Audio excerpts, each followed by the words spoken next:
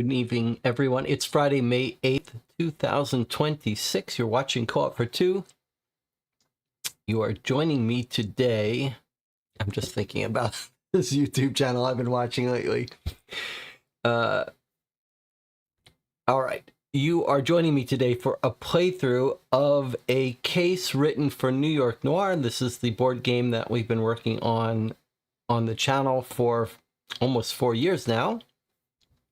Today's case is called Wet Uncongenial Summer, a bit of a mouthful, but written by none other than Jonathan Warner.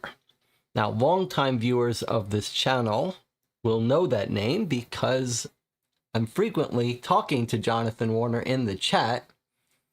He has been joining me for, I don't know if he's the longest consistent viewer of the channel, but Jonathan Warner is one of the more serious people that I've played with on this channel. We've played through some very long epic games. The one that really always stands out in my mind is a week-long playthrough of a Sherlock Holmes consulting detective expansion called Adventures by Gaslight, and Jonathan and I really bonded over that. Now, let's talk about, well, first of all, let's just catch up, make sure I'm actually live. YouTube and OBS Studio were freaking out earlier this evening. Hopefully, I've got the kinks all worked out of that and everything is streaming okay. You can hear me. It looks like everything's okay.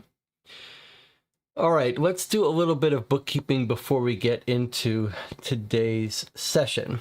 I have scheduled tonight and tomorrow to play through this case. If it only takes us a day, we'll do something else tomorrow. If it takes us 3 days, we'll meet on Sunday to do part 3. Also on Sunday afternoon at 1 p.m. at our normal scheduled play-by-mail slot, we will begin a new case of Dear Holmes. Now, some of you might be watching the channel and may have been joining me for the last few months playing Deadbolt Mystery Society, Letters from a Ghost Hunter, or avoiding joining for that. That was a bit of a rough experience, but we are going to be back to our normal casual Dear Holmes letters, which are mystery letters that get broken up over the course of 4 weeks. And much less stressful. So we'll start a new case on Sunday. I have decided what case we're going to play. We're going to play a bank robbery Sherlock Holmes case. Now, what else do we need to talk about? I think that's it for bookkeeping. Now let's talk about the experience, how we're going to structure this playthrough and how to think about it. We've played a bunch of cases. Fan-made cases, what you would normally call these if they were for a published game, but for New York Noir, they're sort of all fan-made cases, so it almost doesn't make sense to use that term. But what we should say is that Jonathan Warner is not a writer. He's not, unlike Martinez Conradi, who's written lots of cases for Sherlock Holmes Consulting Detective. Jonathan is just trying his hand at this. I don't know how much I've bullied him into writing a case for New York Noir, but he has written a case. It looks a little bit experimental to me, only in the sense that I can see, I haven't read any of the details of the case, but I can see Jonathan is a little more focused on making sure there are entries for lots of places that you might look up. I can see lots of little short entries. Now, the other thing we're doing today, and that we have been doing, is we're playing these cases a little unusually. And that is that normally this game is designed to be played on paper without any need for any device.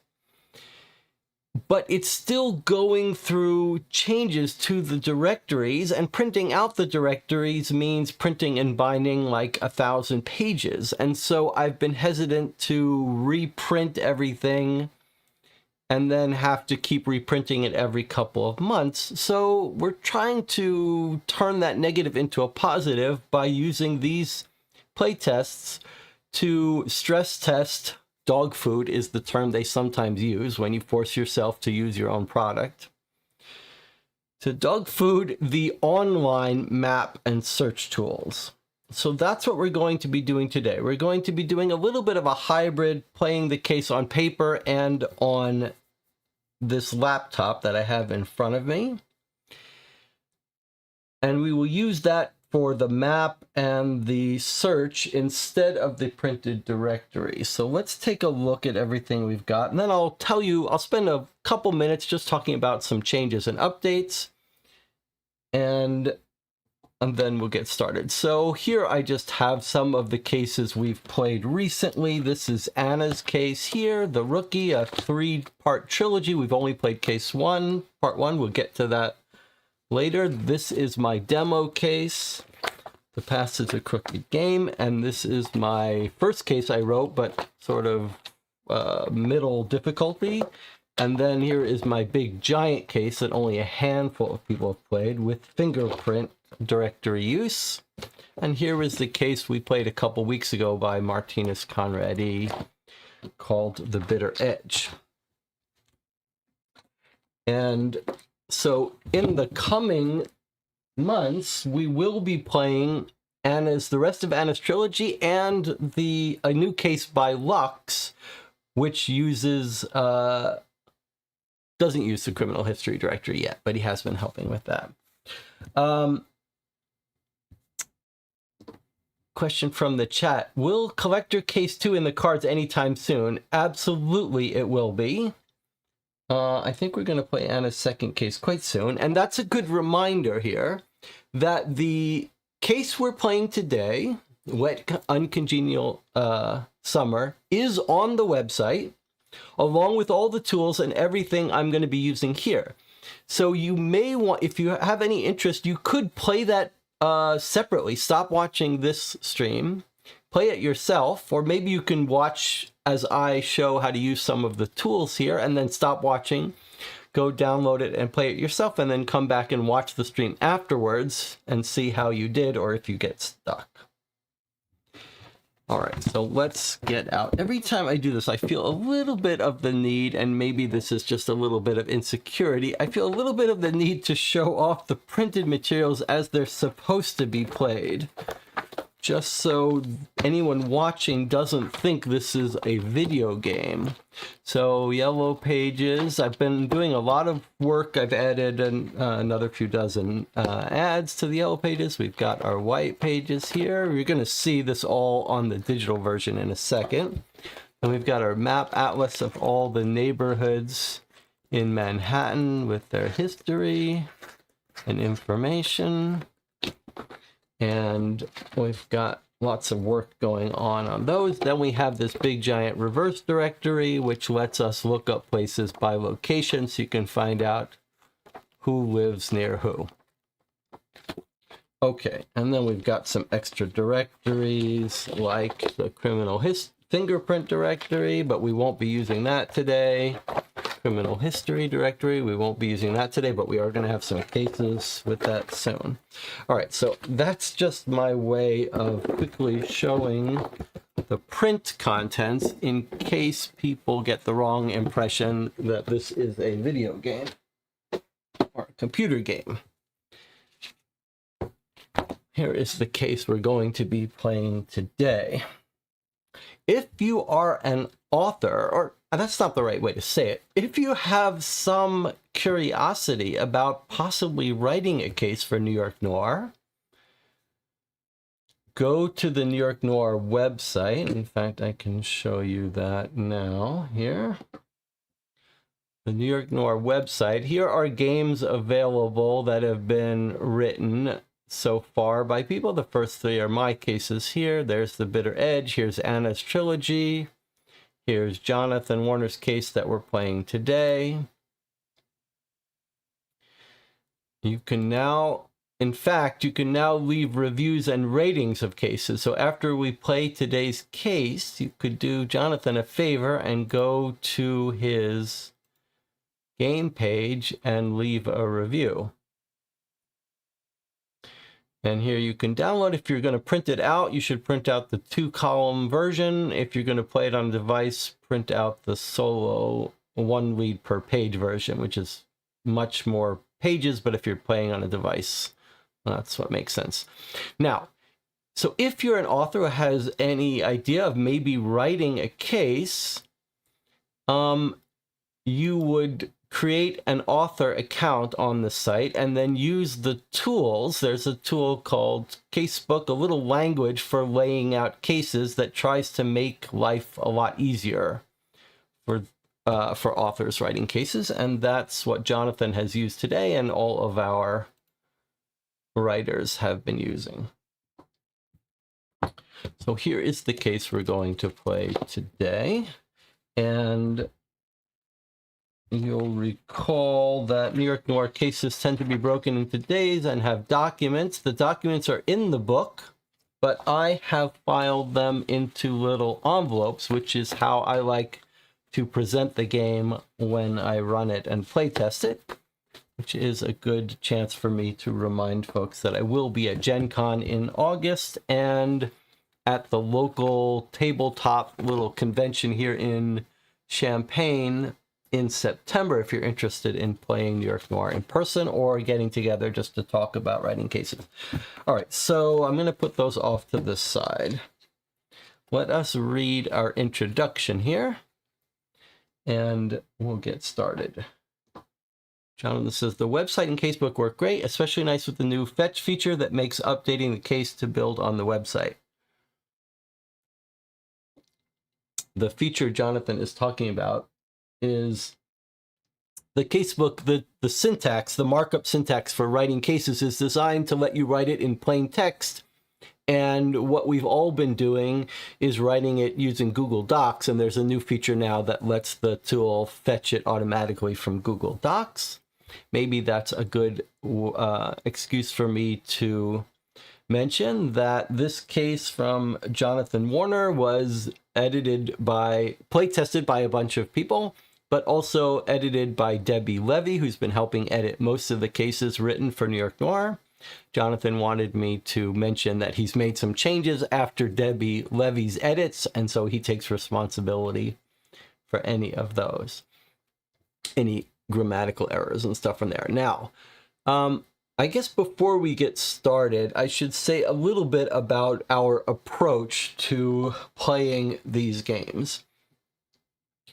First of all, there's a little bit of anxiety on my part, a little bit of low-level anxiety that I have messed the directories up for the authors.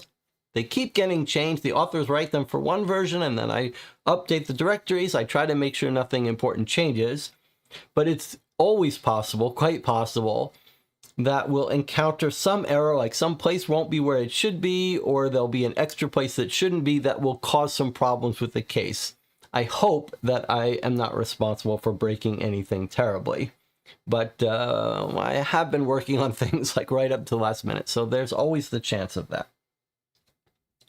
The other thing to say is that sometimes when we play games on this channel, depending on the mood and the experience, sometimes I get quite frustrated, sometimes I can be negative, but we're purposely, with these games, and maybe this is unfair, but much more focused here on treating this like a playtest. And so we're going to be looking for opportunities to, well, a better way to say it is that we're playing this case to enjoy it and to talk about it, but also to talk about constructive criticism. And we are figuring out how a New York Noir case should be. Like, what's the spectrum of kinds of cases, mechanics, what works, what doesn't, what is a good idea to establish as a kind of norm for writing cases. So I think we want to support Jonathan Warner and his work here, but we want to say nice things about New York Noir, but we also want to look for opportunities to say, this didn't quite work, or this would be better this way, or would this be a better way to handle this mechanic, etc. So I hope if you watch this, if you join me, if you've played this, you will stick around and offer your thoughts about what worked, what didn't, what could be made better. Jonathan Warner is in the chat if we get stuck, if we have questions, but Jonathan Warner is also normally the person that gives me a little alert if someone says something in the chat that I'm not paying attention to. So I hope that someone else will step up and perform that role so Jonathan Warner won't have to, because Jonathan Warner obviously knows this case, so he can't say, hey, someone just said something important. And Jonathan Warner is going to avoid giving us help unless we really get stuck. Frequently with these kinds of games, one makes a mistake and then realizes it and fixes it. So you don't want to be corrected right away if we make a mistake. So Jonathan is going to give us some rope, let us hang ourselves a little bit, and then be here to help if we really get stuck. All right. Is that everything we need to say here before we get started? I didn't show you the new contact cards. Okay, we'll do it when we get to the website. I'll show you some stuff. Okay, Wet Uncongenial Summer, a case for New York Noir. Loyal fixer Mask finishes preparations for a party being thrown by his boss Golding while torrential rains plague New York City. Editing by Debbie Levy, playtesting Annie Dino, Beaver, Delia, and Lux. Okay, difficulty 3 out of 5, playtime 5 hours, always hard to estimate that stuff. Occasional gore and profanity. So there's your content warning here. All right, so we've got our table of contents as normal. We'll use that to look up leads. Let's take a look if there are any changes to the instructions. White, yellow, and reverse directories, map, atlas, quick start guide, rulebook, and navigation guide. I always forget to get the navigation guide, but it's not important. I happen to know the navigation guide. Navigation guide just tells you how long it takes people to travel by subway or bus and taxi. It's not important. Okay, printouts. We need a case tracking sheet, which I have right here. That is in the book as well, which is what we've been doing, but easier to have it as a separate sheet. And then a daily log sheet for each day of the case. It looks like it's a 2-day case, so that should be sufficient. I also have some new documents that we prepared and put up. Maybe we'll try using this today. Just an unofficial way to keep track of people. Maybe we'll try playing with that. And then what else do I have? So maybe I'll put these aside. Okay. I also have the research guide. I forget to ask Jonathan if he used this in his case. Even when cases use it, 99% of the items in the detective's research guide will never be in any given case, but it's just to give you a little idea of places. And Dispaminite has joined us. Dispaminite helped greatly create most of the sheets we're using, so he's pointing out that this is one he didn't help with. Okay, so I'm going to keep the detective's research guide. Probably we won't need it, but maybe we will. Contact list is not going to be in this case. How to find it in the yellow pages. We won't need this either. So let's just put these here.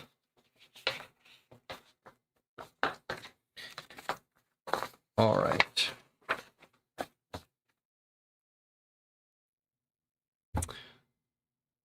So I'll put this aside. Now, let's see. What else do we need? Looking up leads, use the table of contents. Hints, there's a hints section at the back of this casebook. Consultant if you're having trouble finding a required marker. I'm not sure how Jonathan has used markers, so we're going to find out. Jonathan said he didn't explicitly use the research guide. Okay. Unless otherwise specified, if you visit a lead that requires a marker you don't have, you can come back when you do. A little reminder about people staying in their neighborhood. Okay. Additional instructions. By following leads, you eventually will reach a definitive narrative conclusion to the case. You will be instructed on when to answer questions. In addition to markers, you will occasionally be directed to make special note of certain lead numbers, You may want to reread these leads later with a new understanding. Okay. This case is mainly told from a neutral third-person point of view. The main character you will follow is Mask, a fixer. To begin, go to Day 1, Rattlepack's Extermination Corp. Okay, so that's what we're going to do. We've got our sheets embedded in the booklet, and here is Day 1. Now, before we start reading this, I want to talk about the online tools and some changes in how we played the last case and how we might try playing this case. So I've got my laptop in front of me here. This is the online map tab, map tools, where we can zoom around in the map, click a place to see what's on this block, perform searches of the white pages, the yellow pages, the reverse directory, advanced search, which would be cheating, so we won't do that. And we've got bookmarks, a search history, and a play log, which, if we were doing a playtest for Jonathan, this log is what we would send him after we finished so he could see how we played the case. So we're going to try to play this as if we were playtesting a case and as if Jonathan might want the play log at some point, and I'll show you some features for leaving notes in here for the author if you were playtesting a case. Now, I have made videos talking about how to use this map and everything, so I'm not going to go into everything. We could turn off the buildings if we wanted to. What I do want to show you, though, is a couple of minor changes I've made. First of all, in the Yellow Pages tab, this is our normal Yellow Pages, there are now 3 sections at the bottom, 3 special sections. The first one is a version of the research guide here. So we now have, I guess that's not going to work, we now have that research guide in digital form.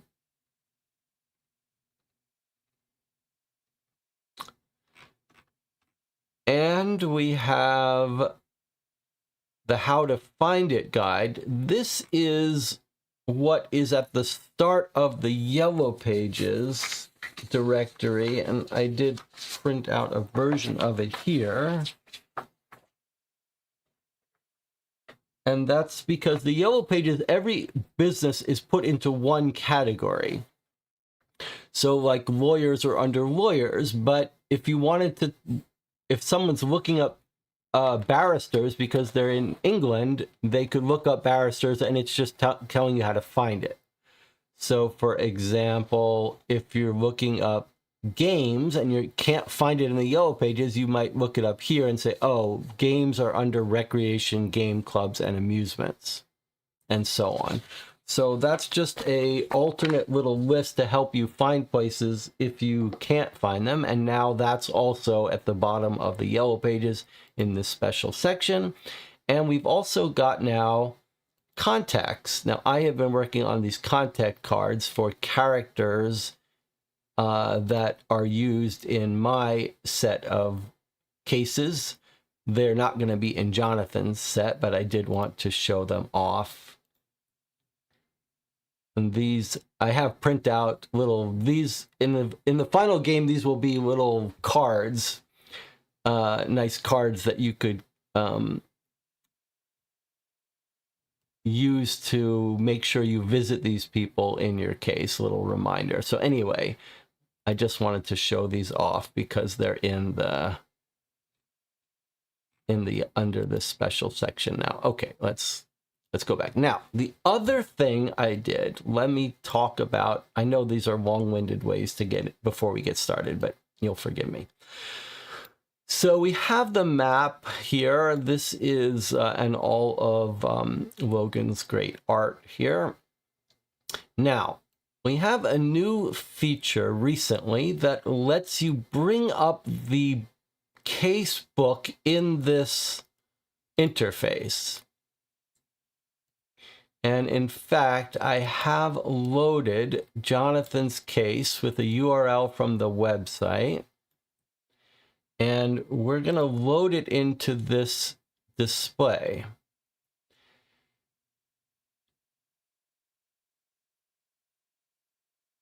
Right, okay. So we tried this before, and the question was, could we read the case entirely on screen rather than the paper version, depending on whether it's easier to read the paper version or the screen version? And what we decided last time was that we have to use the paper version. And the reason for that is that the text, let's just go to the page, the starting page here. Okay, the reason is that the text is a little small for the channel to read and a little small for me to read. But there's some advantage to being able to read on the screen, which is when we search for something, it can immediately jump to the right page.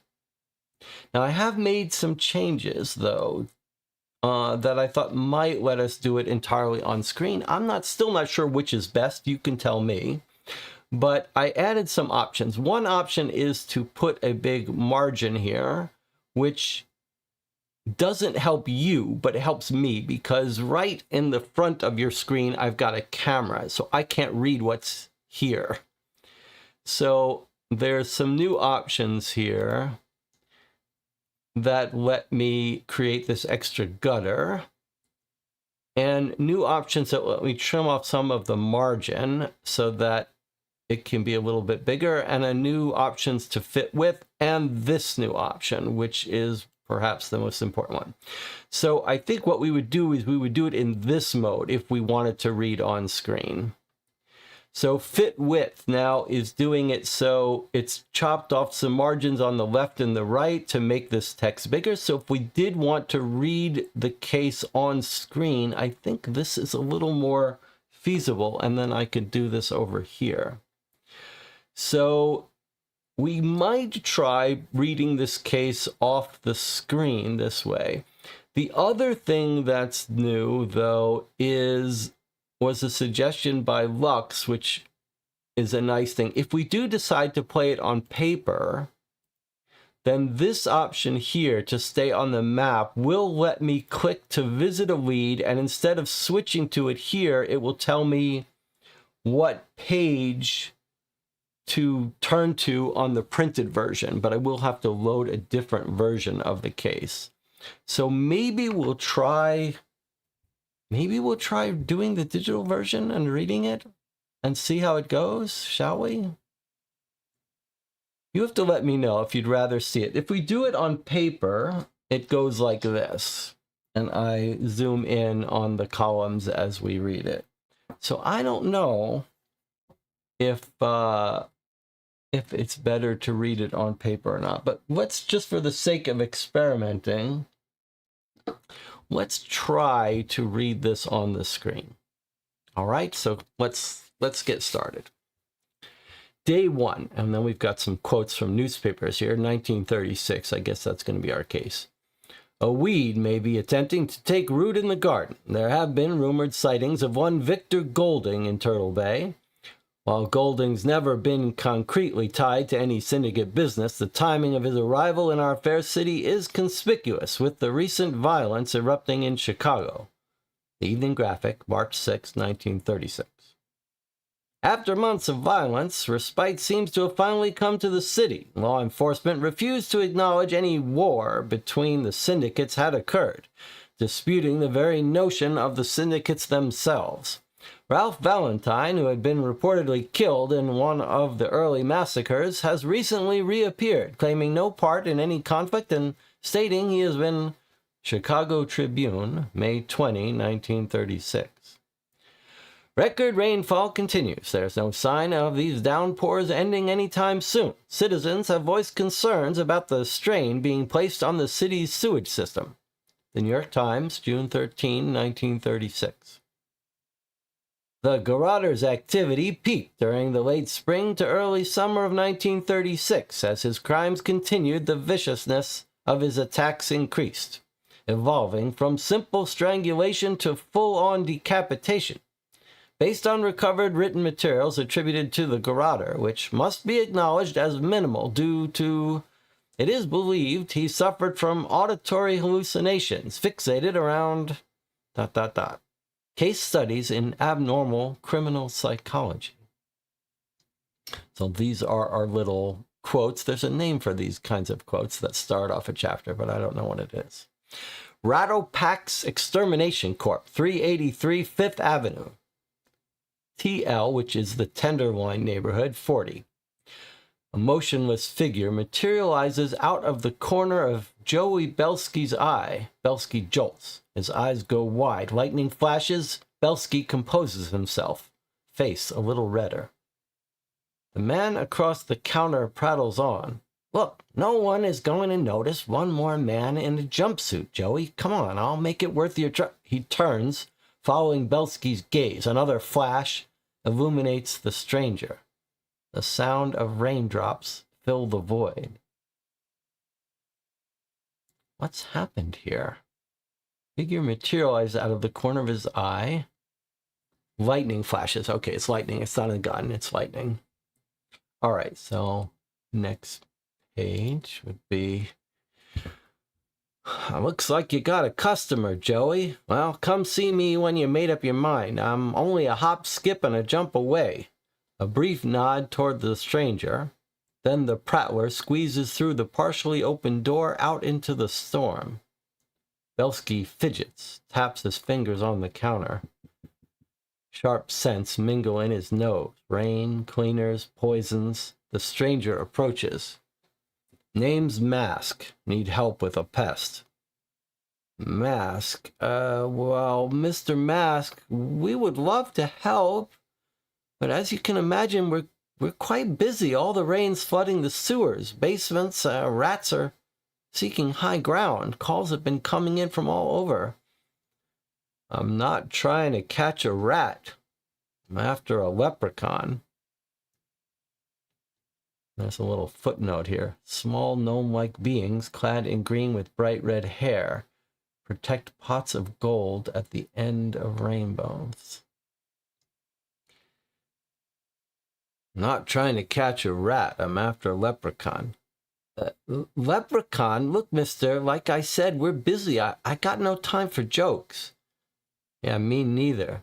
In fact, that's my problem. Leprechaun was supposed to meet me 45 minutes ago. Didn't show. So I've come to see him. Where is he? You mean O'Dwyer? Christ, why didn't you say so? Busiest we've ever been, and he's missed 2 days now. Probably off the wagon again.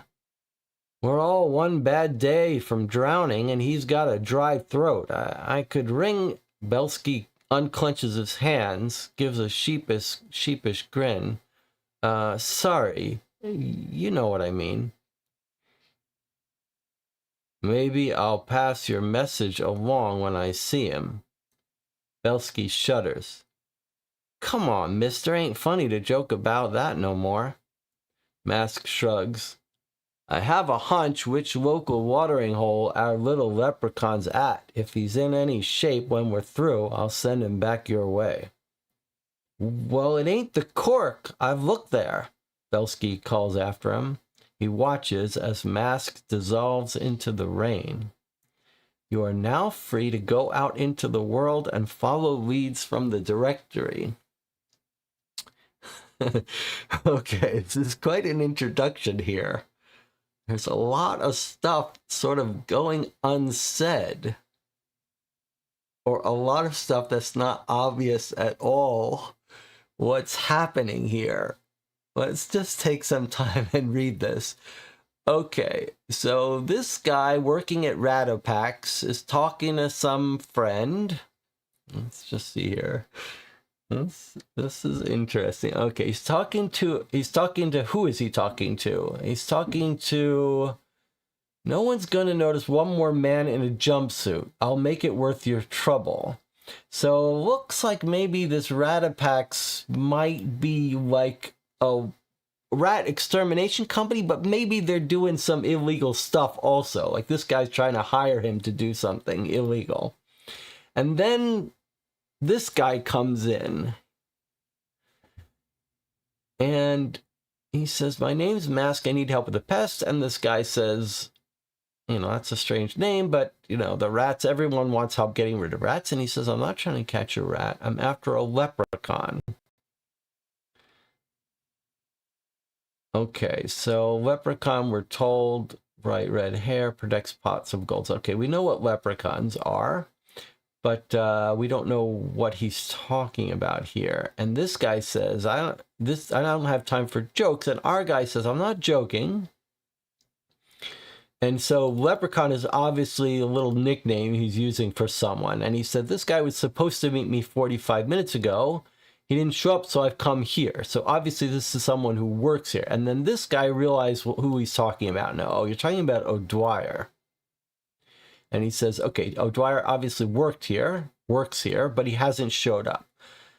His boss, this guy, thinks he's back drinking.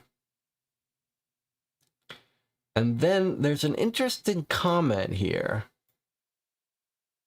We're all one bad day away from drowning, and he's got a dry throat. I could wring, like he's saying I could wring his neck, and then he catches himself, and he says, well, you know what I mean. As if they're talking about this guy like is a strangler, is how I'm taking it. Like, at this point, they both know that this guy they're talking about maybe is a hired killer, a hired person who strangles people, or there's some other talk of stranglers in the air. So he apologizes. And then he says, I'll pass their message when I see him. And this says, come on, mister, ain't funny to joke about that no more. So I'm not really sure what he's talking about here. Like, what is our guy joking about? I'll pass your message along when I see him. It's almost like maybe he's saying, like, I'm going to tell him you threatened him. And this guy is like, don't do that. I'm not quite sure. And then he says, then our guy, Mask, says, I have a hunch which local watering hole he's at. So I think the key word here is local.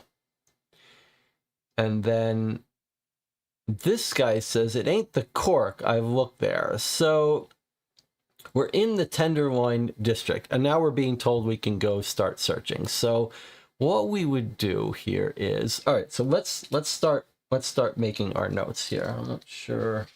I'm going to try using this here for a second. So when we asked about him, we got his name, O'Dwyer, who is a leprechaun, which maybe means he's got red hair, short, maybe Irish.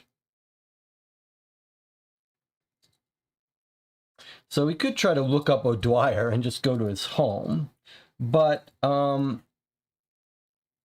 we think he might be in a Tenderloin bar, but not the cork. Says this guy.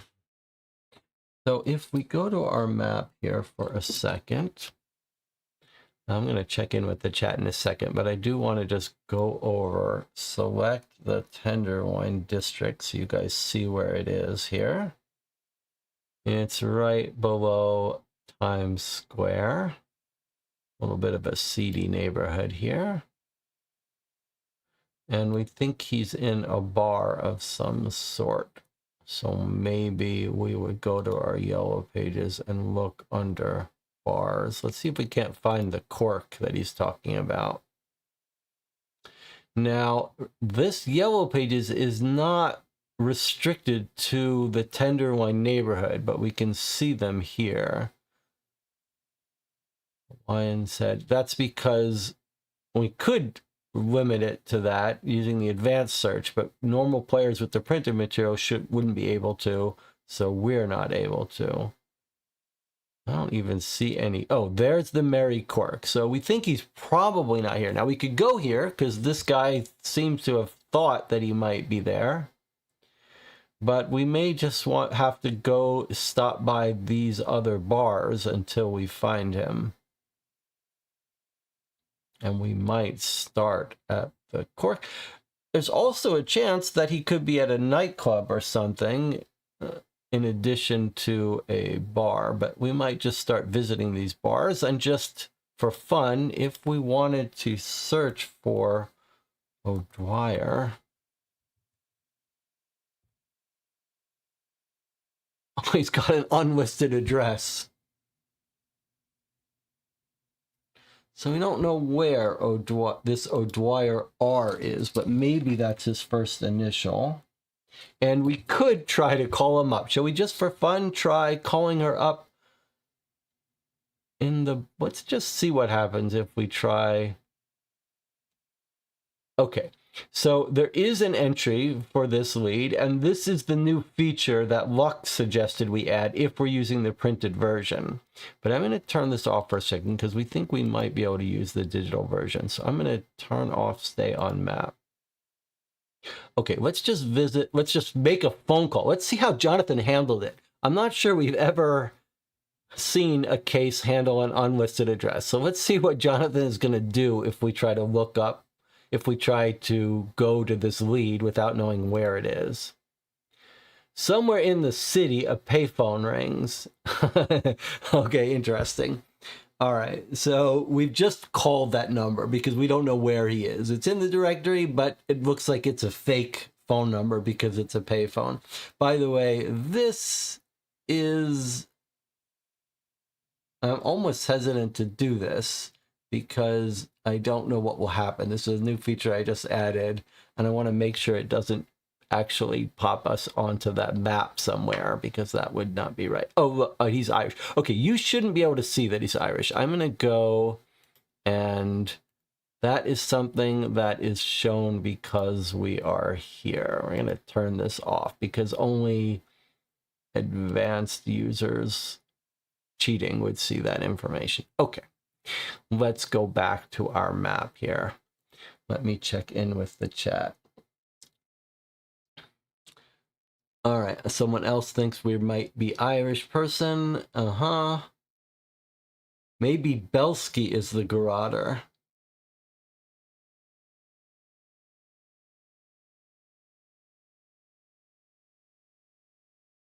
We need to go to local bars to find O'Dwyer, says Anna. Okay. That's a very charming short entry, says Taskmaster. Okay, local bars, I agree. Local bars is what we're going to be going for here.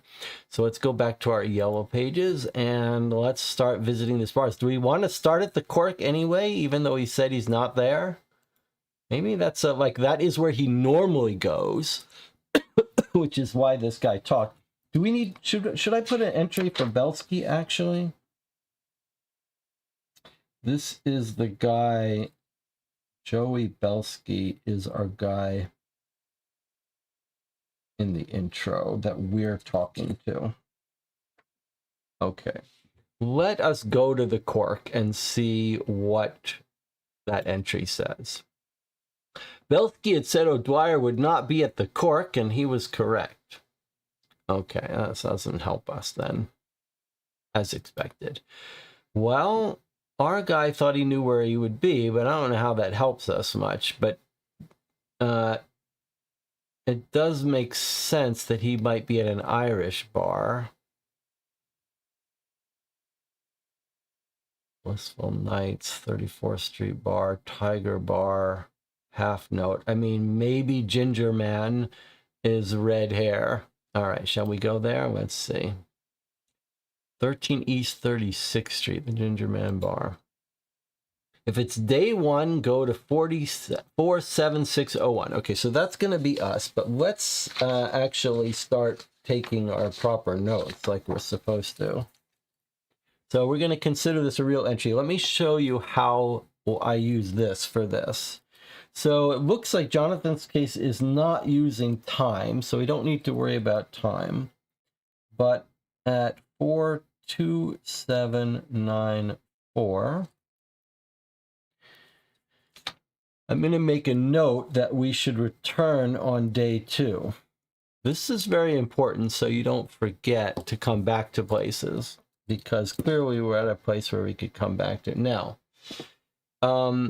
what I'm going to do here is I'm going to bookmark the Ginger Man bar in case we want to remember to come back, but I also want to show you that it's going to be in our history along with the other places we did.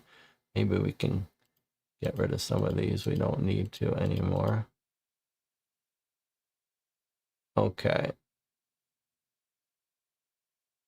And then it's also going to be in this log recording which leads we actually read.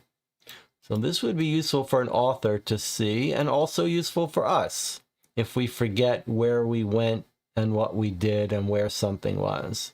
And we could even make notes in here to ourselves, like probably the bar and Irish leprechaun would go. Anyway, it's just showing you how you can use the play log to keep notes, especially if you're sharing with the author, but that's not important for us. What's more important for us is this. Okay, here we go.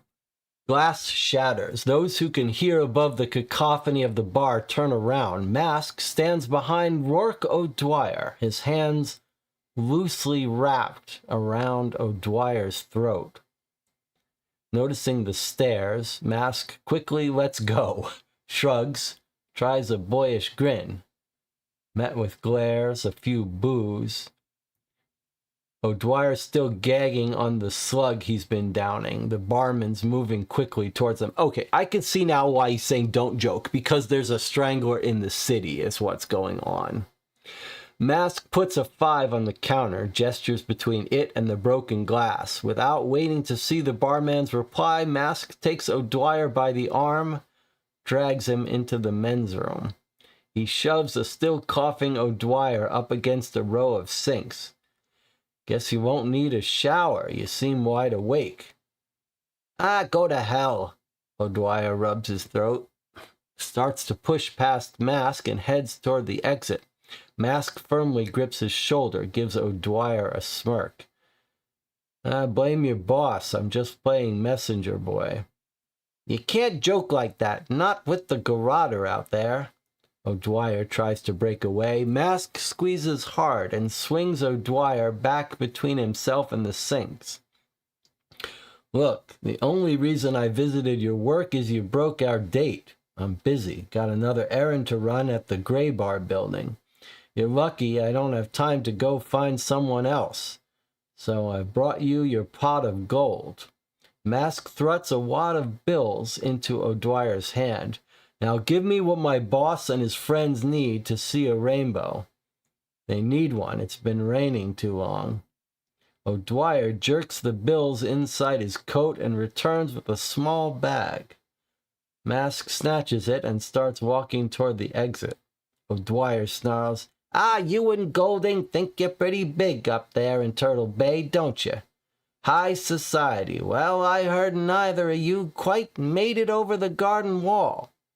Also heard there are some visitors in town, old friends from Chai, looking you two up. Better watch your backs. If Valentine's men get you, no amount of screws and plates are gonna be able to put you back together this time, Mask. Circle marker A1. Here's a reference that Turtle Bay is Turtle Bay Gardens. Turtle Bay, where is our footnote 1? And then Garden Wall, Garden Wall, over the Garden Wall, Turtle Bay Gardens. Neither of you made it quite over the Garden Wall in Turtle Bay. And then he's talking about friends from Chicago, look you up. So gang, this is like the syndicate. Syndicate is mafia, if you don't know. These are mafia bosses and it looks like there's some rivalry with the Chicago Mafia. We've got this is our first case where it's like we're the bad guys. Our protagonist is a fixer for the New York Mafia, or this local New York bad guys, perhaps. So a fixer is sort of like a guy that gets hired to clean up stuff, and like when something, he's like the do-it-all person to take care of problems. Okay, so what is this guy giving him? He's got the money. Give me what we need to see a rainbow.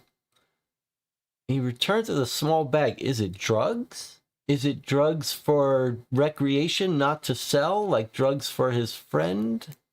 Drugs for his boss? All right, so I'm going to make a couple notes here. This is, we met O'Dwyer. Bag of question mark, maybe drugs. And then we got mention of Turtle Bay Garden.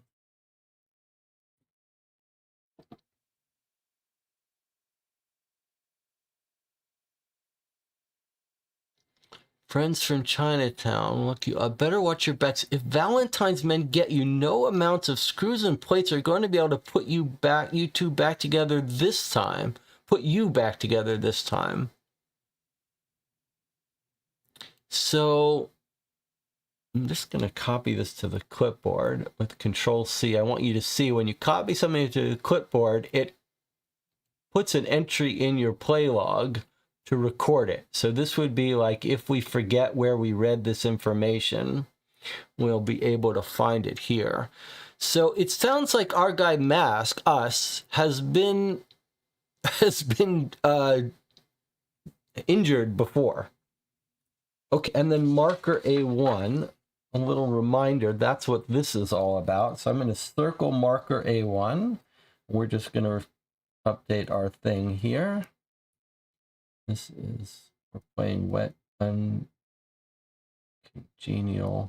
Summer. Okay, so far I have to say I am loving playing the bad guy. Not the bad guy, but I love that we're this tough guy in this underworld rather than just a detective playing by the rules here. Like, all bets are off here. I don't know what is happening. Now, I circled marker A1, but I didn't write down where we got it. There's no easy way to do it, but let's put it here. Sometimes you want to remember, hey, where did we get this marker? So I'm going to put it here. Maybe we could even put that automatically in the play log. And this is day 1 of our case.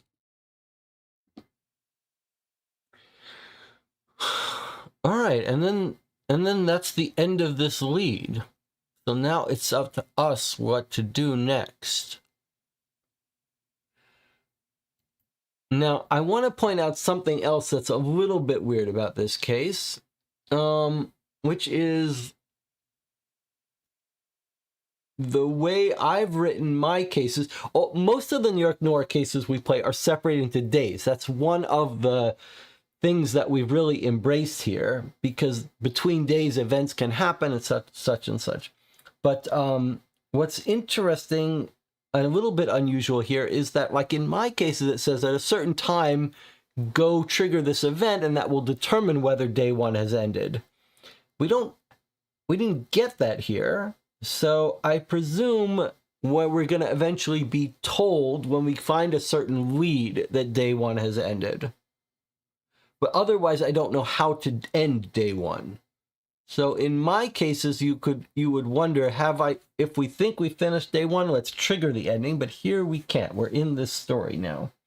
But we have learned of a couple more places. We might want to try to find Turtle Bay Gardens. Maybe that's where this boss works. But I guess we also know about Golding, right? We were told in the intro that our boss is Golding.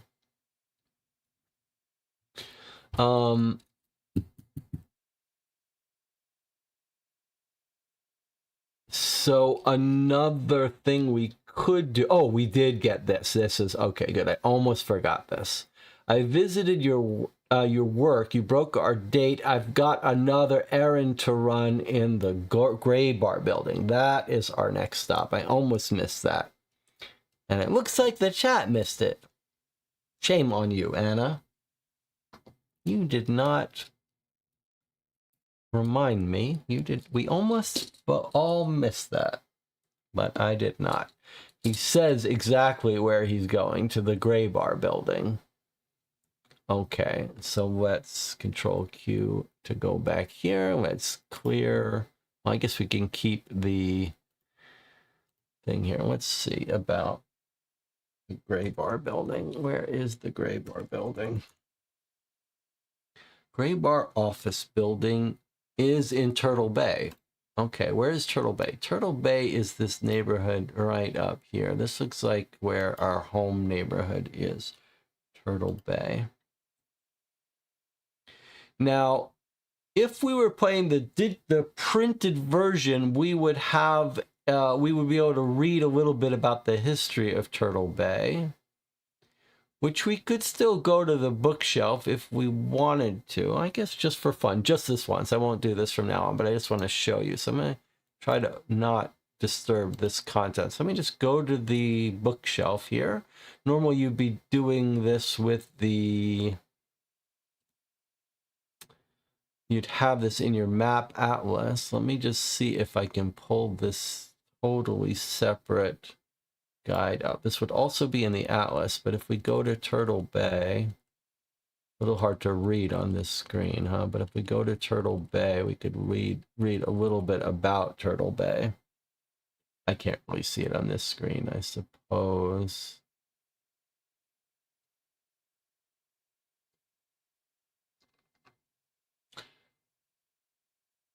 Here's a picture of Turtle Bay. Turtle Bay is dominated on the east side by heavy riverfront industry, giant breweries, laundries, abattoirs, and power plants. The neighborhood of Turtle Bay got its name from the abundance of turtles that were once commonly seen sunbathing on the marshy shoreline and rocks along the East River. The cove on the East River until the late 1800s, covered with landfill. Over time, the neighborhood underwent significant development. Early 1920s seen a kind of renaissance in the area, spearheaded by wealthy Charlotte Martin. She bought a group of 20 brownstones on 48th and 49th between 2nd and 3rd Avenue, converted them into townhouses. Oh, look at this. Called Turtle Bay Gardens, the houses were highly acclaimed and almost immediately attracted prominent and celebrated residents. I did not know that. All right, let's go back to our map. That's a little bit of New York City history. So 48th and 49th, there's Turtle Bay Gardens. Turtle Bay Gardens 2. Where is Turtle Bay Gardens? Okay, we'll deal with that later. Turtle Bay Towers. There's the Chrysler Building, once the tallest building. Waldorf Astoria, famous hotel.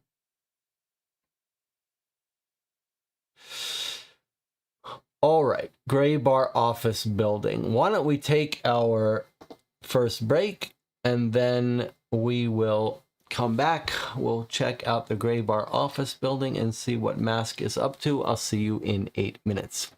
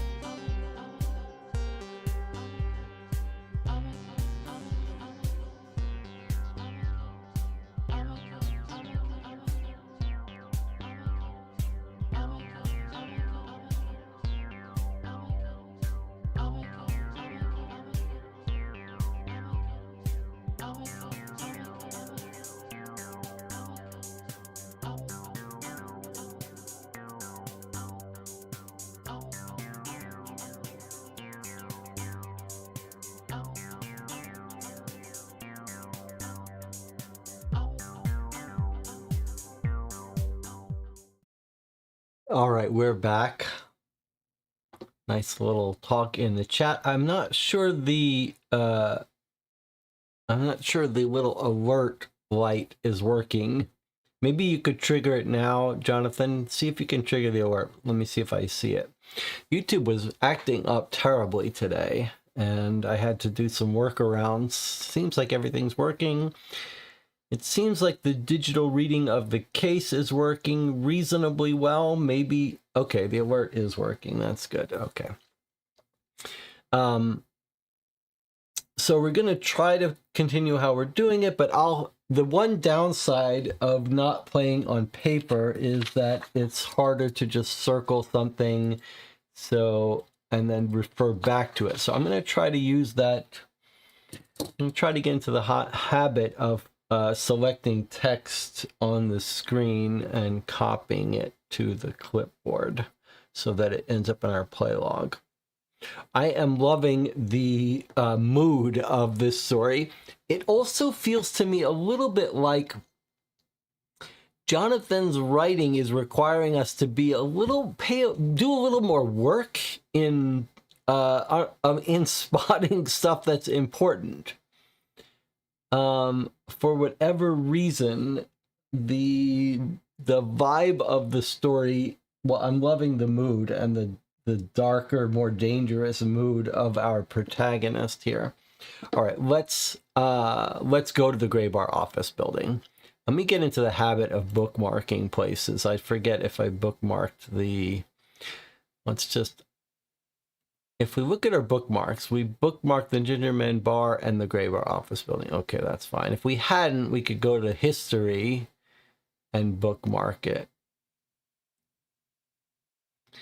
Okay, that's fine though. We are here.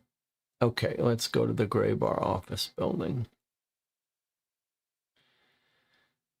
If it's day one, go to this. Otherwise, okay, so what we're going to do here is we are going to make a note that 38995 we're going to come back to. It was a little bit otherwise if it's day one. Okay, so on another day, I'm going to try not to read the stuff that's not meant for us, but this is the gray bar building we might want to return to. All right, so let's go and do day one. Code in hand, Melvin Pick.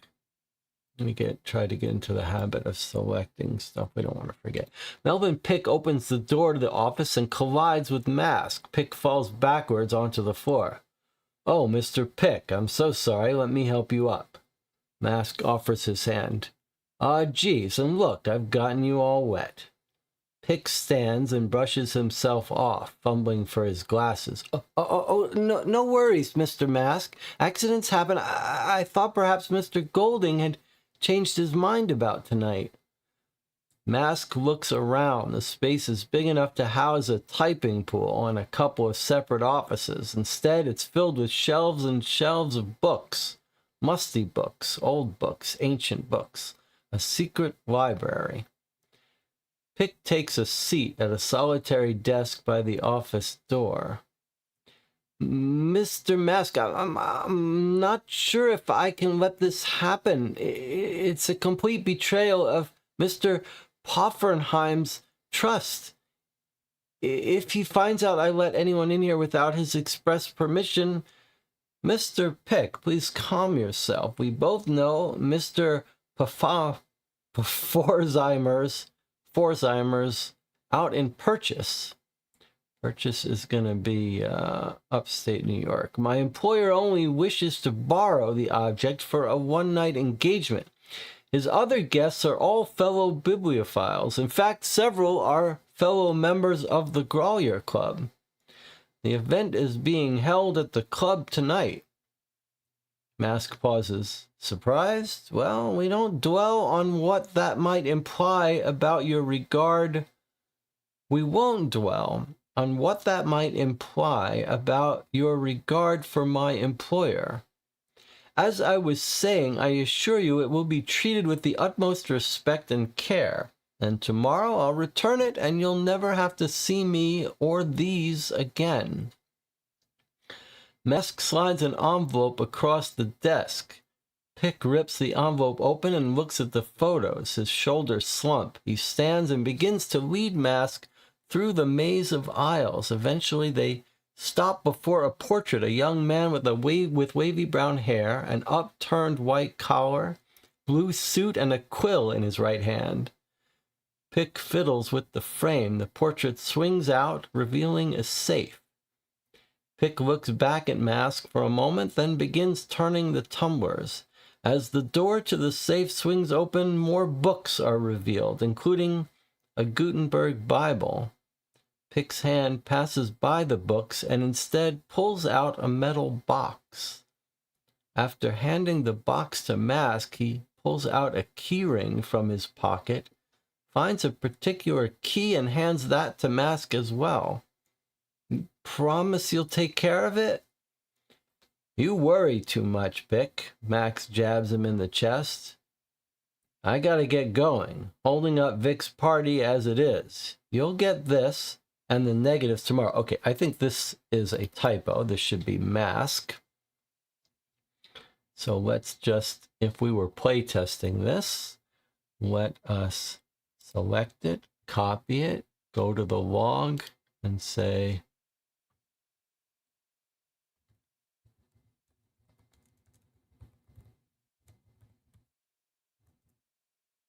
okay, now let's go back here for a second. So this is what I was saying about Jonathan making us work hard to parse the text in a very enjoyable way. Like, look what's happened here. First of all, we've banged into this guy. Is that significant? I don't know. It's almost like we caught him leaving, but that's fine. We found this guy's secret we found this guy who's got his own boss, who's a book collector, obviously, a secret book library. And this guy's pick, his boss, is Pforzheimer. Now, who is Pforzheimer? There's a footnote. Karl Pforzheimer, famous banker and book collector. Okay, so I don't know if we can look that guy up. I'm guessing not. It doesn't seem like it's significant for our case. The point is that Mask's boss, Golding, wants to borrow a book for a party for reasons we don't know. And now, here we both know he's out in Purchase. Okay, so clearly that's upstate New York. This guy is not relevant for us. This guy's out of town. But then there's a little, this is what I'm saying about Jonathan making us work hard. It's all sort of implied here. He's saying, my employee wants to borrow the object. There's no talking about what the object is, but it's clearly some bibliophile book thing. And then Mask says, at the party, are people going to the Grolier Club, where the party is? There's a little footnote, the oldest book lover society in America. And then, again, it's sort of implied here. He says the event is being held at the club, and then he says, surprise, we won't dwell on what that might imply about your regard for my employer. He's saying, you're probably surprised that my employer, Golding, is having this party at the Grolier Club because you thought that he would not be the kind of person who would go to this club, and I'm not going to say anything about it. And then he's saying, I'm going to take care of this. I'm going to bring it back to you. Is he paying for it? No, he's blackmailing him. He shows him some photos. We don't get to see what they are, but basically he's blackmailing this guy to loan him this book for the party. Now, is it a book? What is happening? It's not the Bible that he's borrowing. It's a metal box with a key ring that opens it. And he says, you'll take care of it. You worry too much. I got to get going. You'll get this back and the negatives tomorrow. And then we've got item B1, which we're going to make a note of. And then I will make a note that we got B1 marker here. But we don't know what it is we've got. Or just a metal box. All right, and then it sounds like maybe that's it. There's the divider. We are done for the day. I gotta get going, holding up Vic's party as it is. So that sounds like maybe we should be going to the Grolier Club. Or to the employer's office.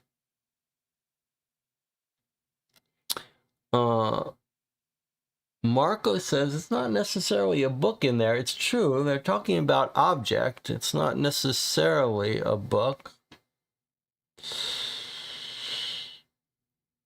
So let's see if we can go to the Grolier. To the Grolier Club. Is it going to be in here? I mean, I don't know, like it was a real place.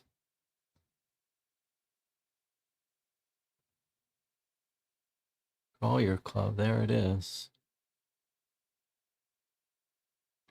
A little bit uptown. This would be the Upper East Side we're in. You can see that UE for Upper East Side.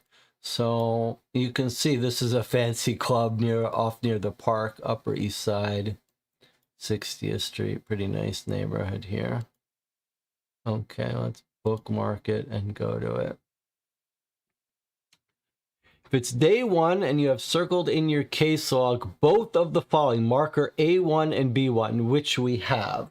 So we have marker A1 and B1, so we are allowed to proceed, but I do want to make a note of this because it looks like we're told we might return here. So I'm going to make a note that we might want to, is it true that we might want to return?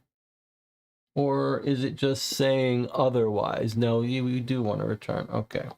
So I might want to return on day 2, and this is the Grolier Club.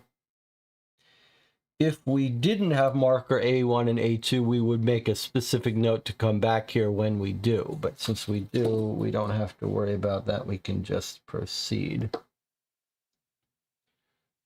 Grolier Evening, page 14.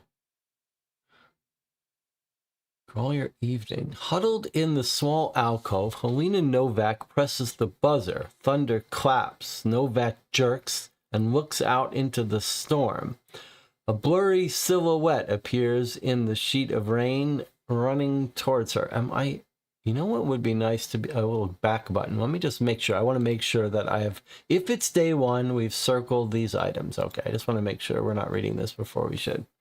Okay, so we've met a new person, Helena Novak. Presses the buzzer. Thunderclaps, Novak jerks and looks out into the storm. A blurry silhouette appears in the sheet of rain running towards her. Drenched, Mask enters the alcove. He glances at Novak as he heads towards the door. Ma'am, the Grolier's closed. Private party tonight. You need to beat it. Excuse me, there seems to be some mistake. I was invited by Dr. Kara. Mask scrunches his face.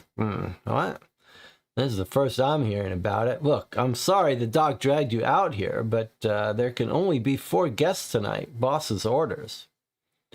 Oh, you haven't heard. Apparently one of the other guests has taken ill and had to cancel.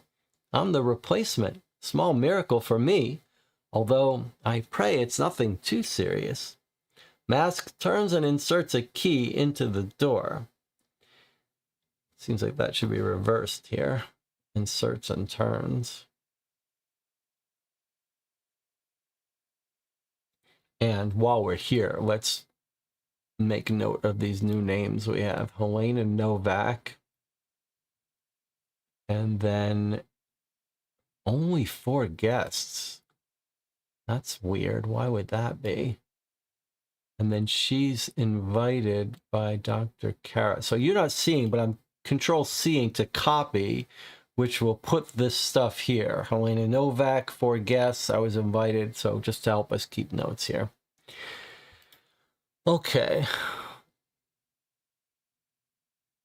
He turns and inserts a key into the door. In that case, I apologize. You'll have to forgive me. It's been a hectic day, and I'm behind schedule. I'm sorry for making you and the other guests wait. Apology accepted, Mr. Mask.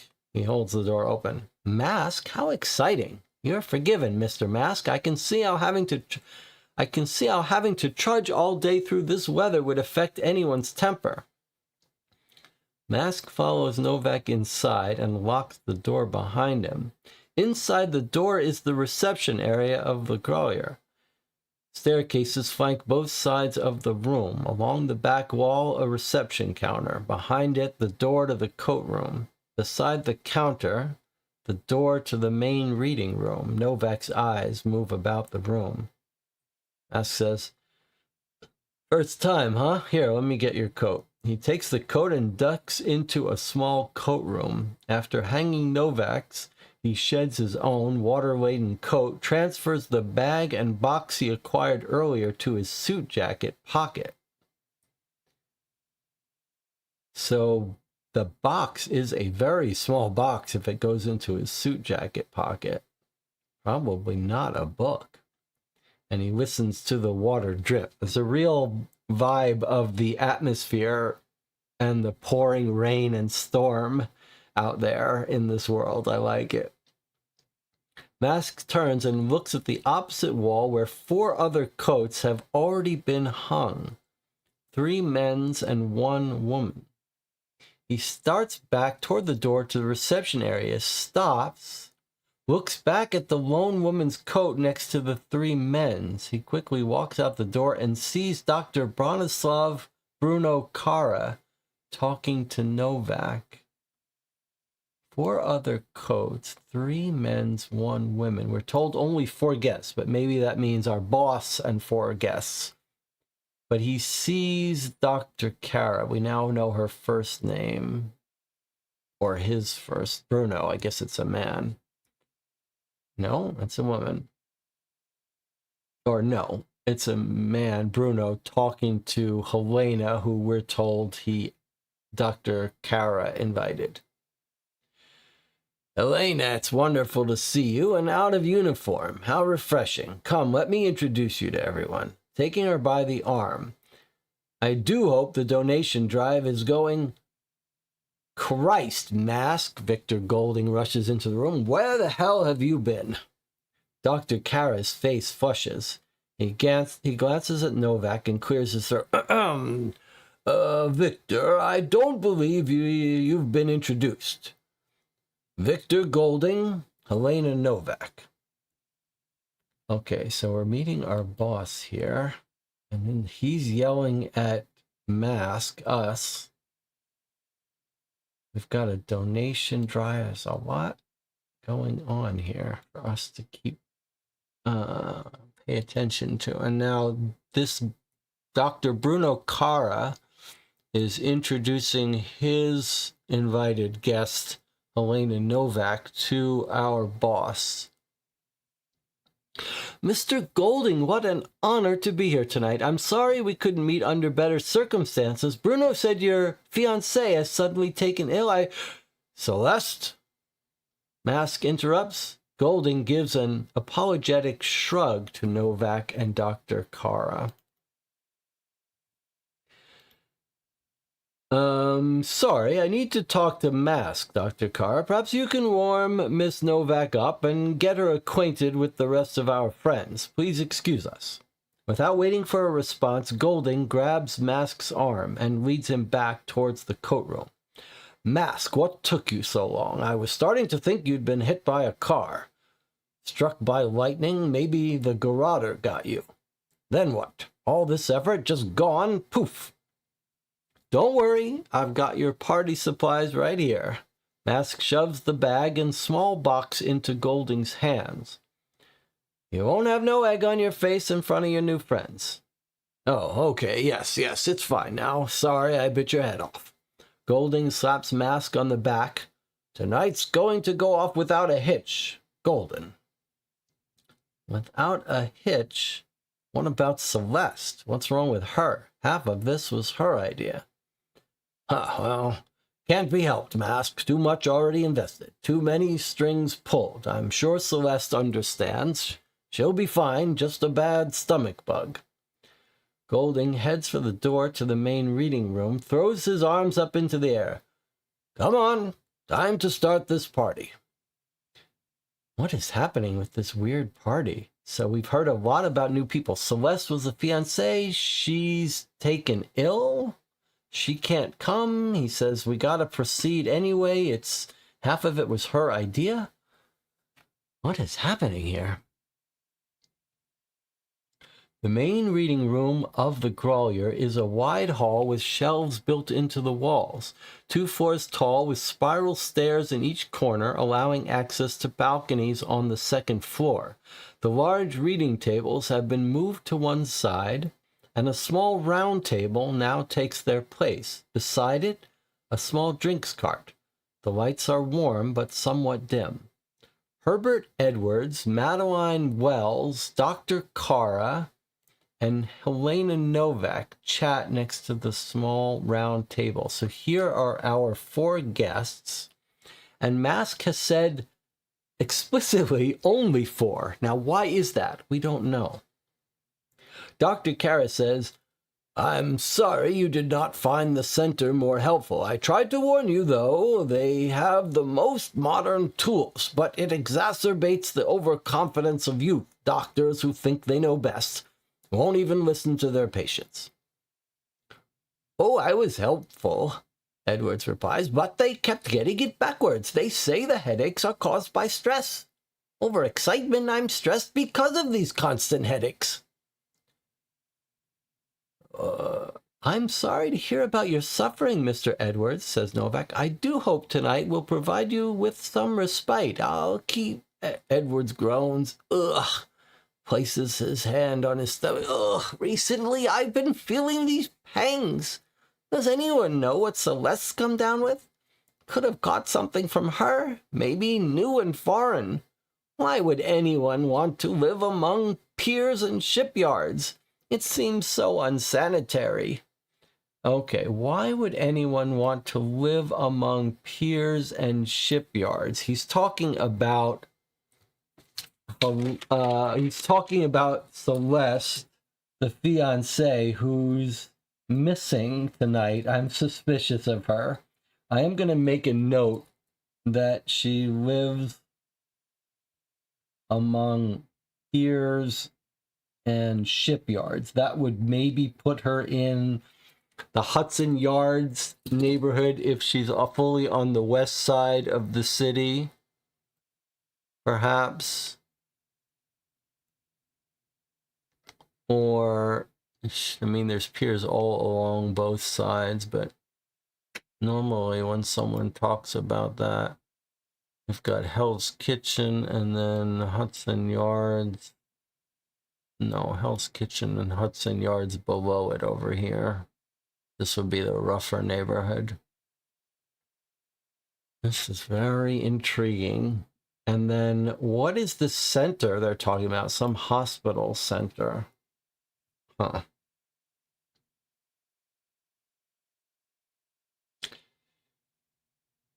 Madeline Wells answers him. You wouldn't understand, Herbert. She's a dreamer. You'll have to admire that. Who knows what she sees when she looks out on the river? What takes the place of that dreadful island, I wonder? Roosevelt Island, a.k.a. Welfare Island, a.k.a. Blackwell Island. The island had housed a number of jails, hospitals, and asylums that were often considered unsanitary, inhumane, and an embarrassment to the city. It runs parallel to the East River Drive, East River Drive from 45th to 85th. Okay, so Celeste has a view. She's a dreamer. She knows what she sees when she looks out on the river. So what it's saying here is that Roosevelt Island from 45th to 85th is on the east side here. So what we're being told here is that parallel to East River Drive, there's an island out here. It's not shown on this map. It is shown on, let me show you while we have this opportunity here. If I go to the, so if you had the normal printed atlas, you would have this. At the bottom, we've got subway maps and maps of the outer boroughs. And what I want to show you is this. Now, we are in the process of having Adam redraw this, re-illustrate this, but this is a map of Manhattan and the outer islands. And what we're talking about here is Blackwell's Island, renamed to Roosevelt Island. So this is the island that our Celeste has a view of, with a whole bunch of histories of lunatic asylum, charity hospitals, etc. Okay, we're getting a little bit of an interesting history from Jonathan in this case. Okay, so we know she lives in that area near the East River. So I'm just going to make a note here. East River, somewhere between 45th and 85th. Roosevelt Island, a.k.a. Welfare Island, a.k.a. Blackwell Island. Who knows what she sees when she looks out on the river? What takes the place of that dreadful island, I wonder? She's a dreamer. Look at the writing of Jonathan Warner. Look at how much, look at how, this is really interesting. So just as a little bit of a side here, you know that Jonathan Warner has a Discord channel, a book reading club, a mystery book reading club. And I have joined them for a couple of the books. But, you know, I'm the kind of person that, like, is reading the book while the TV is on, like, while other stuff is happening. And there's some books that some stuff you can do without paying full attention, and some things require more from you to sort of reconstruct and pay attention.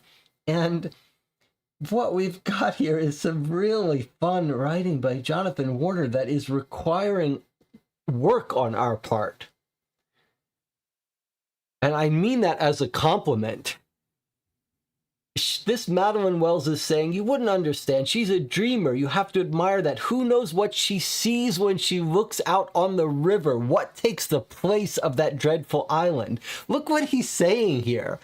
He's saying that she's like a daydreamer. And when she looks out from her apartment and she's looking at Blackwell Island, she's probably not seeing Blackwell Island. She's seeing some dream, internal dream world that she has. Like, what is she imagining? But, like, your brain has to work a little bit to process these sentences. Okay, and the chat is pointing out that Novak normally wears I guess, where is our sheet here? Let's, for the fun of it, let's put our guests here. Yeah? Let's put our guests here. So we've got Bruno, Cara, this is our doctor. I guess let's do it properly. Okay, so we've got our doctor. Did we get the first name? Dr. Cara. It's Bruno Cara. So we've got Dr. Bruno Cara. And then we have our Helena Novak. And then we have Herbert Edwards, Madeline Wells. Herbert Edwards, Madeline Wells,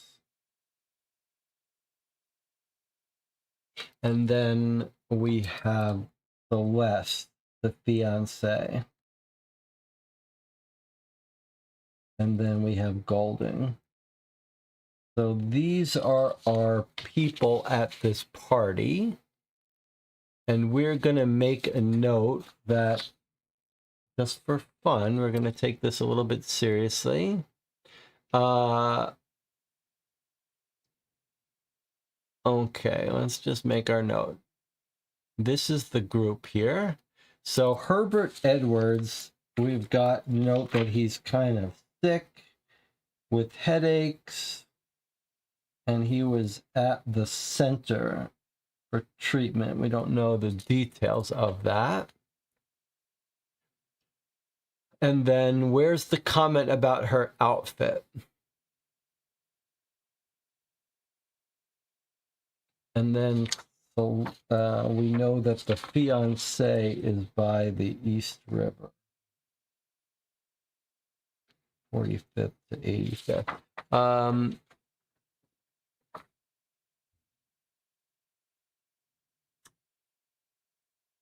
Where was our person wearing her nurse's outfit? He's got headaches. I think it was Novak who was wearing, Helene Novak was wearing the nurse's outfit, or not nurse's outfit, uniform. Someone can correct me on that. Okay, let's continue reading. The room plunges into darkness. Wisps of light appear. Golding holding a candelabra with mask looming behind him, a distant clap of thunder. What a night, am I right? Could there be a more perfect setting? Golding gestures around the room with the candelabra. Shadows cascade and dance, slowing to a mild wavering as he places the candelabra at the center of the table. Before we forget, let's give Herbert here a round of applause. Thanks to him, we have this place all to ourselves. Oh, it really was no trouble at all. Modesty. You'll have to forgive me if I don't indulge that virtue tonight, but I really think Mr. Mask and myself have pulled off something quite special with this. Golding places the small box next to the candelabra. Remember, friends, Vic Golding always gets what he's after. Wells reaches toward the box. This is Madeline Wells. Is that so? Let's see it then, Vic. Golding puts up his hand. Please, Madeline, let's enjoy a little suspense. Let me set the mood. He starts walking around the group. Now, my fellow Shelleyians, he's talking about Mary Byron Shelley, famous poet. I don't know why there's not a footnote here. It was a summer like this one back in 1816. Visit by Percy and Mary Shelley to Lord Byron at Lake Geneva. Bad weather inspired a storytelling contest, which led to the creation of Frankenstein and the Vampire. Oh my God, look at this story tying in. Okay. Now, my fellow Shelleyians, it was a summer like this one back in 1816. Chills in the air, constant storms, figures half seen in a flash of lightning. Spooky stuff. Well, Shelley, Mary, and Claire decided to drop in on Lord Byron and have a little competition. See which one of them could come up with a real spine tingler. A pulse pounder, a heart stopper. Tonight, we aim to do the same. 5 of them, don't forget old Doc Polidori, 5 of us. Plus Mr. Mask here, to keep an eye on all us crazy kids. Keep us out of trouble. A hand for Mr. Mask. Having finished his circle, Golding is once again by the small drinks cart. Now, back then, they had good old laudanum to get the imagination going. That's the drug, sleeping drug type thing. They had good old laudanum to get the imagination going, or maybe help get them in touch with the other side. What are we supposed to do? You know, I never asked good old Doc here to write a phony prescription, so I've had to improvise. He turns toward the drinks cart. Absinthe. Holding up a bottle and a secret ingredient. Golding takes out the bag Mask handed him earlier. He pours powder from the bag into a glass of water and mixes it with a stir. Everyone, turn in any glasses you have. A new round's going out. He begins to prepare glasses of absinthe, melting the sugar cube over the absinthe, adding in a splash of his own mixture. Mask, help me pass these out. Now everyone wait and we'll have a toast. Soon everyone but Mask has a drink in their hands. Here, Mask, have a seltzer so you can join us. Golding takes a spritzer and fills a glass. Novak, Dr. Kara, and Edwards glance at their glasses and each other. Novak whispers, Bruno, what's in this? Is it safe? Do I sense some trepidation? Golding smiles. Distorted reflections of flames gleam on false teeth. No need to worry. I've procured similar elixirs before for Celeste and Madeline. Helps us all get in touch with our poetic and artistic sides. Perfectly safe, right, Madeline? You haven't killed us yet. Wells gulps down her drink. Why did you... What? Everyone else starts to raise their glasses to drink. No, hold on. We gotta... Oh, he's saying, what? Why did you... Everyone else starts to raise their glasses to drink. No, hold on. We've got a toast. Golding turns back towards Wells. Okay, now I guess you can have a seltzer too. Okay, he wants Wells to toast. She's drunk her absinthe, so he's giving her a seltzer so she can toast. Okay. He takes her glass, spritzes in some soda water, and hands it back. Now, where was I? Oh, yes. Besides these libations, we have another source of inspiration, the star of the evening. What we've all heard rumors about and come to see. Everyone turns their attention to the small box. You have the key, right, Mask? Golding asks. Mask nods, takes out the key, and begins to open the box. You might call it a receptacle, a totem, a holy relic. The lid lifts up to reveal an irregularly shaped object, brown, wafer thin. A fragment of Percy Shelley's skull, snatched by a devotee from the embers of his funeral pyre. The guests lean in closer to the fragment. Dr. Kara murmurs, he actually got it. Shelley's in the room with us, Edward whispers. Novak nods. Bruno, this is amazing. Let's raise our glasses, Golding continues, to Shelley, to the fantastique. Everyone raises their glasses and drinks. A moment of silence, of blindness, to let Shelley's spirit enter us. Golding quickly blows out the candles. Pitch black, only the sound of breathing. A minute passes, 2, a thunderclap in the distance. Impatient shuffling. Finally, Golding speaks. All right, Mask, some light. Mask pulls out a flashlight from his jacket pocket, turns it on, and shines it on the small table, on the skull fragment. Oh, phew, still there. That would have been awkward. Golding relights the candelabra. All right, Mask, lock him, back up. Mask closes, locks, and picks up the small box. He'll be Shelley's bodyguard tonight in case we get carried away on an artistic whim. Your confidence in us is duly noted, Wells quips. But if you seek Mask out and can compose yourself, you'll be allowed to bask in Shelley's presence. Golding reaches to a shelf under the drinks cart. He pulls out bundles, each consisting of a flashlight, pen, and reams of paper, and starts handing them out. As each guest receives their bundle, they turn on their flashlights. Did I promise you an evening or what? All right, let's all adjourn to different rooms and wait for the spirits to come and give us some inspiration. Tomorrow morning we'll reconvene and see what ghoulish tales we have to tell. Now let's try not to all write about the garroter. Mask will be patrolling to keep an eye on us and occasionally resting in the kitchen. So that's where to look for him. Golding blows out the candles again and turns on his flashlight.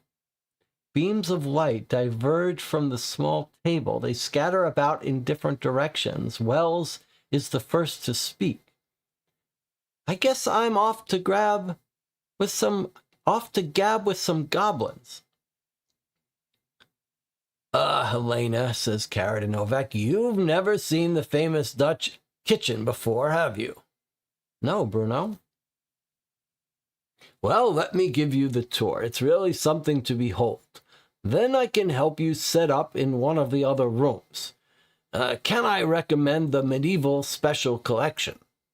Sounds perfect. Voices drift away as Mask returns to the entrance hall. Front door locked? Check. He can see it's still raining outside. Back to the main reading room and then into the back halls of the first floor. Twisting hallways in the darkness, sweeps of the flashlight illuminate portraits of famous authors and club members. Mask looks from one set of painted eyes to the next and pats the small box in his pocket. Side door locked? Check. Mask whistles softly to himself. Past a set of double doors, he comes into the receiving room. Wooden crates with their lids torn off. Trolleys discarded randomly across the floor. They're sure in a rush to unpack their books, he mutters. Keeping the beam of the flashlight trained right in front of his feet, Mask slowly navigates the debris. On the other side of the room is a large metal sliding door. Mask gives it a few tugs. Secured? Check. He climbs a few concrete steps and comes to a regular-sized door. Back door locked? Check. All right, that takes care of this round. He starts to retrace his steps through the back hallways of the first floor. A crack of light shines from one of the doors along the hall. Mask opens the door slowly. One of the special collection rooms, a library inside a library. At a reading desk sits a woman, illuminated by a reading lamp. Mask squints his eyes to adjust. It's Helena Novak. She sits and stares at a necklace dangling from her hand. 3 interlocking triangles glint in the lamp's light, twirling back and forth clockwise, counterclockwise. Helena stares at the spinning charm.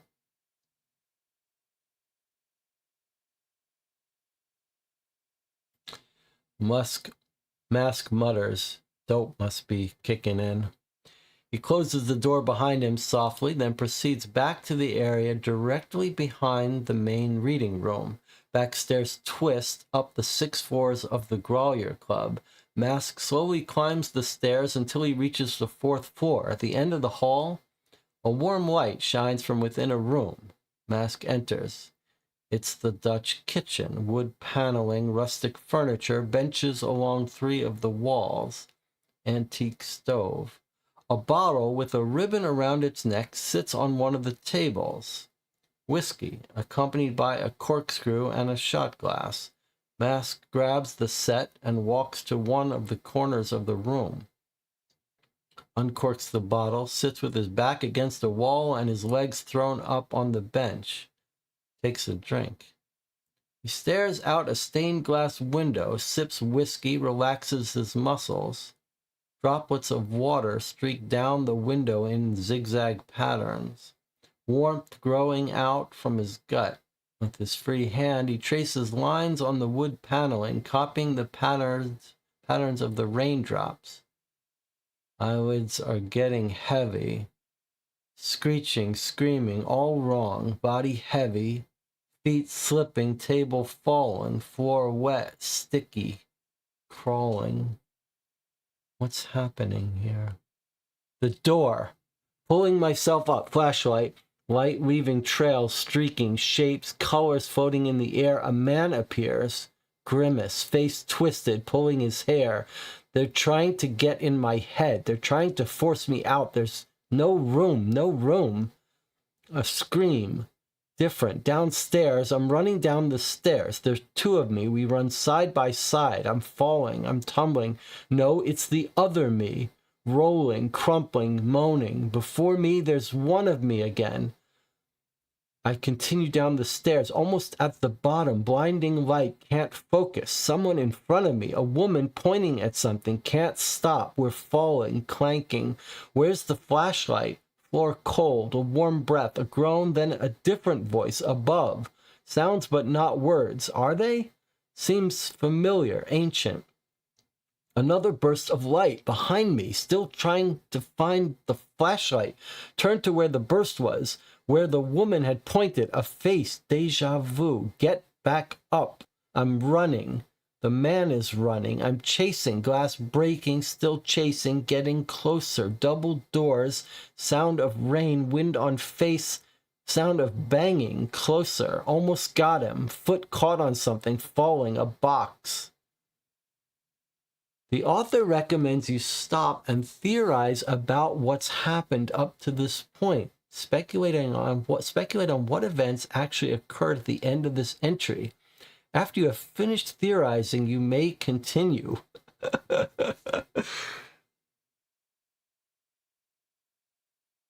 Wow, okay.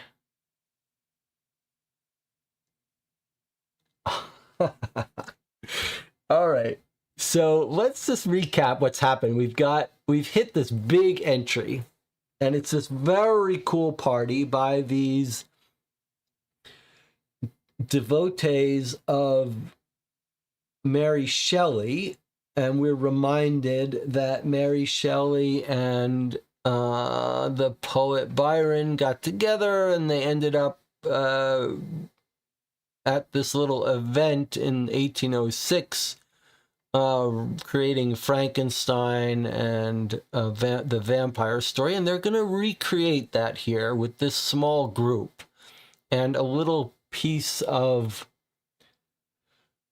the skull of Mary Shelley or Percy, and they're going to take drugs and drink absinthe, so they're getting all drugged up. And then the plan here is at this famous club, this famous bibliophile club, they're all going to take drugs and then go write stories. A little bit of a hint of a cultish type ceremony. Our guy Mask, well, he's supposed to just watch over them and stay sober. Out of uniform, that's Helena. Okay, so anyway, I went a couple pages back. Okay, so they take their drugs. Mask is given seltzer. It's kind of important. And we're told Edwards is the one who Edwards is the one who arranged the club. So we've got the 4 guests and Boss Golding have all taken their drugs and drink. And let's read the part where Mask is poured his seltzer, because it's kind of important here.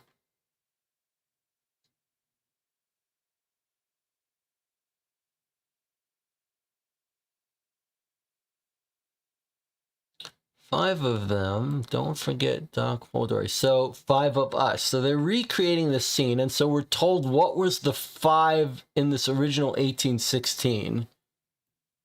Shelley, Mary, and Claire. And Lord Byron. And then Doc Holdori. That was the original 5 in 1816. Okay. So they bring out the cart. Absinthe. He takes the drug. We don't know what drug this is. He mixes it with water, and he makes them all a drink. And then he says, here, Mask, have a seltzer. He takes a spritzer. So that's the seltzer has been made in a spritzer, is already made. He gives him a glass of it. Okay. And then they all drink, and then he gives Madeline Wells also gets a seltzer because she's finished her drink. That sounds like it might be relevant. She also gets seltzer. So if the seltzer was drugged differently, Madeline Wells is going to suffer from that too, right? And then he said, this drug, we know how it works. We've had it before, Celeste and Madeline. All right, then they all go off into different rooms, and Mask, he shows the piece of the skull, then he gives it back to Mask, and he says, well, if you behave, you can go visit Mask during the night, and he'll show it to you, and you can, get some inspiration. And then they're planned to split up, and then there's this whole backstory about the garroter. And they say, okay, Mask is going to be walking around keeping an eye on us. Occasionally he'll rest in the kitchen. That's where to look for him. And then Helena, Novak, Kara, the doctor, Bruno, says to her, you've not seen the Dutch kitchen. He says, let me show you that, which is where we know Mask is going to end up. And then I can help you set up in one of the rooms. And he's recommending that Novak goes to the medieval collection. I don't know if this is going to be important to know where they all went. But he's recommending that Novak goes there. To the medieval special collection room. And then Mask goes to check in on stuff. Check the whole place, make sure it's locked up. He meets this room, which is a little odd. He goes into a room in the pantry or something, the receiving room, and he noticed there's all the crates have been opened up, almost as if someone has been in here. He says they sure are in a rush to unpack their books, but I wonder if it's true or if someone has been in there and ransacked the place. Anyway, he checks around, makes sure all the doors are locked, and he says, okay, everything's locked, I can go relax. And then he walks past one room, a reading desk, Helena Novak. Okay, so she might be in the medieval collection room. That's our Helena Novak. And she's playing with her necklace, and the drugs have kicked in. Fine. Closes the door. He goes to the area behind the main reading room. Back stairs, twist up 6 floors of the Grolier Club. He's going up to the 4th floor. Is that important? That's the Dutch kitchen. So let's just make a note here. Mask in the 4th floor Dutch kitchen. And we know then that Helena Novak, the medieval collection, is on a lower floor. I don't know if any of this is important, but all right.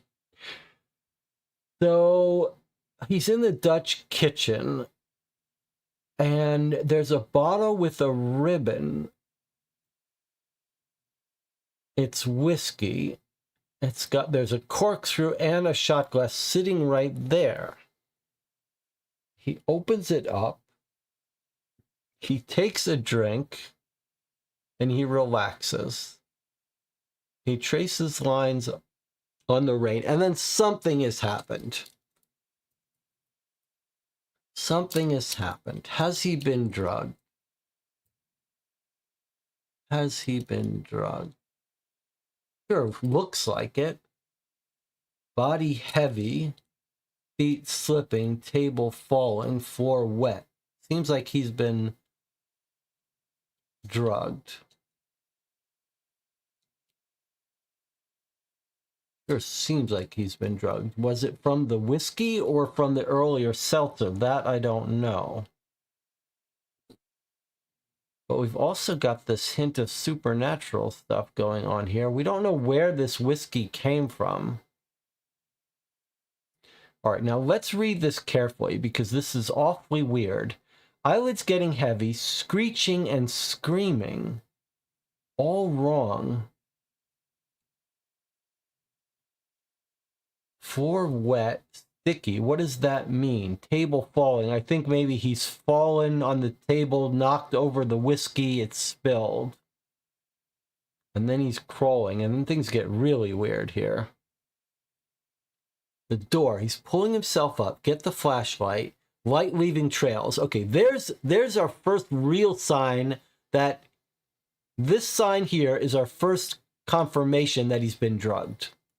Like, he's not hypnotized. He's not having a split personality attack. This is your clue that he's been drugged. The light is leaving trails, shapes, colors floating in the air. So he's hallucinating. Now, a man appears, grimace, face twisted, pulling his hair. They're trying to get in my head. They're trying to force me out. So, is this someone else that's been drugged?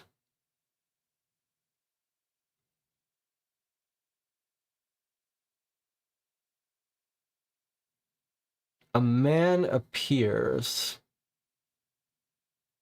Grimace. In other words, a man appears, his face is twisted. Man appears. Mask. A scream, different, downstairs. So he's heard 2 screams. One upstairs and one downstairs. Different.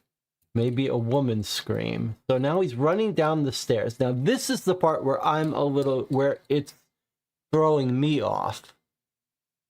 He says, there's two of me. We run side by side. I'm falling, I'm tumbling. No, it's the other me. Rolling, crumpling, moaning before me. There's one of me again. I continue down the stairs. Okay. So the way I read this, at first I was thinking it was some sort of split personality thing, like is he the garroter or is he having a dissociative episode? But I think he's just hallucinating.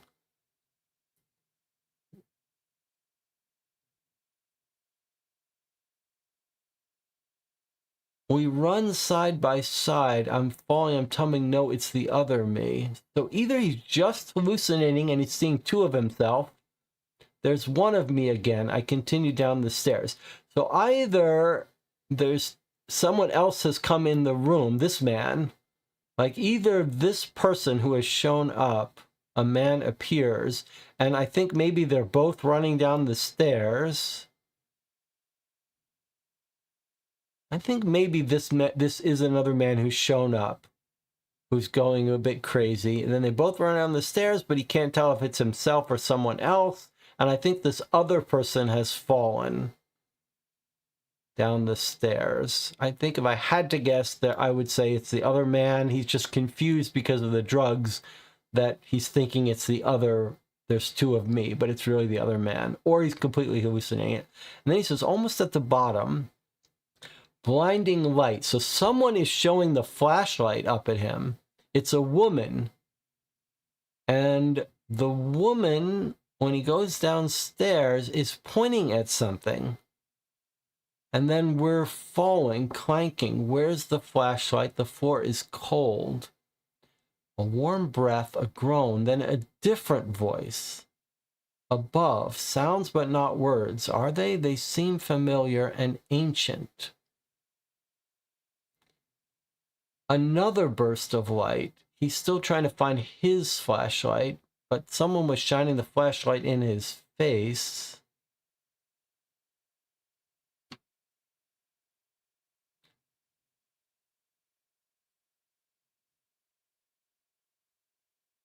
He's still looking for his flashlight. Turn to where the burst was, where the woman had pointed. It's a face. Deja vu. Get back up.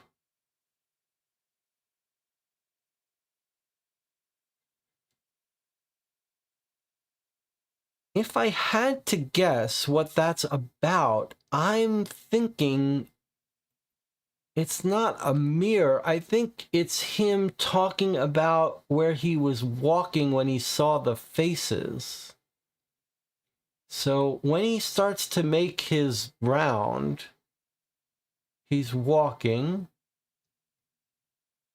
Back halls of the first floor. Sweeps of flashlight illuminate portraits of famous authors and club members. Looks from one set of painted eyes to the next. So we're told he was on the first floor. Portraits. And I think maybe that this is a comment to the fact that he's back on the first floor and he's seeing the portraits. Get back up, I'm running. The man is running. I'm chasing. Glass breaking, still chasing. Double doors, sound of rain, wind on face, sound of banging. Almost got him. Foot caught on something, falling. Okay, so I think he's chasing someone.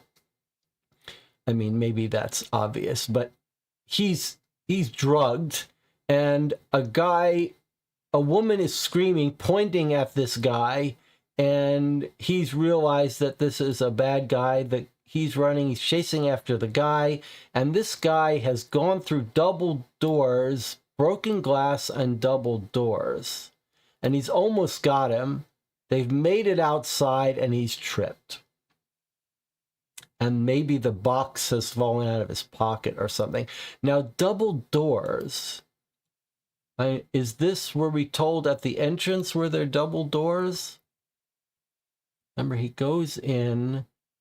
He has to unlock it.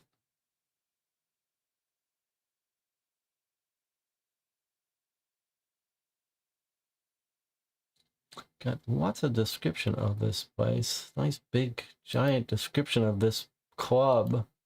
I don't remember seeing double doors though. Maybe they're out the back. I wonder, we were told when he did his rounds. Front door is locked. Back door to the main reading room. Portraits. Double doors. Bingo.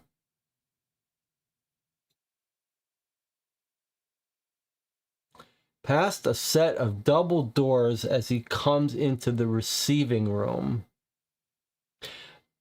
I feel like we're getting clues about the spatial arrangement of this place, and that's what's happened. I think he's gone through perhaps the double doors and out the receiving room. Okay, let's hear some theories here. He's gone dizzy. Details of mass reaction to the drug might be something we can match against the medical report. Anna says, yeah, he could be hallucinating or someone impersonated Mask while he was sleeping. I believe that one or more murders were committed whilst Mask was under the influence of drugs and that he will eventually be framed and charged with those crimes. A long shot, but we are being told to theorize. So, yeah, I think we can all agree that he's clearly been drugged. And then there's this whole scene where he gets down to the, we're told, like, he sees a woman, she's pointing at something, there's a lot of screaming, I think someone might be killed. I don't know what this is about. Sounds but not words, are they? Seems familiar and ancient. I wonder what that is about. But then he's chasing someone. Burst of light behind me. There's someone behind him. These might be ways for us to pick out who's where, right? Like, this is a man that he's chasing out. So I think we've got a look of a man who's made it outside. It almost got him, then he flipped. Okay, so, all right. What a scene. What a scene. What a scene. And is there some supernatural stuff going on here? I don't know. It feels like he's drugged, but we don't know why. Familiar act, ancient. Did he see a ghost? I was thinking that someone impersonated him and killed one of the guests as Mask. Oh, that's an interesting idea. Someone impersonated him and killed one of the guests as him. So you're saying, your theory is that, what you're trying to say is that all the stuff about the deja vu and two of me is because you think there's someone that looks like him. We run side by side. I'm falling. No, it's the other me. Then he goes down. When he gets down the stairs, a woman's pointing at something. He gets up.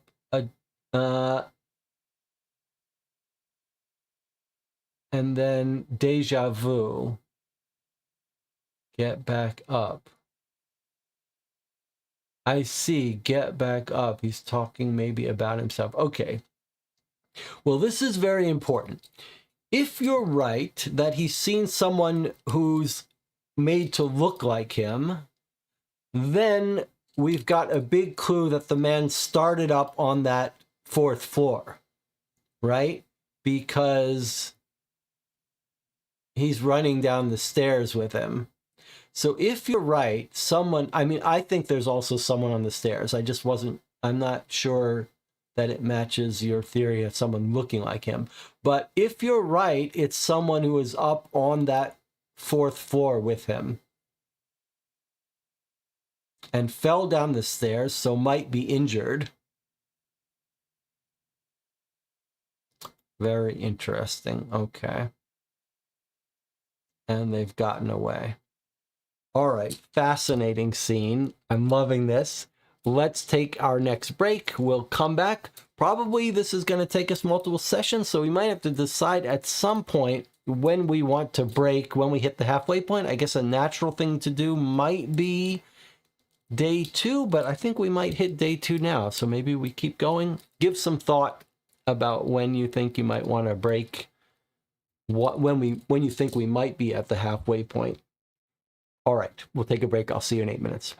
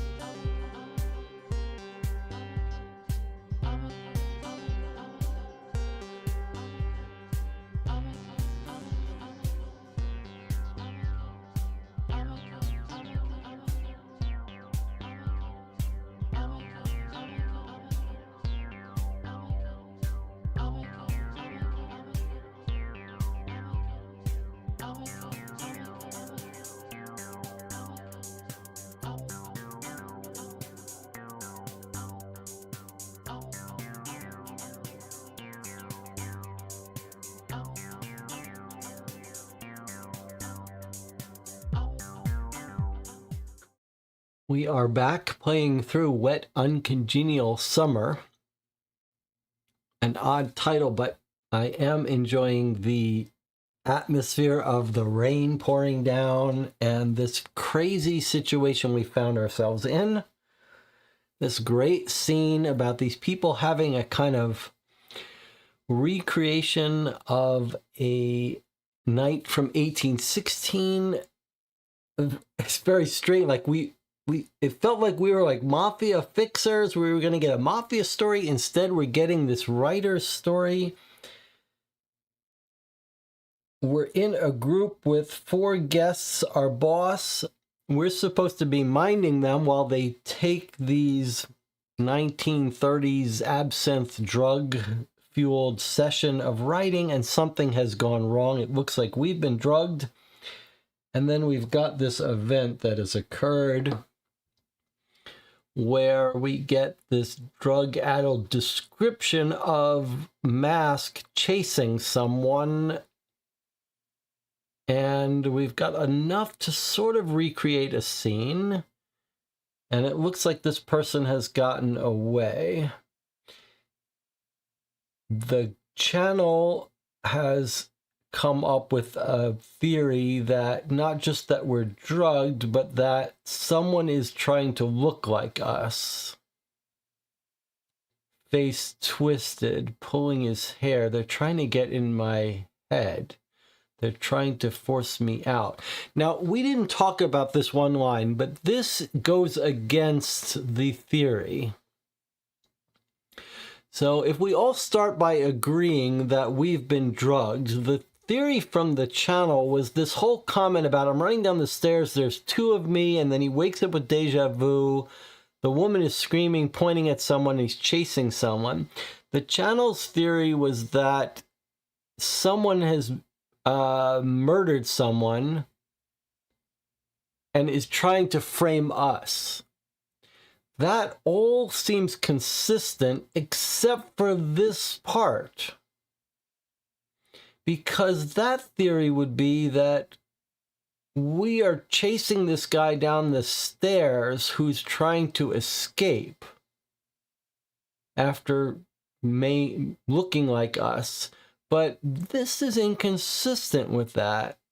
This is saying the man that appears has a grimace, face twisted, pulling his hair. They're trying to get in my head. They're trying to force me out. There's no room. That seems like a totally... That's someone else who might be on drugs. That wouldn't be...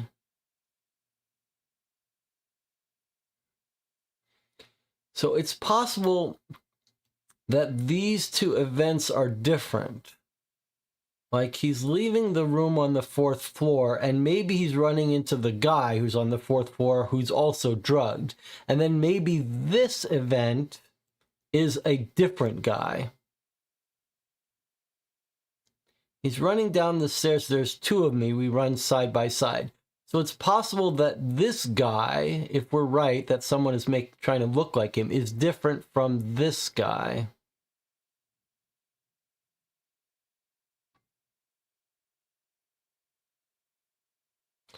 I think we're told that Mask, our guy, has been in some bad harm and got fixed up. So I think it's going to turn out that his name is Mask because his face is disfigured, almost like maybe Frankenstein's monster. So I'm thinking that maybe it's not a physical mask, but a scarred face that's recognizable.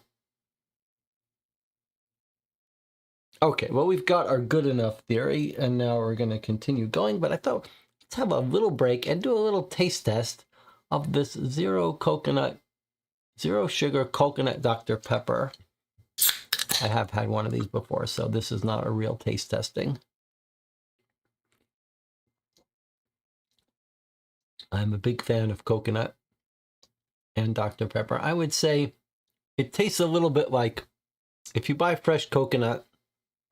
It's hard to get fresh coconut that doesn't go bad. And when it goes bad, it gets like a tangy taste, a little bit soapy. That's kind of what this tastes like. It's almost like it's Dr. Pepper with some coconut water that's just starting to go bad.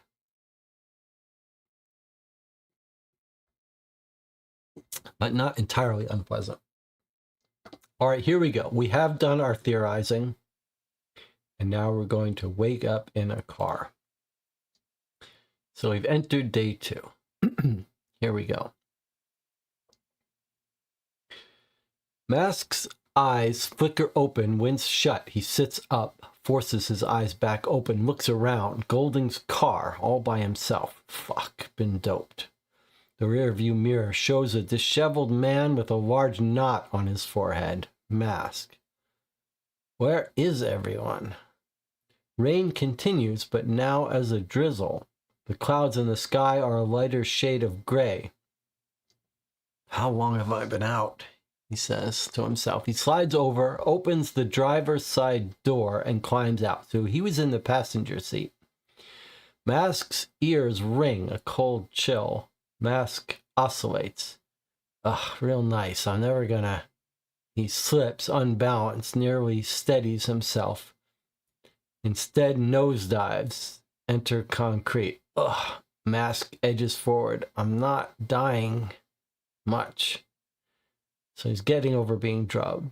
Exhales. Mask pulls himself up, brushes himself off, looks at the building in front of him, an antique shop. In the front window, a sign, closed until further notice. Mask peers down the street. The brook? Maybe an after party. An exclusive gentleman's club that's open 24 hours a day. So he's looking down the street and sees this club. Maybe an after party. Maybe he's trying to remember, like, how did he get... He's trying to recreate how did he get here. So we're at an antique shop, and down the street is the brook, which is a gentleman's club. He starts toward the club, glances down an alley next to the antique shop as he passes. Dingy, rats running in and out of knocked over trash cans, the faint sound of running water. There appears to be standing water at the other end of the alley.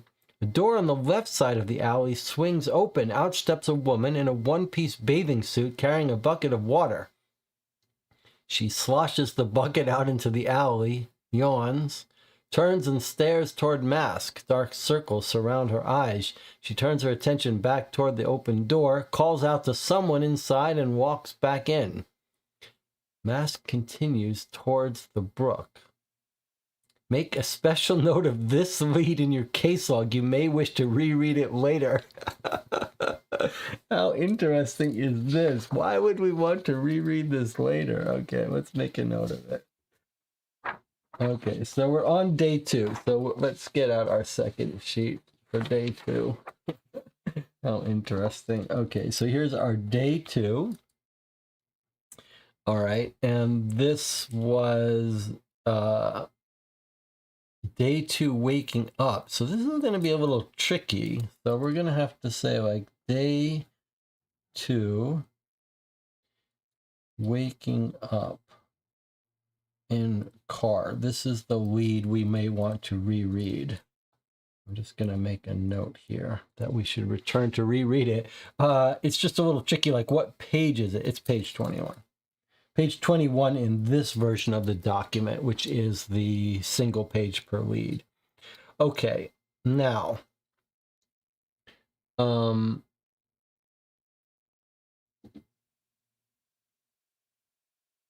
it's telling us to leave here and go to 47292.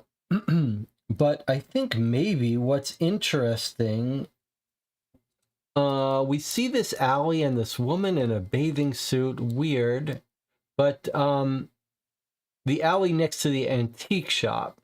So I think maybe what we should pay attention to is this antique shop. So it's an antique shop. It says closed until further notice. And then someone's in there in a one-piece bathing suit talking to someone else. So I think the significant thing for us might be what antiques shop, and it's near the brook. Now, are we sure that, are we sure that she's come out of the antique shop, or is she coming out of a building across an alley to the antique shop? Glances down an alley next to the antique shop. Running water, standing water, a door on the left of the alley. Not 100% sure, but we might want to use our reverse directory for that. So, okay, but we're not going to go to the brook yet. We're being told to go here. Where is here? Oh, it's sending us right to the brook. Okay, so the brook is at TB 25 on 54th Street. As Mask enters, he spots a well-dressed man behind a reception desk and signals to him. Good morning, sir. How can I... geez, fella, you look awfully banged up. Need me to call a doc? I rolled out of bed the wrong way. Got separated from my friends last night. Golding, Edwards, Dr. Kara, are they here? I don't recognize any of those names. You know this club is exclusively for members. We don't allow guests. Why don't you get out of here before a member sees you? The receptionist begins to gesture toward the door, but then a grin breaks across his face. Hey, aren't you that nefarious Romeo from the paper, Mask? Looks like you could use one. Barely recognize you. What happened? Things get a little too rough? The receptionist winks. What are you yammering about? You ain't seen the graphic yet? Here, have mine. You can cut out the picture and keep it in your wallet. Circle document 2 in your case log. You have gained access to document 2, the evening graphic article, which can be found at the back of the casebook on page 297. The skull. Mask searches the pockets of his suit jacket. He still has the key, but the box is gone. Fuck me, he mutters to himself.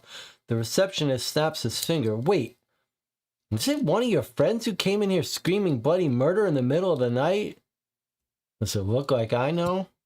Okay, so let's pause for a second. Let's get ourselves document 2. All right, so we're going to note on our log that we've gotten access to document 2, which is the evening graphic, and I'm going to write down where we got it. This was lead 472. I can see. It would be better to have a little bit more room here. Okay, let's go get ourselves document 2. Let's see what we've got here.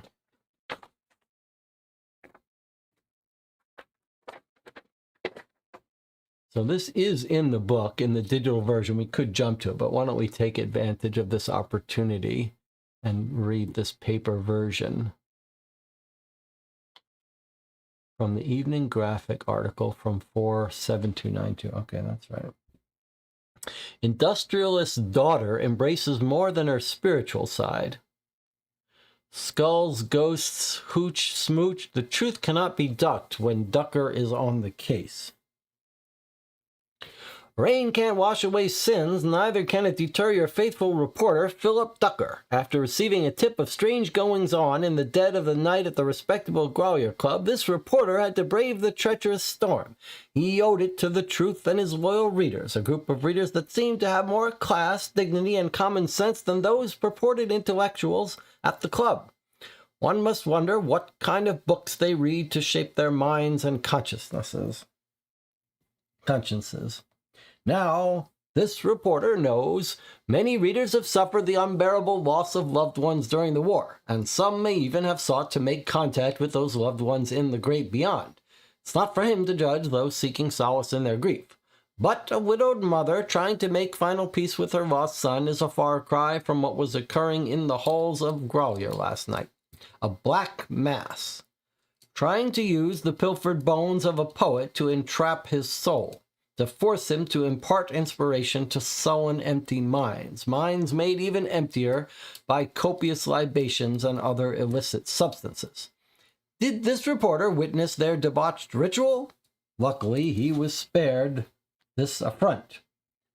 But he did see the ruinous results, and it leaves him with no doubts as to the validity of the information he received. Bear witness to the photographic proof yourself. Picture shows Wells sprawled on top of Mask at the bottom of the stairs. Novak stares absently in the background as her mouth opens as if chanting something. So Wells is Madeline Wells.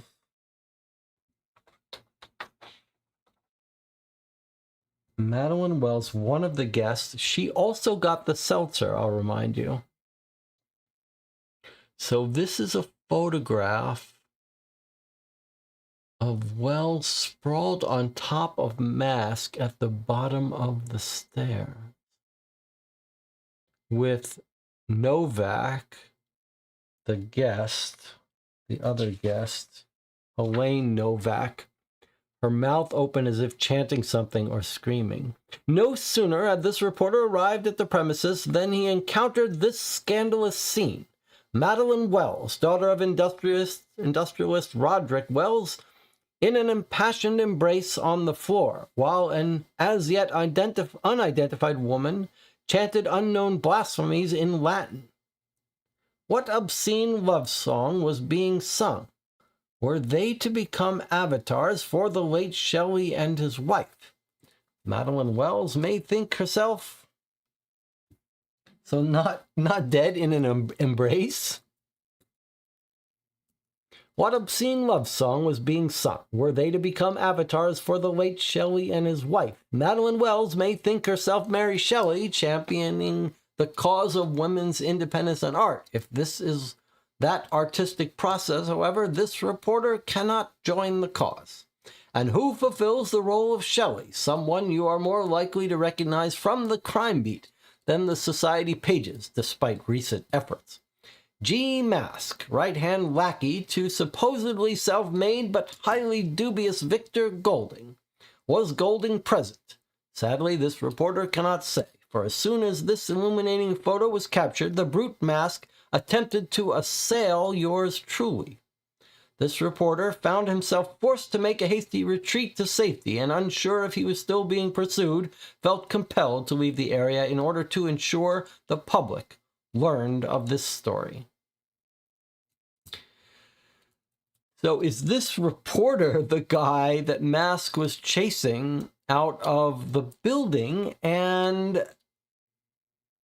we expected to read a story about a murder, and instead we got a story about a scandalous photograph of Mask at the bottom of the stairs, sprawled with this woman, Madeline Wells, sprawled on top of him.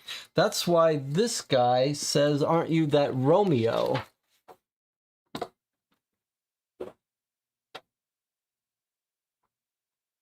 He says, "Aren't you the nefarious Romeo?" Okay, we got a bunch of names here that we should pay a little bit of attention to. Right? We learn about Madeline Wells. We also learn about that she's the daughter of Roderick Wells.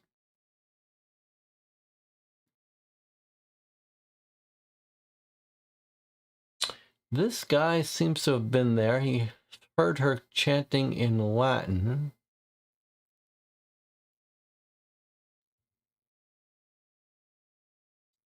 G Mask. So we know the first name of Mask looks like G. This is from document 2, these notes. Was Golding there? I can't tell.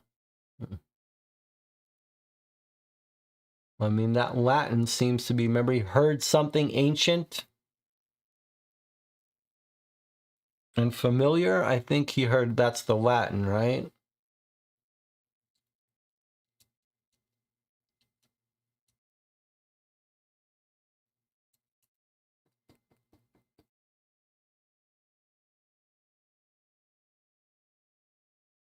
It seems like the Latin is what he heard when we read that he heard something. Okay, so I'm going to take document 2. I'm just going to put it aside for us to reference later.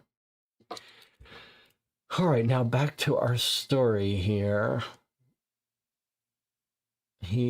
Mask remembers the skull. He reaches into his pocket. It's gone.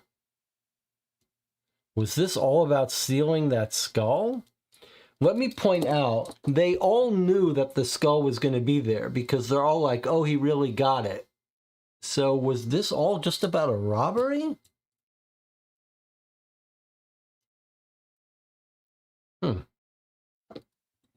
Okay.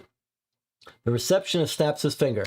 Wait, was it one of your friends who came in here screaming bloody murder in the middle of the night? Does it look like I know? Well, I wasn't on shift then. It was Jimmy. Jimmy, what's it? Rainer, lives around here, somewhere on 58th. Invited to a staff poker game at his place once. I couldn't make it. All right, thanks for your help. Hope you find your friends in better shape than yourself. Okay, so we have another person we want to investigate. Someone was on duty when a friend came in here screaming bloody murder last night. Bloody murder. Scream at the Brooks Club. And we know that it was Jimmy Rader, Reiner, etc. lives near 58th Street. And when he says he lives near, we are in Turtle Bay 25. All right, let's see if we can't find this guy, Jimmy, and then we could go back to some of the places, remember, that we were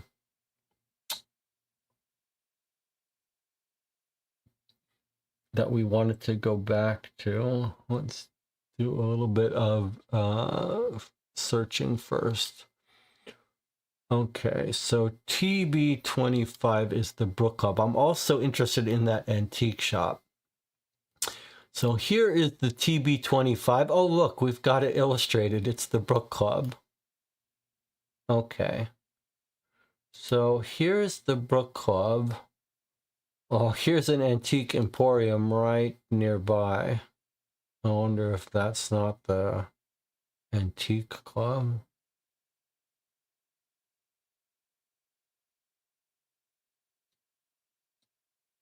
If you were using the print directories, you'd have to get out the reverse directory and look up TB25. It just so happens that it's so much faster to do it on the online version. So is it the Antique Emporium? Let's just go there for a second.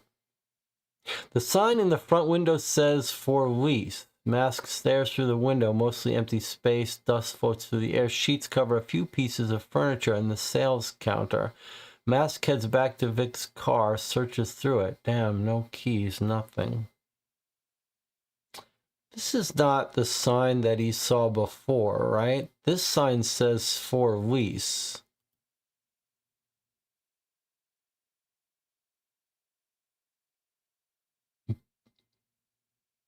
I wonder if we should be, if that our antique shop is a different antique shop. What I want to do is go back to not the Brook Club, but the day 2.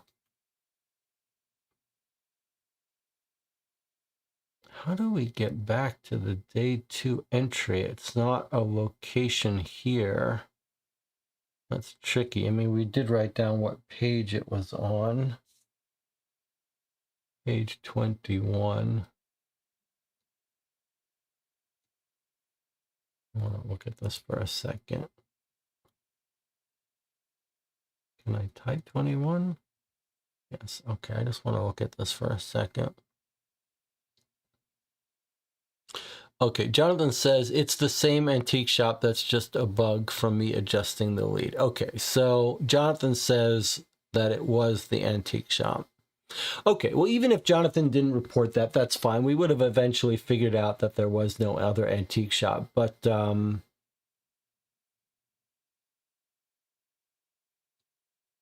this was the only reason I thought we had found a different antique shop down the street. I mean, we only would have checked a couple of blocks, so we would have quickly figured out there is no other antique shop nearby, right? If we weren't sure what antique shop it was, we would go to the yellow pages, we would go to antiques, and we would look. There actually are a couple, but you wouldn't have seen this one from there, but maybe I would have checked this one. This one. Okay, not important.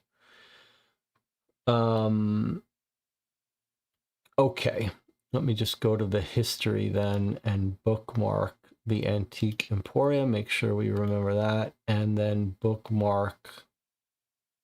Why is the Book Club not in my history? Maybe because we just jumped to it instead of searching for it.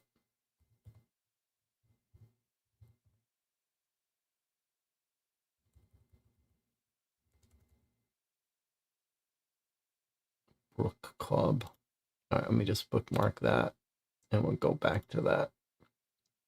Okay, we got our document too. All right, let's try to find Jimmy Rayner, who lives around here, so probably is in Turtle Bay somewhere.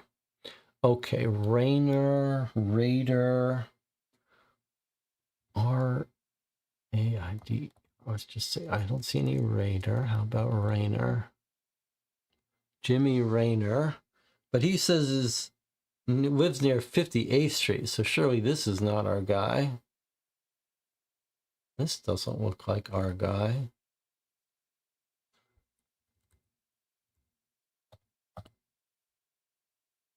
So one of the things, here's an interesting issue that I've thought about in terms of the digital version versus the white pages.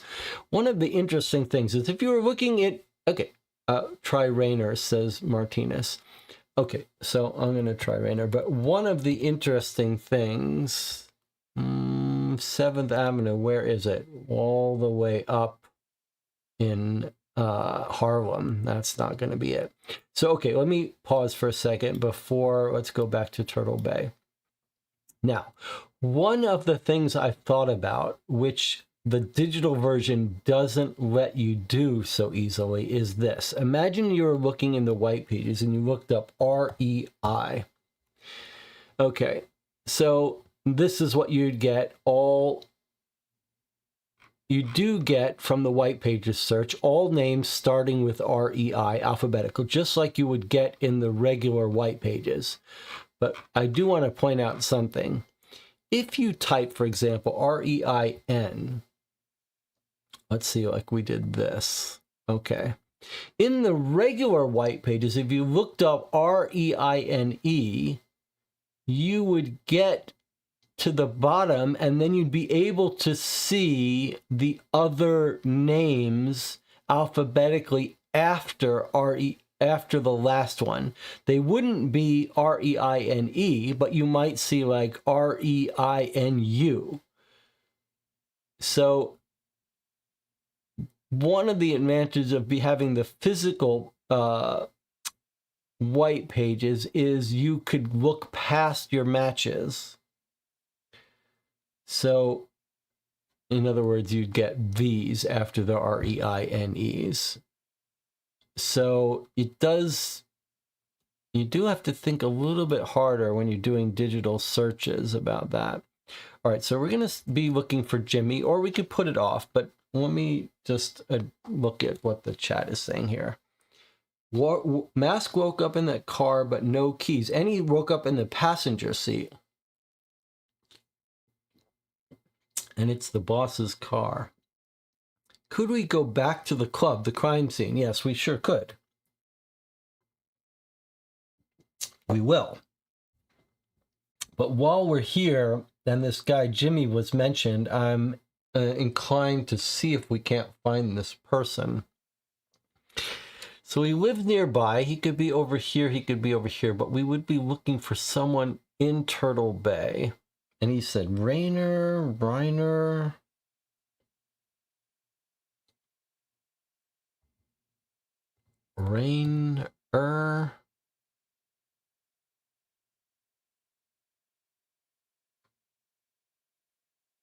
That's the antique shop. That's the books column. Rainer. We'd be looking for someone in Turtle Bay. How about, do we try the EIN Rain? Look for someone in Turtle Bay. Or what's this neighborhood next door? I mean, it could be Turtle Bay. It could be Times Square. It could be Lincoln Hill. It could be up in this corner here. But most likely you'd think it would be Times Square, Turtle Bay, maybe Upper East Side. It is interesting that Celeste is in this neighborhood too, but I guess everyone's in this neighborhood. Central Harlem, Greenwich Village, Times Square, Reinhardt. Where's this guy? Reinhardt, but it's an H. That's not our guy. Our guy is Jimmy. Now, if we could cheat and go to the advanced search. Did he say it's on specifically? Oh, near 58th Street. Okay, that makes life a little bit easier for us. 58th Street. So if we knew he lived on 58th, we could actually try looking at who's in these blocks. Leonard Ringer. Ritz Tower. Got a lot of people living here, but no one that sounds like Rainer. Gertrude.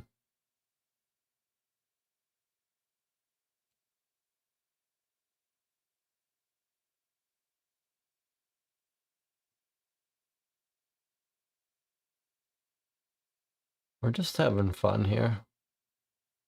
Mr. Perfect. I've got some bars. Ryder. Jamie Ryder. Ryder. I wonder. He's on 58th Street. Should we give this a shot? Looks like we found him.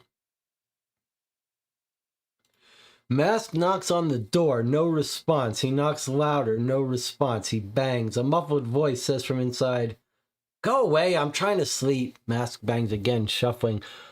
"What's your problem? Do you want me to call the cops?" The door swings open. Mask explains the situation, offers $10 to help smooth things over.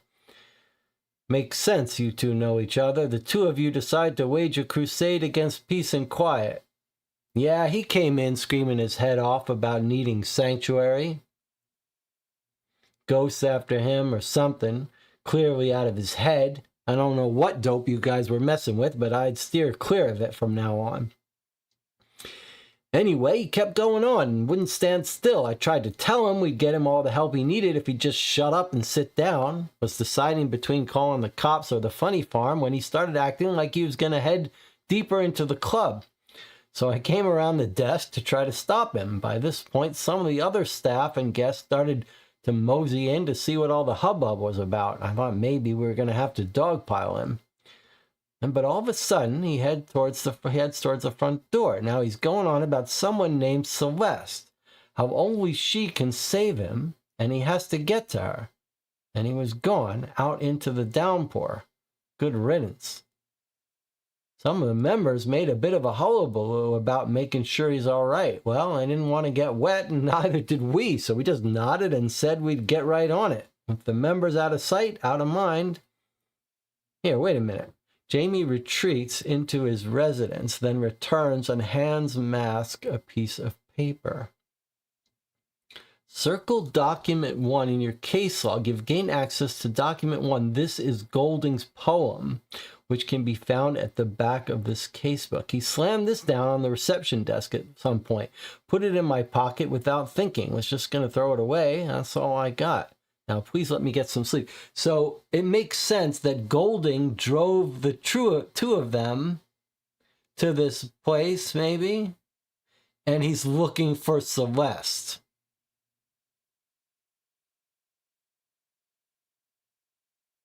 Okay, circle document 1. And let's make sure we bookmark this place, right? Jamie Ryder. It looks like I already did. Okay, that was fun, finding Jamie Ryder.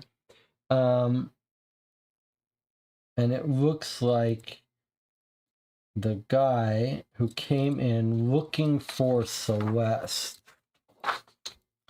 This was lead 42743. Jamie Ryder. Document 1. Okay, let's take a look at what we've got here.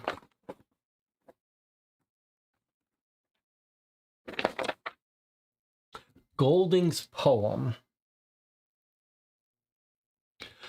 Hunted alone, usurped, no true escape. Damn. Okay, what do you notice about this? Don't forget to circle C1. Thank you. I think I would have forgotten that. That's dangerous. Marker C1. Okay, what do you notice about this poem?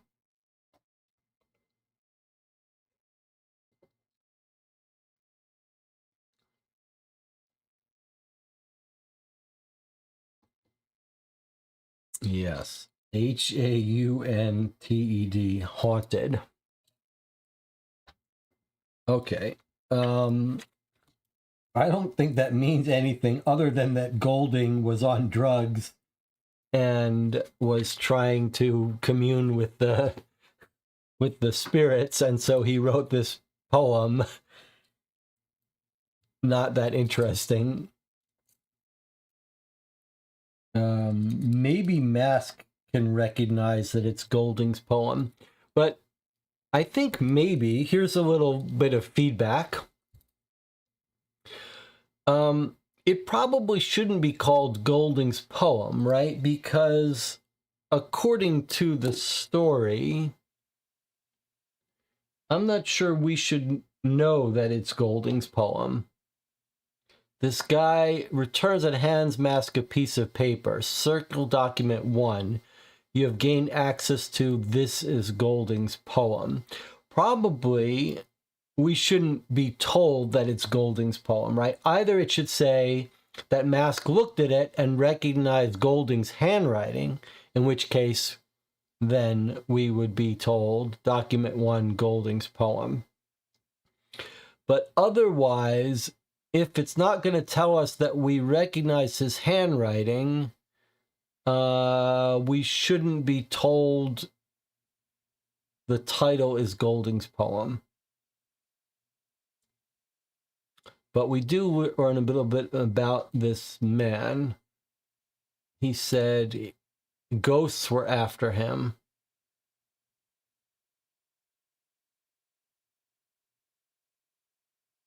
But more importantly, he's looking for Celeste. Only she can save him. He has to get to her. I mean, we might want to try to find Celeste's address. Remember, we know sort of that she lives on that East River. All right, let's put our document 2 aside. We've got 2 documents of potentially 7. So what's our to-do list look like? We can go back to the club. We could try to find Celeste. We could try to talk to these other people that were at the party. Madeline Wells, Novak, Edward. I mean, surely we want to talk to them all. Don't forget to circle C1. I did circle C1. Thank you for reminding me, though. I'm inclined to trace down this lead and find Celeste. So I think maybe that's what I want to do. Since we're already in the swing of looking for people, they're all in Turtle Bay. We know she's up here near the East River, facing Blackwell's Island. We can't search by first name, but what we can do is we can check these buildings facing East River looking for Celeste. Undeveloped city lot. Carpet store, liquor store. Blue is residential, so it wouldn't be surprising if she was here somewhere. We've got a duplex. She's not there. She could be nearby, though. Let's just look at these in case she's in an apartment building not quite at the East River edge, but with a view.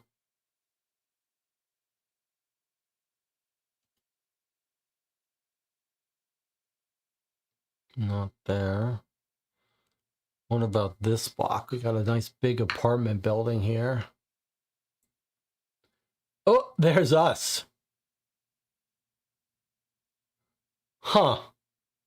We're told that our first, that's us, that's our apartment. Huh. That's interesting. What's the chance that we live in the same block as our girl? No, that's our apartment.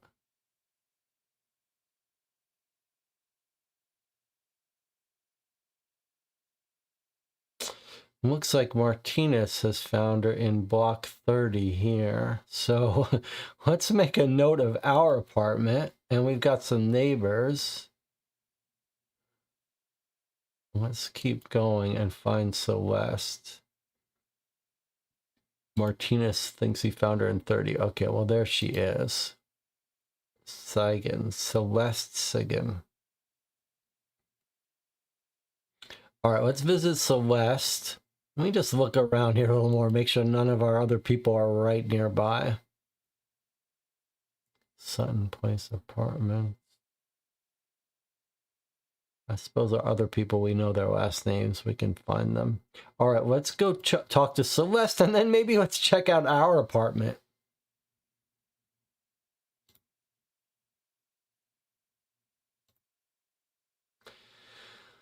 Celeste Sigan, 47 Sutton Place. White paint flakes off the old brick building. It floats on the breeze over the large concrete barricade at the end of the street, settles on the surface of the East River. Mask climbs the exterior stairs to the second floor. Celeste's door is open. Mask peeks inside. Nothing appears disturbed. The main room comprises some worn but patched couches, a coffee table, and lampshades made from driftwood. A variety of paintings lean against the north wall. Dream catchers hang from the ceiling. Cans of paint thinner are stacked in a corner. Windows make up the entire east wall, with a doorway to a small concrete balcony overlooking the river. An easel stands just inside with a half-painted landscape on it, a sunset over what looks more like an ocean than a river. Mask examines the portrait. Celeste, you home? Bang! A lamp near the easel explodes. Ceramic shards graze Mask's left cheek as he dives toward the ground. The couch provides cover. Muffled thuds as a few more bullets enter the couch. Celeste's voice yells, "You come here to kill me, Mask? Send me off with Vic?" "What are you talking about? I didn't off Vic. I'm looking for him." "Oh, so then you can kill him." "You think I've thrown in with Valentine? Come on, give me credit. We've got to find Vic and get out of town." Celeste hesitates. You really didn't hurt him?" "No, I didn't hurt him. I'm going to stand up now. Didn't you see the graphic? If so, you must think I had quite a night, stealing kisses, selling out, murdering Vic." "But then, where is he?" "That's what I'd like to know," Mask says. "Last anyone heard, he was yapping about coming here." "Wait, where? Where was he last seen?" "The brook, screaming about coming here to hide from ghosts or something, guessing he never showed." "No." Mask sighs, walks out onto the balcony. "Figures. Look, I've got the feeling something bad's coming. You should probably leave town. I'll find Vic. Maybe we'll all meet back up in Pawnee." He rests his arm on the ledge, looking out at the river, Brooklyn. "Some view," he mumbles. Celeste walks out beside him. "You're a good friend," she says. Mask's ears ring, a cold chill. "I try," a long-labored wheeze, eyes not trained, wafting reek of nearby garbage. Celeste's eyes lower. "Stay safe." "Celeste, you know I..." You too." "Huh.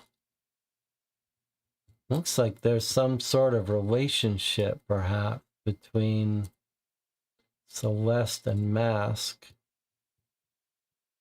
But we thought maybe Celeste had set this up. Anytime someone doesn't show to some event where bad things happen, you get suspicious of them. But she seems pretty believable here. Okay, circle marker H1. So let's go ahead and do that. Make a special note of this lead in our case log. So let's put it on our reread list. This is 34105. Is that right? Why is that so blurry here? Maybe just because of my eyes. 34105. So let's reread. Okay, we may want to reread this later. This is an interesting little hint that Jonathan has given us. I've not used it before, but I like it. It is weird. Like, Celeste, like he's going to say, I have feelings for you.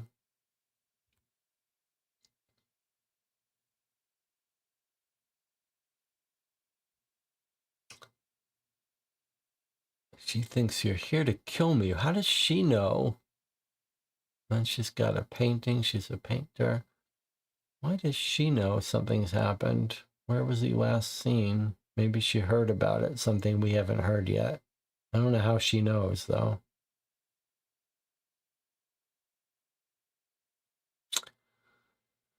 No one's been in here but us, but she's hiding. Okay, we've got to find Vic. So we haven't found our boss, but we don't... He's running from ghosts. We don't know where he would have gone, though.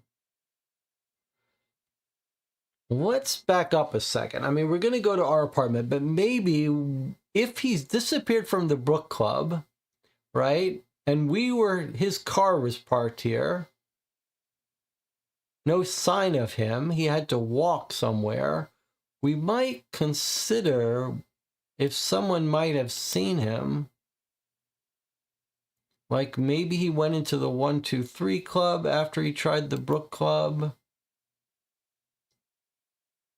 Maybe he went to one of these. Look at all these nightclubs here. That's because we're near Times Square. There's nightclubs everywhere. Look at this. It's crazy. But we could stop in a couple of them. Girl Scouts, he's not likely to have gone there. Friars Club seems unlikely, but what about other stuff on this block? Shotgun and rifle. Someone's house. I mean, there's a lot of people to ask, but we might want to see if someone didn't see him nearby. But maybe we'll just put that in our to-do list if we can't find him otherwise. All right, I want to go to our apartment. That was awfully weird that we live so nearby. Why can't I bookmark it? What's happened? That seems like a bug. Oh, because we're on the bookmarks. We were on this block here. And here we are in the River Apartments. Let me see what we've got here. If it's day one, okay, so we could have found it on day one, but it's not, it's day two. Clothes strewn across the floor, chest of drawers open, disorganized papers scattered on a writing desk, sheets half off the bed, medicine cabinet door hanging open, revealing modest contents, a razor, shaving cream, a bottle of aspirin, Mask's apartment. Currently 3 occupants. What the hell?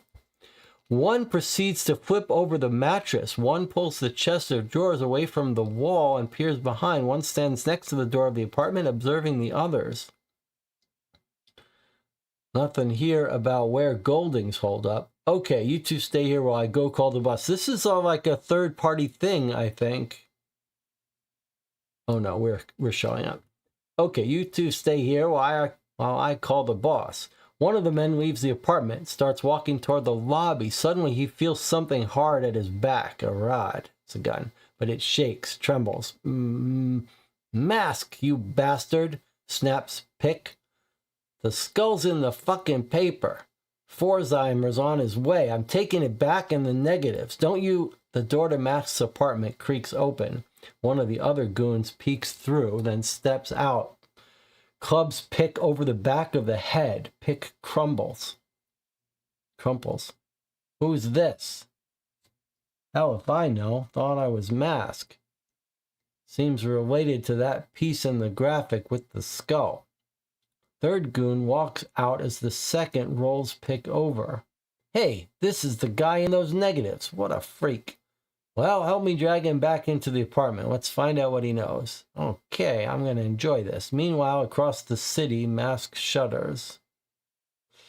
Okay, So let's try to understand this. This is a little different because we're used to first-person storytelling here.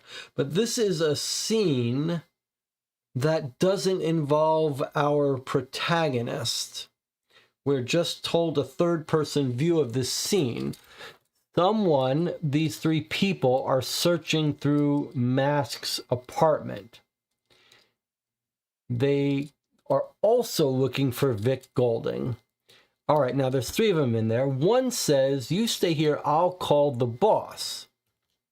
He leaves, and then he feels something at the back of his head, which is a gun. And he assumes it's Mask. But it's shaking. The gun is trembling for some reason. That's a clue, though. Okay, so he thinks it's Mask. But he's got a gun to the back of his head, so he hasn't turned around. He says Mask, and it's Pick. It's the guy that Mask visited to get the skull fragment.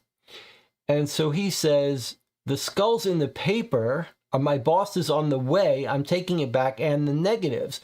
And he says, "Don't you?" And then it says, the door to his apartment creaks open. One of the other goons peeks through, steps out, and clubs this guy on the back of the head. And then the other guy says, "Who's this? Hell if I know. I thought it was Mask."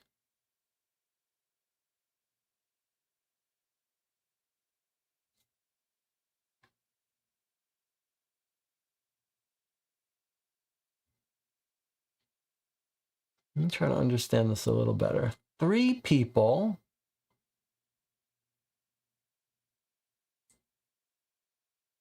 Oh, and then there's a fourth one. One stands next to the door of the apartment, observing the others.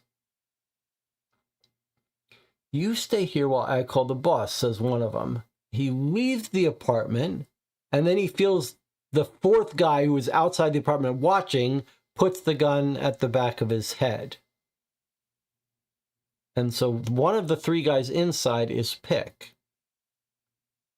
Then this is the part I don't understand.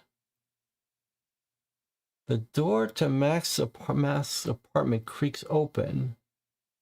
One of the other goons peeks through, steps out.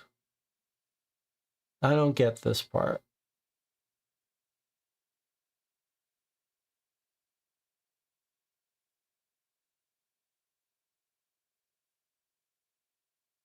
I thought I was Mask. Okay. All right. Okay. He says, "Hell if I know. Thought I was Mask." Okay, so let's try again. What's happened? Three men in the apartment searching. One guy outside looking in. One of the guys inside leaves to call the boss. I get it now. Okay, so the fourth guy outside is Pick. And Pick puts the gun to his head, to this lackey's head, and calls him Mask. It's not the guy with the gun being held who says, "Mask, you bastard." It's the guy holding the gun on the guy who's just left the apartment thinks it's Mask. And he says, "Mask, you bastard, I'm taking it back." And they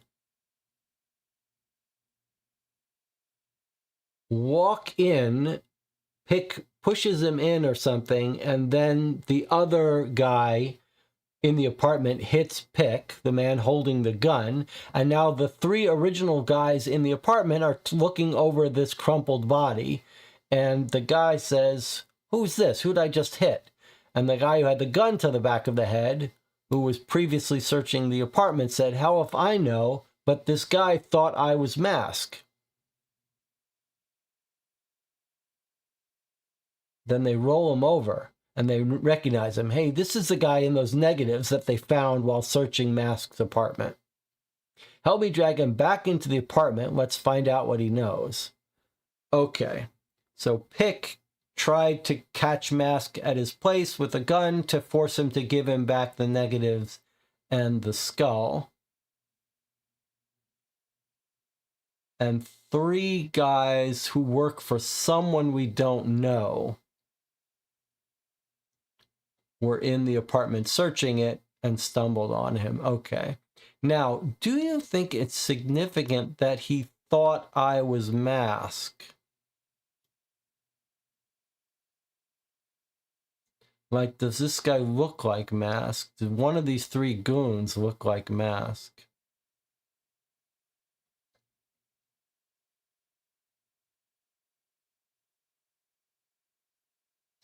This is, Jonathan's writing makes us really work for this, but in a very cool way. These could be Valentine's men. These absolutely could be Valentine's men looking for Golding. Now, the only question here that I have is it significant that he thought I was masked? Like, he's only seeing him from behind, so maybe he would have thought anyone leaving this apartment would be masked, but maybe it's significant. However, let me just point out, he says, seems related to that piece in the graphic with the skull. So this guy who was mistaken for Mask, he's referring to this article, so he doesn't sound like he knows anything about what has happened in the Grolier Club. So I don't think he's that significant, but we are allowed to come back and reread. Jonathan recommends, whoops, I paged down. Jonathan recommends, oh no, this wasn't the one to reread. It was the one before this. This was our day 2. Okay. So that was Mask's apartment. Now, we could talk to the next door neighbor. I'm not sure why we would. Mask's neighbors know better than to get involved in his business.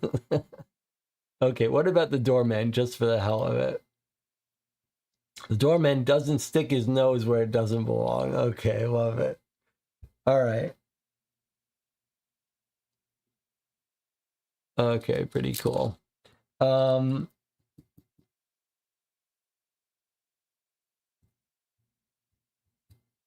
we've got more leads to follow up. Where is Golding? That's, if we think about our questions, where is Golding? And then what happened at the Grolier? And then where is the skull? Right? Like, has this, and then, yeah. So let me just do a couple more things before we take a break here. I want to,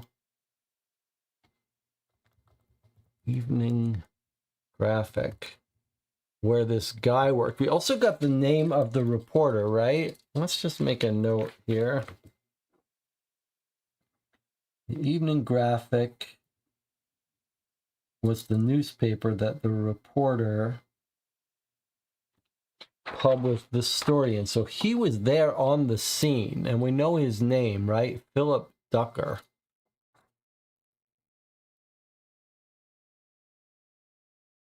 So let's just stop by the evening graphic for a second and see if we might be able to talk to Philip Ducker. There's a cacophony of keys clacking and return carriage zings.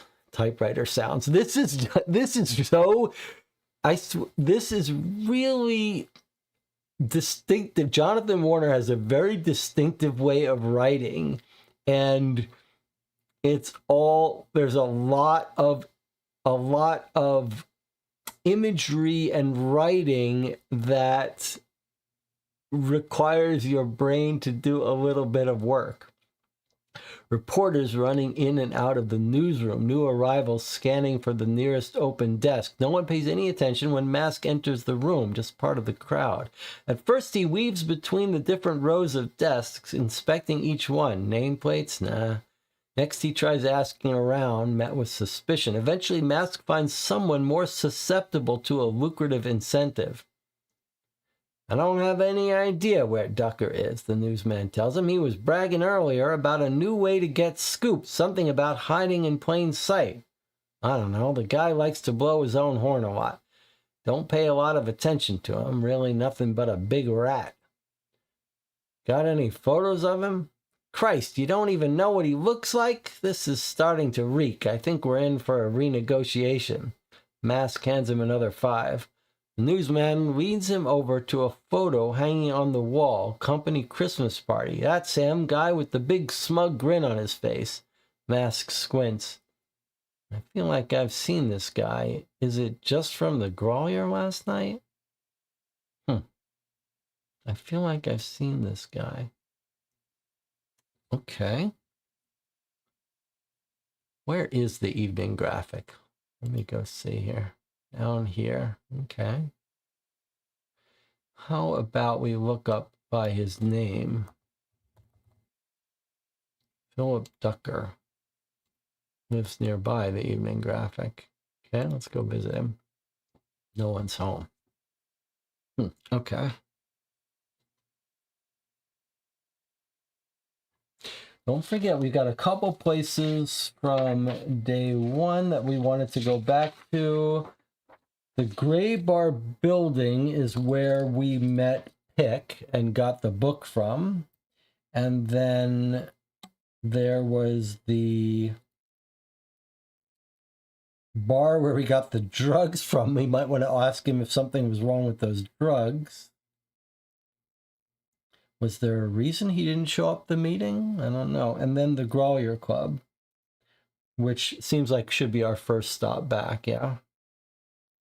And then we've got all our people that were at the party to go visit. All right, let's take a break, give some thought to what you're most interested in visiting, and I'll see you in 8 minutes.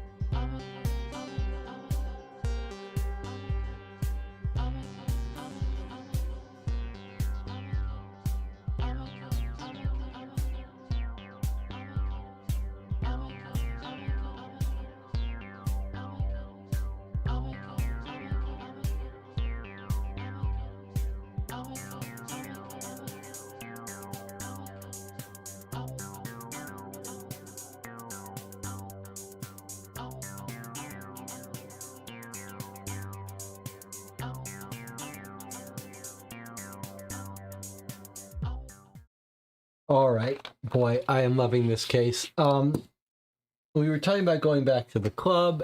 That's what Anna wants to do.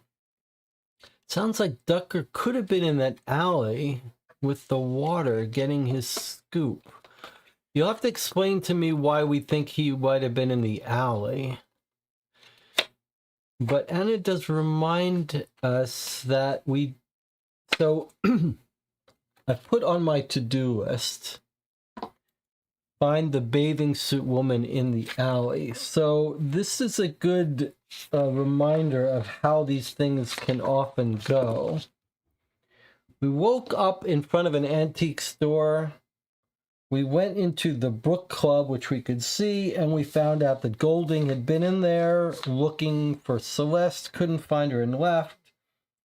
And we were told this scene where we saw a woman in a bathing suit pouring water or something in the alley. And it kind of sounded like she was coming from the antique shop. And so we did track down the antique shop, and it was empty. It said for lease, and we found our car with no keys on it, and then we left it. But that didn't solve the mystery of this woman, whether this woman was in the back alley connected to the antique shop or connected to another building. It sounds like maybe we should follow up on that. And at the time, it just sounded weird to me, the woman in bathing suit. But I wonder now if that's not a clue to her working to where that store was connected to the alley near the antique shop.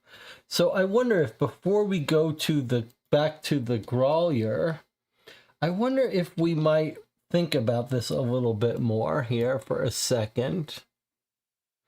So there's the Brook Club.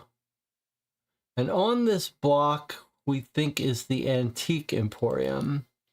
Now we could reread, let me clear up. I don't want antiques. I want this block. Okay. So a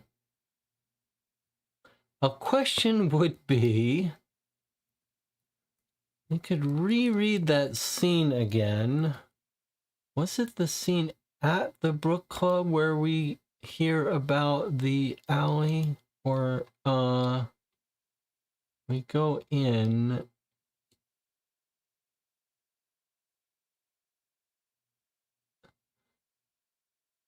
Yeah, it wasn't there.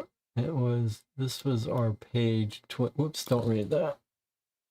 Page 21 lead. Let's look at this. Okay. He looks at the building in front of him. It's an antique shop.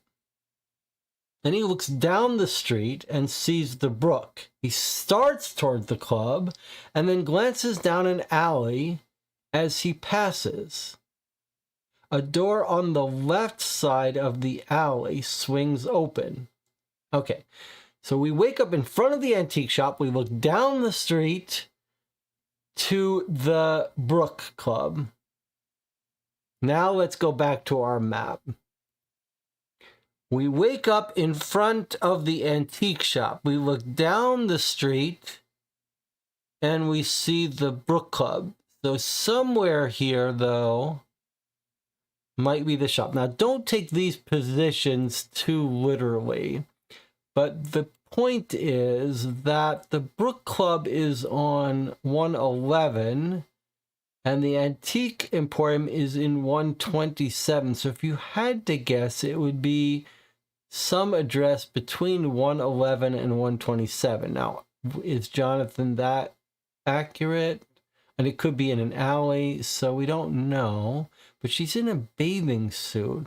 So let's just look if there's any place on this block where someone would be in a bathing suit. I mean, she's in Lexington Avenue is here.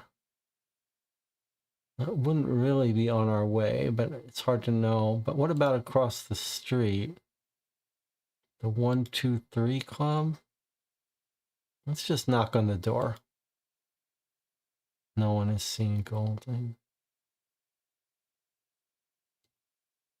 It may be that we're not supposed to find this woman, that she was just for flavor.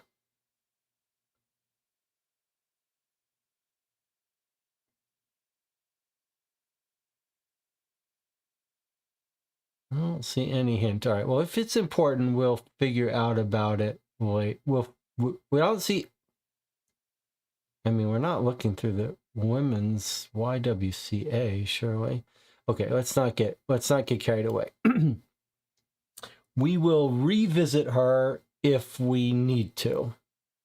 Right now, we have no reason to think she knows anything about our case. So let's not get hung up on her. Let's go back to the Grolier.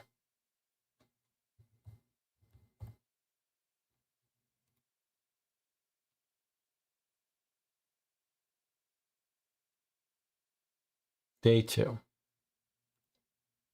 Locksmiths are busy changing the locks to the entrances of the Grolier. Mask doesn't see a way to enter inconspicuously. Okay.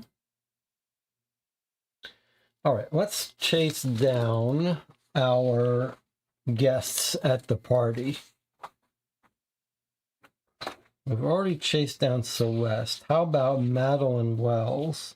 This is the woman that we got pictured being on top of. Let's see if we can't find Madeline Wells.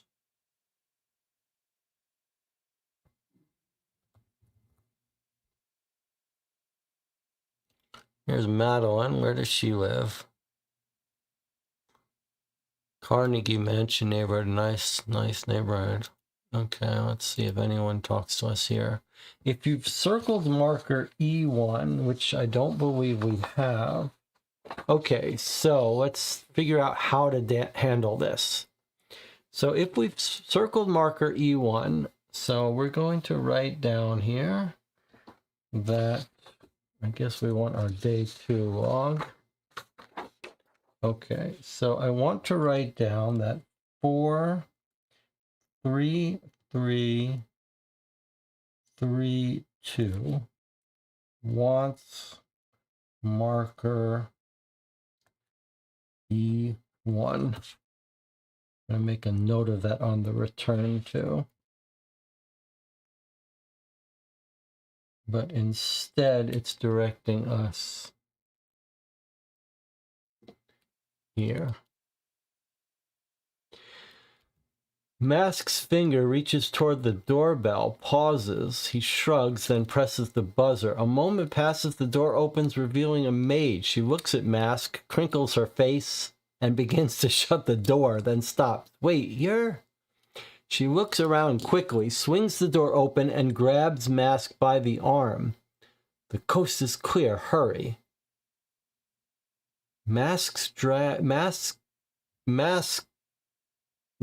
is dragged into the house and upstairs. Oh, how I love a good romance, star-crossed lovers and all that. At the top of the stairs, the maid opens another door, leads Mask inside a room. Now you stay right here and I'll go find her. Oh, she thinks she's putting us together with the lovebirds. Without waiting for a reply, she turns and leaves, closing the door behind her.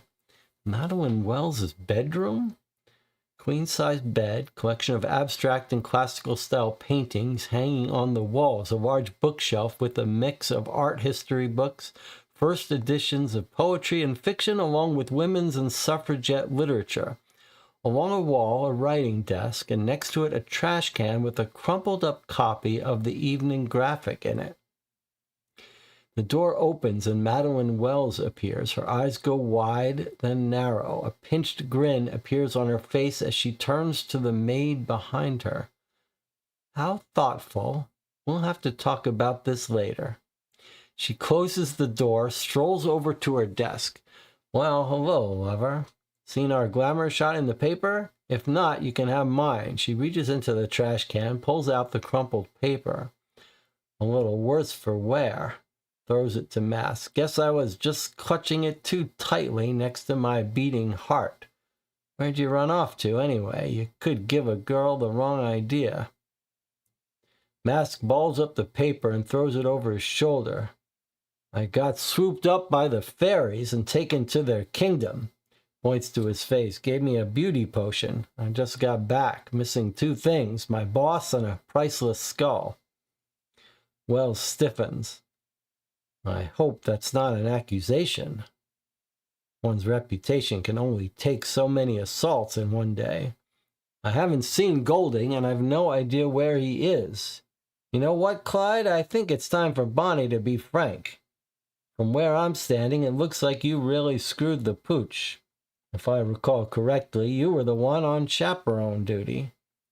Wells pauses, turns away from Mask. I'm not sure you know, but the doc got pretty banged up, fell down the stairs. Mask sits on the edge of the bed. I'm sorry, I really let you all down. And Mask, it took us a while to regain our senses, saw some scary stuff. She turns back towards Mask. Mask, you don't, it was just the dope, right? I'm not even sure the skull looked real. And if it was fake, well, then that means the whole thing was fake. We really couldn't have contacted Shelley's ghost. That's just crazy. And I'm sure it was just the drugs. A moment of silence. Mask looks over and kicks at the crumpled paper. Any ideas about who got this ball rolling? Wells turns back towards Mask. Maybe your luck is turning around. I might have a lead for you. My brother Bertie. I may have accidentally mentioned our little party during one of our lively debates between the topics of women, the arts, family honor, yada yada. Mask gets up. Well, it's something.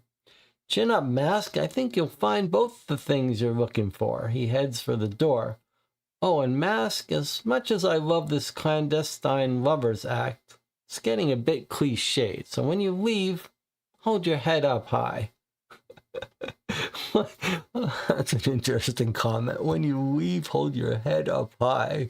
I wonder what that means. This girl is funny. Talking about Bonnie and Clyde. Why does she think he's going to find the things he's looking for? Chin up. Hold your head up high. I'm not sure I really understand this comment, but I'm going to make a note of it for Jonathan.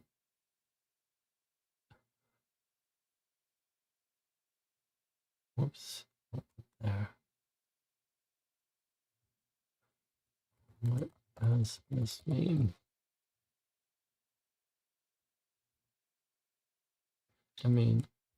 I don't mean what does it mean. I know what hold your head up high means. It means like don't be ashamed, but I'm not sure why she's saying that. Like, don't pretend you're meeting me in secret. Okay, what is this Birdie comment though? Brother Birdie. So are we looking now for a Birdie Wells? She may have told him something. He may have leaked it. All right, let's look here. What have we got here? We looked up Wells. There's Madeline. That's interesting. My brother Bertie. Mentioned him during one of our debates. Family honor. Maybe he lives with the father?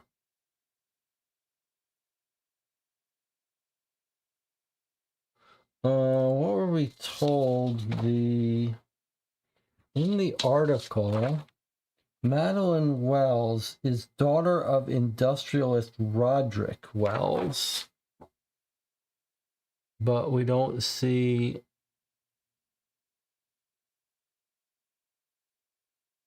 a Roderick Wells either. Oh, Wilbert. That's going to be Bertie. Wilbert is going to be Birdie. Okay, good. That's pretty cool. Okay, let's go see. Did we bookmark Madeline? Yes. Okay. Where does Wilbert Wells... What's the difference between this one set as anchor? No, let's see where he is. He's downtown on 19th Street in Gramercy Park. Okay. It's surely going to be Wilbert. That's cute. Wilbert Wells steps out of his house carrying a large umbrella, a folded easel, a large canvas bag. Mask watches Wells from across Fifth Avenue. The driver of the idling Model A watches Mask from further back on 20th. Oh, someone's watching us. The driver scans the street. It looks empty. A glance to the two men in the back. Oh, these are our three people trying to find Mask. All right, boys, let's do this. Wells begins to head towards Fifth Avenue, Mask toward Wells, the Model A towards Mask. Wells turns and heads south on 5th. Mask approaches the corner of 20th and 5th. The Model A pulls up alongside Mask. Car doors are thrown open. Mask struggles against the men's grasp. Wells continues on his way. An officer rounds the corner of 5th onto 20th, starts running towards Mask and the Model A. Mask's shoved aside. The doors slam shut, and the Model A shoots off. Flies through the intersection at 5th against the light. Tires squeal, horns blare. The Model A squeaks through. The officer heads down toward the commotion. Mask runs the other way. Wells glances back at the ruckus, then keeps heading south. Okay. We're going to be able to track him. We can see what he's doing. He's going to go painting. He's got an easel, a bag, and an umbrella. But before we do this, let's make a note. This is pretty cool. These three people that are chasing Mask tried to grab him in a Model A. Let's make a note of that. That's pretty cool. If we see this Model A again, we know to look out for it. That's pretty cool. Okay, so now look what he's carrying. An umbrella, folded easel, and a large canvas bag. I wonder if he's going to hop on a subway or something and go to like Coney Island or something. Like, why would you take an umbrella if you weren't going to go to the beach? Oh, it's an umbrella. Maybe it's raining. Okay, so he's going painting somewhere, though, for sure. Now, let us retrace this thing. So he's heading from his house, which is 3 West 19th. We may have to... West 19th, which is GP 52. So he's just come out of his house. And what is he doing? Wells heads towards Fifth Avenue. Turns and heads south on 5th. Turns, heads south on 5th Avenue.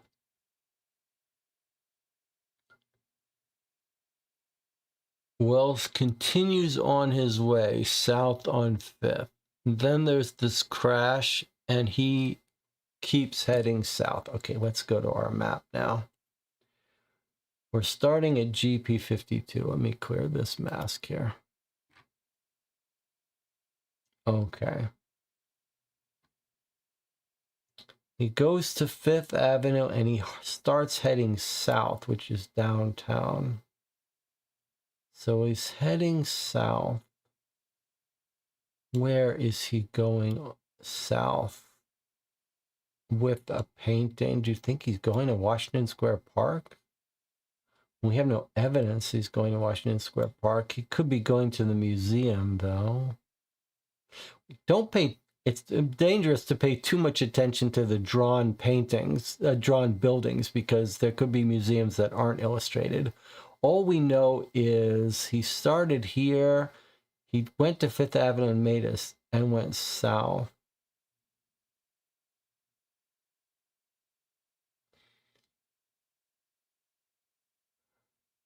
Well, let's check if he went to... I mean, we could try to retrace his steps. Did we learn anything more? Am I skipping some steps? 20th and 5th. So we get to at least 20th and 5th Avenue. But that would be the other direction. So we're here and he's gone this way. So he could be going anywhere down on 5th Avenue, but he keeps going on his way. But he might...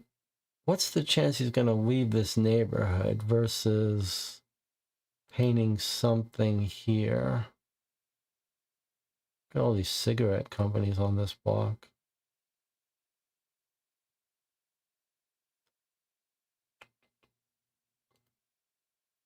Foundation for the Blind, dance lessons. You could be heading mixed media gallery. I guess we can try some of these places. Mr. Wells is not currently showing here. You might try a park. He often paints there. Look at Jonathan Warner. Look at Jonathan Warner. All right, so he's definitely gone to a park. He's probably gone all the way down to Washington Square Park, a nice picturesque park. It's possible he's planning to go to Union Square, though. All right, so let's check Union Square first, but I think he's going to be down here in Washington Square Park. Look at the Daria's beautiful park art.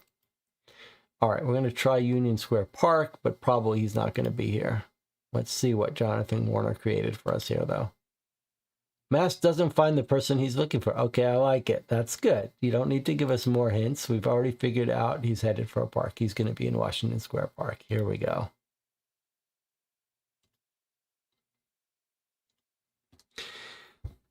Two men and an easel under an umbrella, each man half in, half out of the rain.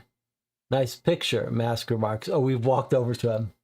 Oh, a man of taste. Wells looks at Mask's face. Would have taken for you for a cubist. Do I know you? Word around town is I'm your sis's new beau. Can't say I'm surprised. Still, I'd be lying if I said I'm not a bit disappointed. Actually liked the last guy all right, James, studying to be a doctor or something, rationalist. Helped keep my sister grounded, Wells grimaces.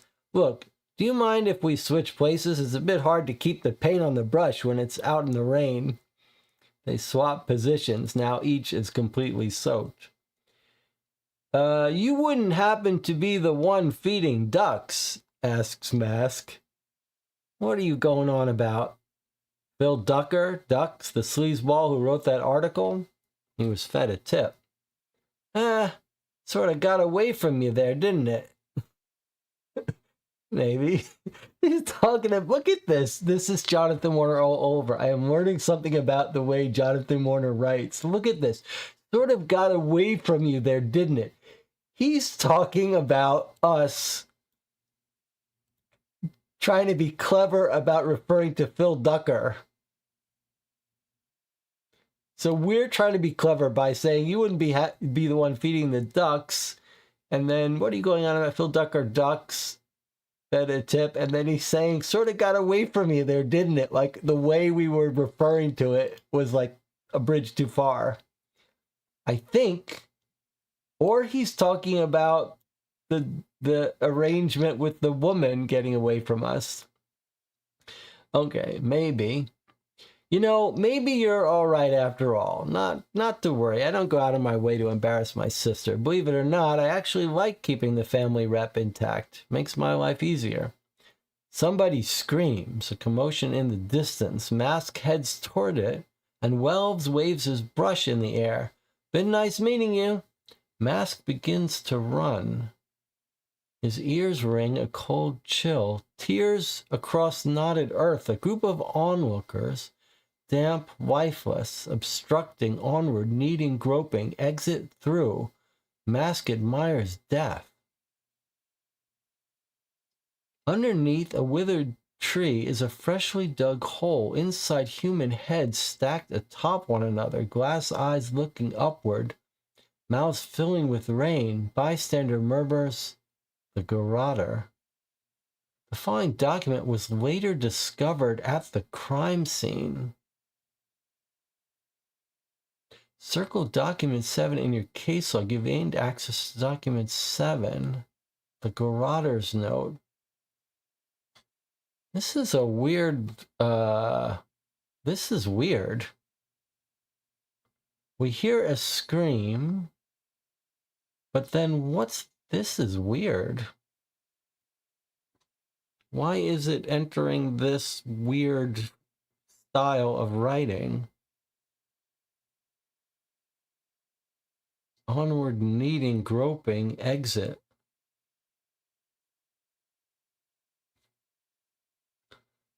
So someone has found the human head stacked on top. It's the garroter's place for hiding heads and bodies, but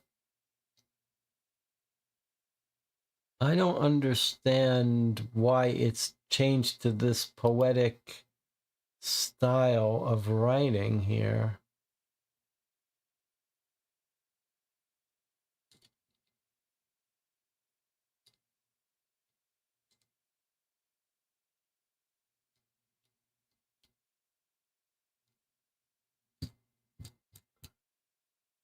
Well, let's take a look at this document. Document 7, huh?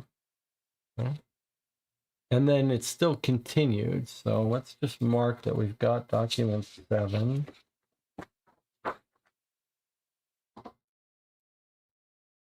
And this is the Rotter note in Park.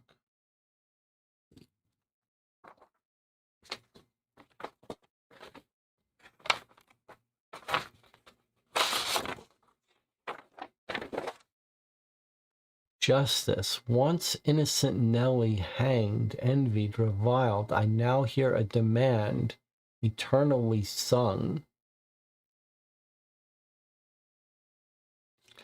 Join, join Her, join her, INHAADS, join her in Hades. This one is typed.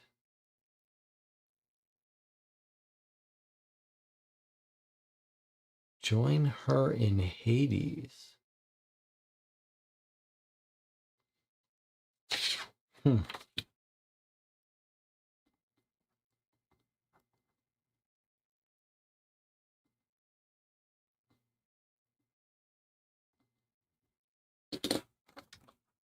That's weird. Should we worry that Golding's note is also that first letter, first word? Like, is it also Golding that wrote this? It sounds like the POV sometimes shifts sometimes to mask, and he thinks in one-word sentences. I'm not sure. I don't. This one I didn't quite follow. Maybe if we were play testing it, we would make a note here. And we would leave a little note for Jonathan.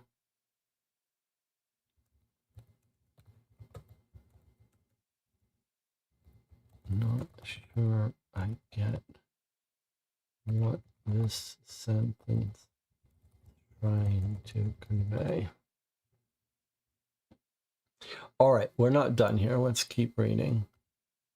Make a special note of this lead in your case log. You may wish to reread it and circle E1. Okay, now we have circled E1. And we might have to make a decision here. So let's circle E1. Make a note that I got it at the park.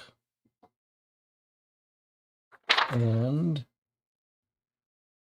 we want to remember that we've been to this lead we might want to come back and reread this. So 68208 back to Washington Square Park. I lived pretty close to Washington Square Park. We used to go there quite a bit.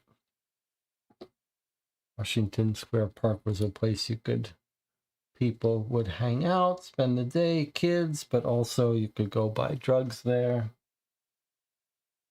Reread.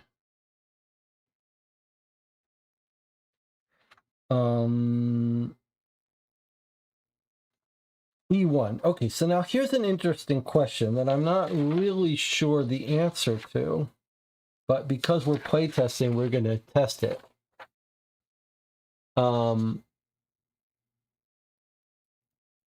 When we went and visited Wells, I think it was Wells, I didn't write down, it asked if we had marker E1. And we didn't. I'm going to try going back there and see what happens. If it's either going to be an alternate version of the lead that we shouldn't visit, or it's going to be that we could come back there once we've discovered the park. So if we look at our history, I believe it was Wells. Okay, if you've circled marker E1. So if Jonathan's here, he might be able to tell us this, but normally if you get a marker, you would come back. But occasionally it might be like there's two alternate ways to talk to her and you're only ever supposed to do one. So I'm going to pretend we're coming back to Madeline after we found this and see what she says. The maid says Madeline left shortly after mask, but does not know where she has gone.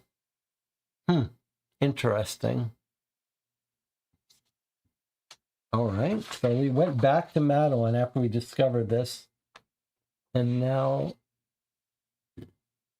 it's a little strange that... Let me just go to the park. It's a little strange that we're talking to this guy. Surely we finished with him.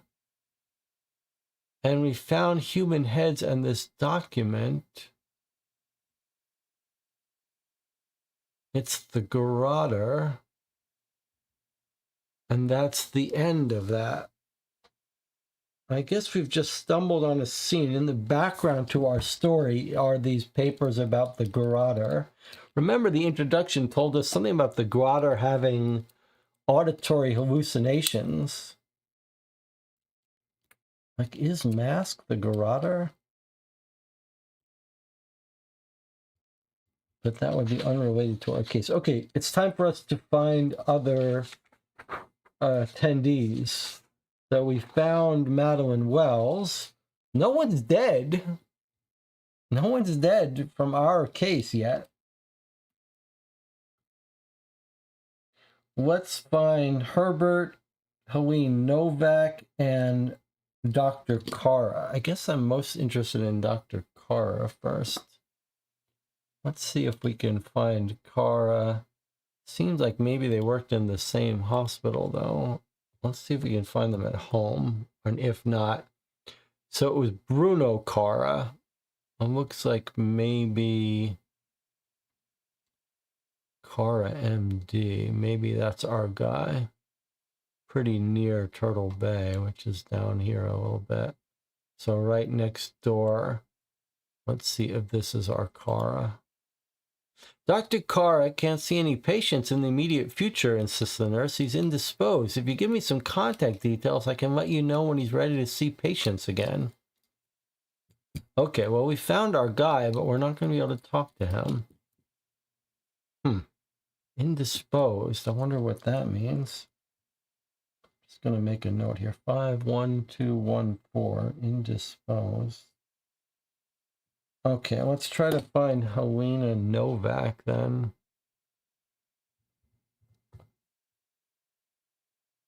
Helena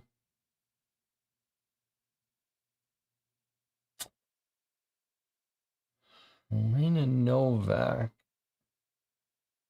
Who's the one in the outfit, but I don't see her. Is this her husband? Sorry, I don't have any relatives named Helena. Huh. That's weird.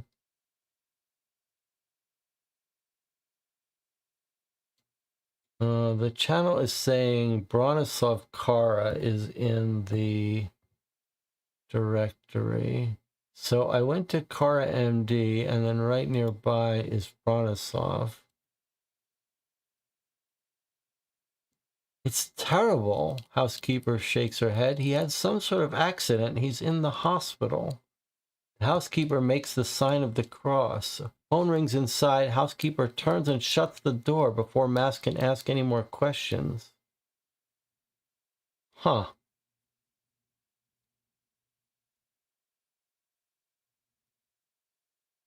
Okay, circle marker J1. Okay, so I'm in a circle marker J1.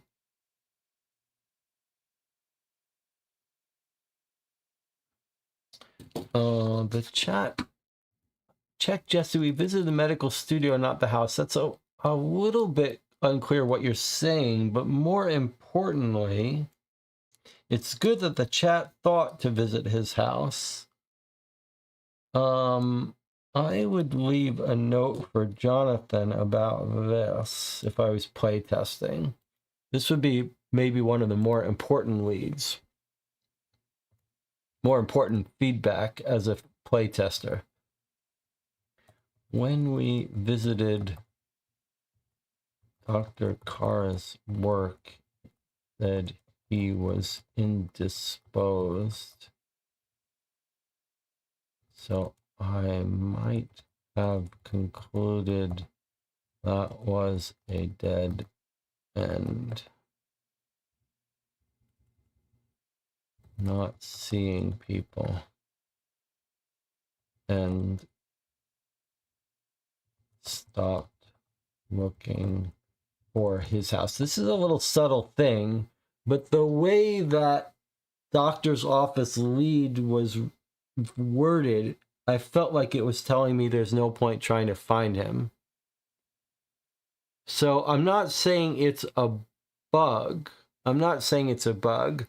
I'm saying that I might advise that this entry be written slightly differently.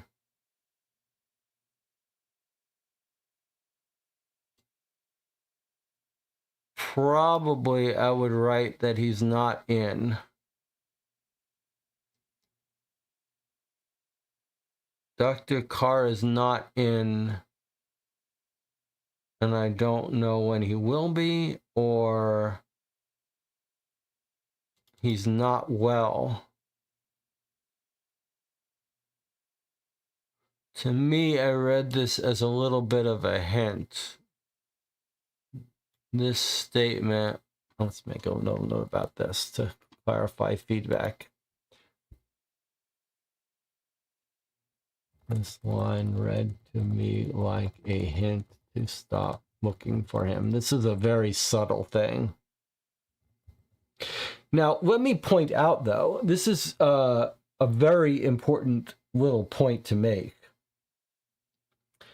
And you'll excuse me for these little side comments, but this is part of how we're learning to write these cases. So when I read that line about he's indisposed, let me know, I'll leave your name, I'll call you back when he's done. That made me think, stop looking for him. So my small suggestion was maybe reword that, but let me make a more important point. The approach we've taken, and it says Anna says she had the opposite reaction. Indisposed, I thought we need to look for a mom. Okay, so that could be me being wrong. But more importantly, it would be completely fine to not give any hint about finding him, and not worry about changing that lead at all, as long as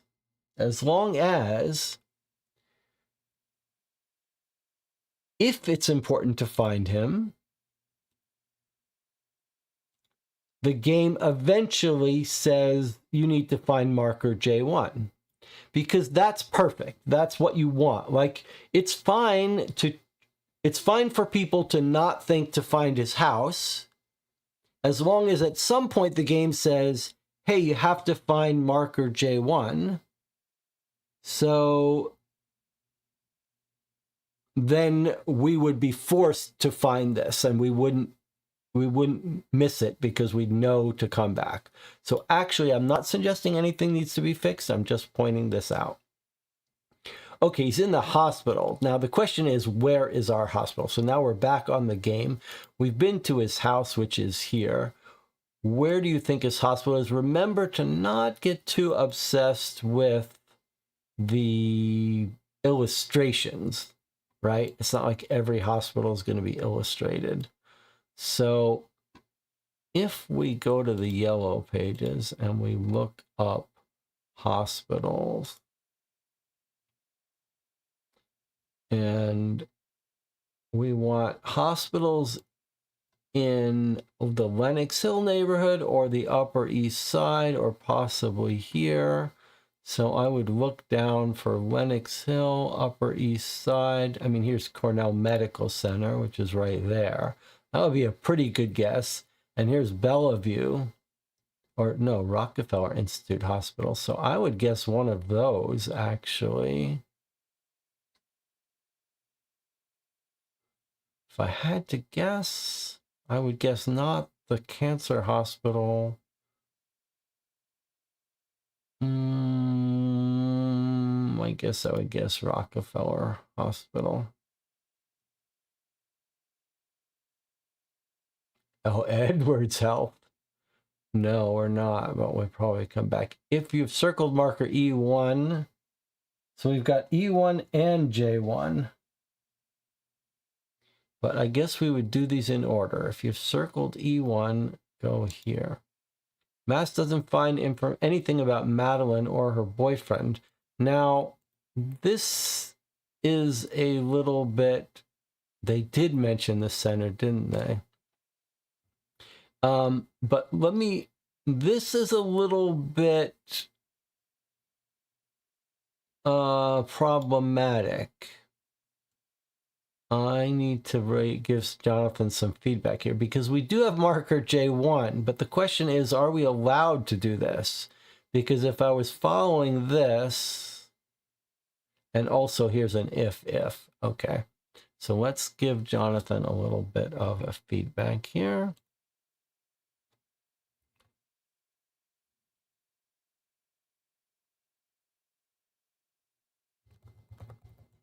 Typo, if, and clarify if we are allowed to do all three. Okay, I'm going to say we are, that it's not an otherwise. So J1, this is the heads in the park. Dr. Kara, or not heads in the park. I guess J1 is when we found his home, that he's in the hospital. Okay, but this is not the right hospital for him. Okay, that's fine. We might want to remember Edward. Medical center. That does seem like where we might find our girl. Let's see if he's here at the Cornell Medical Center. J1 is what we want. He's not at that hospital, huh? And what about, we also have E1. Madeline's sweetheart was last seen in the chemical analysis lab next door. Well, it feels like we stumbled somewhere we shouldn't.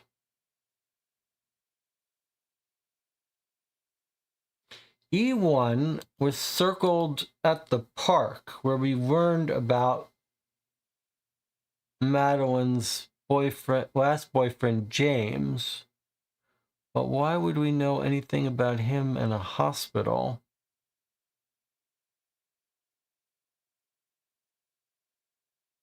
Let's go read that again. So we're in the park, and he mentions the previous boyfriend.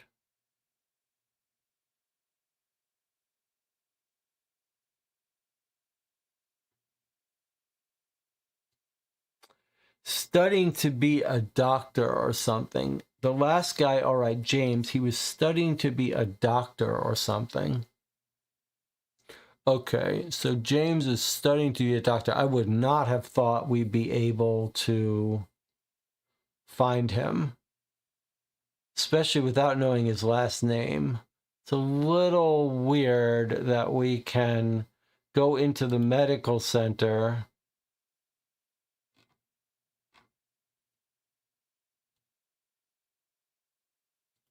and find out that James was in the chemical analysis lab.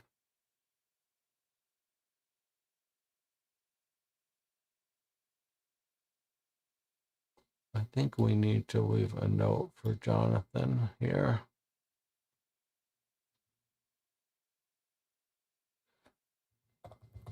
Seems odd. We can look up this guy knowing only his first name. I'm just going through this. Jonathan doesn't need me to leave these notes because he could watch this, and they're not important, but I'm doing this so that anyone watching can get a feel for how to leave feedback when playtesting a case. Okay, so as was pointed out, here we have the Cornell Medical Center, and now here are the laboratories next door. Let's go there. Let's try to find out about the boyfriend. And we know J1 and E1. Okay, but E1 is the one we're particularly following up on. The chemical analysis lab. There on a table next to some lab equipment, completely unguarded, is the small box with the priceless skull. The lid's been pried open. Mask grabs the box, turns towards the door to leave. I feel like I feel like maybe something has gone wrong a little bit. Like we stumbled onto Madeline maybe before we were supposed to. Okay, we found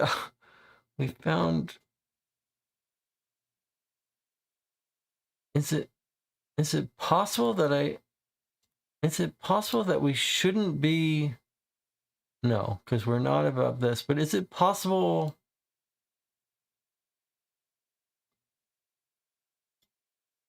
I'm worried now that I'm breaking something. Like, is it possible J1 should trigger first? But not.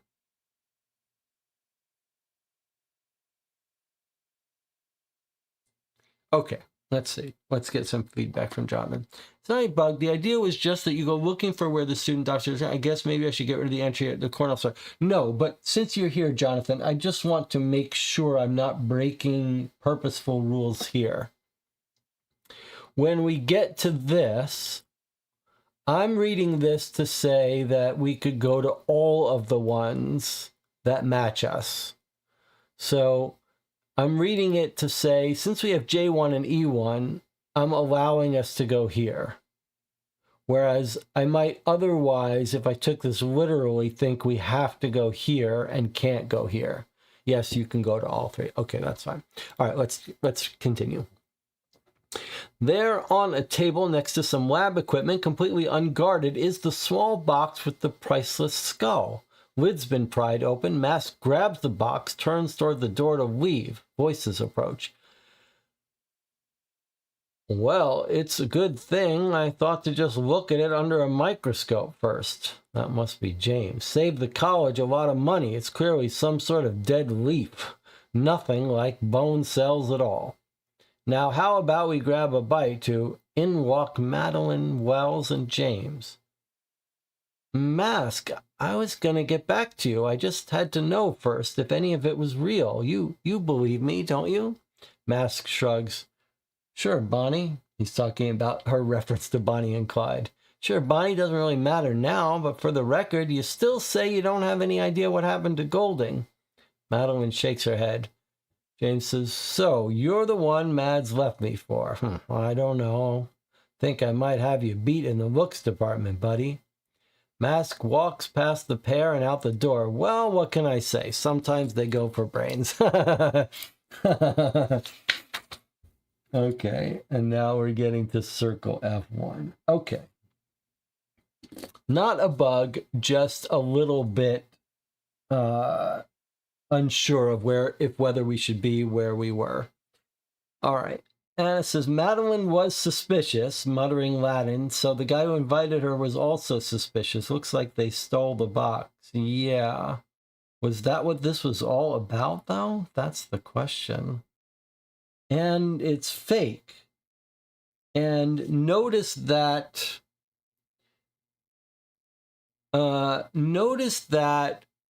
when we hear him telling her it's fake, they don't even notice us. They haven't come into the room yet. So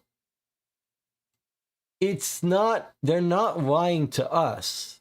Madeline is not lying to us and being like, oh, here's your skull, but it's fake.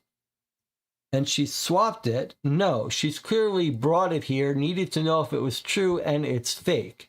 So at least when she got her hands on it, she has truthfully had it analyzed, and it's fake. And I will note that we see it. And so it looks the same as it looked when we got it. Now, whether that means it's been swapped for it, whether that convinces us it hasn't been swapped, I'm not sure, but it does look the same, and now it's faked. But maybe we don't care.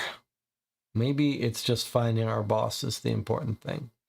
All right, and then at the medical laboratory,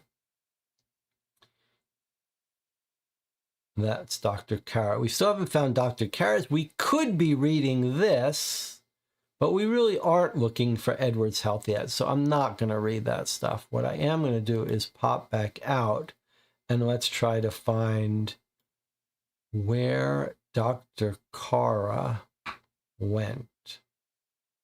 Let's go back and look for hospitals. So we went to Cornell Medical Center. We went to the lab. We didn't go to the cancer hospital. We did go to Rockefeller Institute Hospital. What's this? That's the doctor's office. That's his home. Let's try the cancer hospital. And what's this one? That's his doctor's office. Okay, let's try the cancer hospital. Maybe he's got cancer. So it's J1 we care about. Dr. Kara has not been admitted to this hospital. She got a phone call. He's in the hospital. All right. Doesn't necessarily have to be in the hospital in this neighborhood. That is no more. But what about nearby? How about Lenox Hill? That would be a good hospital to go to.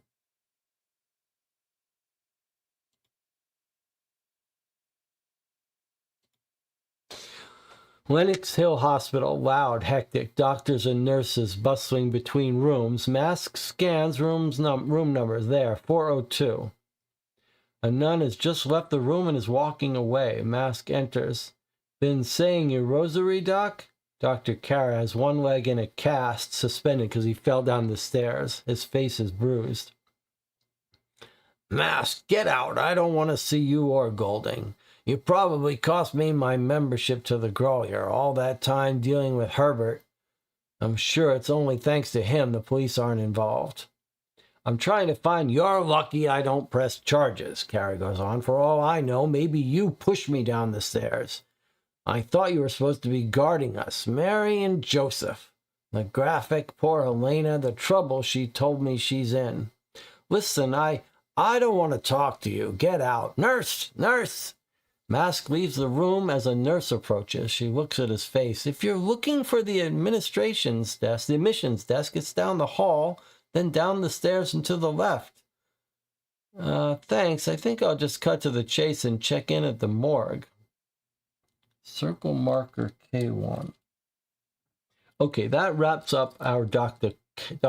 Kara investigation. Now, his comment about I'll cut to the chase and check in with the morgue, I think that's a joke. That's not meant for us to go to the morgue. And there'd be no point to... But what's this about? Okay, you probably cost me my membership. All that time dealing with Herbert. So Herbert is the guy that has an inn at the Grolier Club.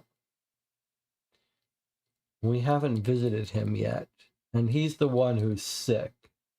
So we'll try visiting him, and then we'll start checking on hospitals to see where he might be. I think, is he the one at the center? And then what is he saying about poor Helena? Shortened version of Jesus, Mary, and Joseph, a phrase of exasperation. That was this. Okay, the trouble she's told me she's in. So we haven't found her and we haven't found Edward. Those are our next searches. Let's bookmark this hospital. They're all in Turtle Bay, so I guess these doctors' offices where they go. Okay, let's try to find our Edwards. Herbert Edwards. We think he's probably sick somewhere, but let's see if we go to his house first. Let's just follow things in order. No response to knocks at the front door. Mask walks down an alley in the back of the house, a small courtyard with a back door for deliveries. A trash fire burns in a bin. The delivery door has been left open. Mask heads toward the door when a maid appears from within. She's carrying a waste bin, almost overflowing with crumpled pieces of paper, toward the fire. Mask's ears ring, a cold chill.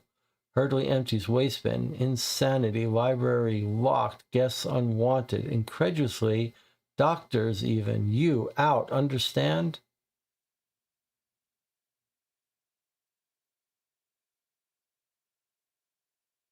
The maid continues to wave Mask away as she carries the waste bin back inside. Mask waits a moment, then begins to head towards the door. A butler appears.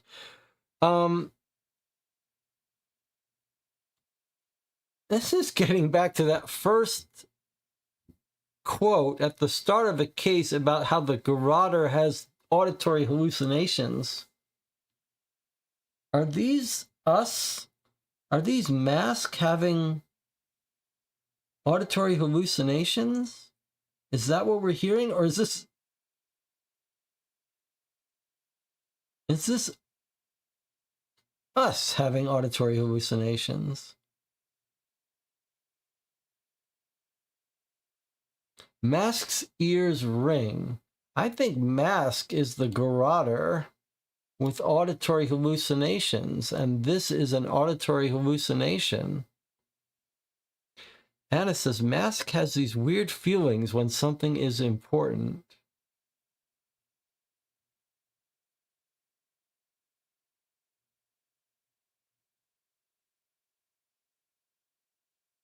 You out, understand.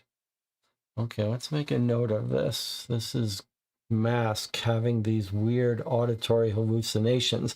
I think Mask is the garroter. But okay. The butler appears. I'm sorry, what is your business here? I work for Golding. I'm trying to track him down. Is he here? I'm afraid he is not. Mr. Edwards has forbidden any guests since his return. Is Herbert all right? I suppose he must actually be feeling better than usual. He canceled doctor's consultations he had scheduled for today. Now, please, I must insist you leave. Make a special note of this in your case log. It sounds like maybe the auditory hallucinations were being told to make a note of so we can read. I do like this. I like that Jonathan is helping us remember reads that we may want to come back to. 779 is a reread. Herbert Edward. Now we've bookmarked it and we're also circling M1. Edwards has forbidden any guests since his return. So he's in the house, but he's not taking guests and he's canceled doctor consultations. So maybe we're going to check out with his doctors and see how he's doing. Let me point something out. If you wanted to, let's say Jonathan is telling us which leads we want to make note of to revisit. You could do something like this. You could go here and you could say customize the appearance, and you could maybe put a label like reread, or even a little custom icon here.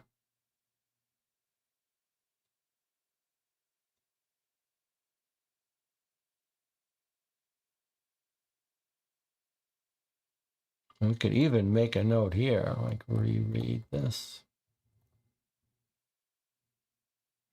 And then on the map, it changes to this icon. So I'm not saying we're going to use it for this case, but we could if we wanted to keep track of that this way. Okay, so that's Herbert, who lives right there. So let's go now inquire about his health condition at the medical center.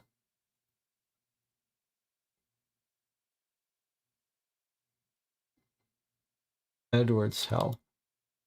A few greased palms reveal the same story. Herbert Edwards is considered the biggest and wealthiest hypochondriac in the city. That makes sense. All right, so I don't think we need to keep following up on Herbert if he's just a hypochondriac, but you could imagine that we could learn a little bit more about what he thinks he has. Same story. He's the wealthiest hypochondriac in the city. Okay, fine. So our last woman is Novak. What did we decide about Novak? Could we not find Helena? Did I try this? This is where she says I don't have any relatives. What about... Huh.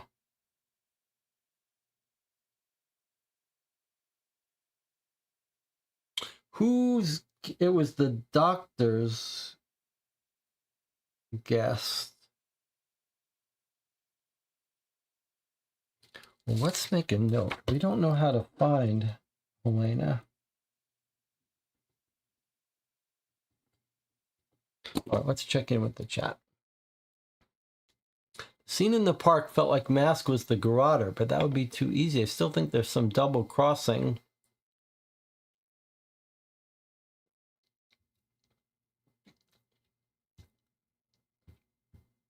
No, who died then? No one? What happened in the Growlier? Well, we haven't found Golding yet.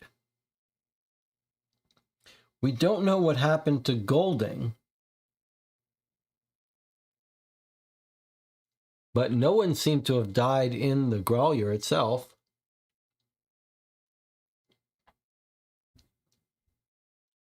Although we haven't found Helena. What did the doctor say about Helena? Let me find where we...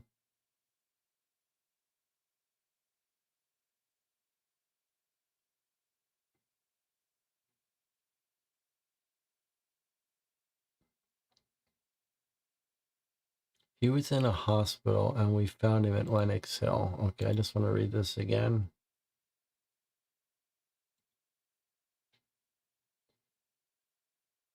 You've probably cost my membership all that time dealing with Herbert. I'm sure it's only thanks to him. Poor Helena. The trouble she told me she's in.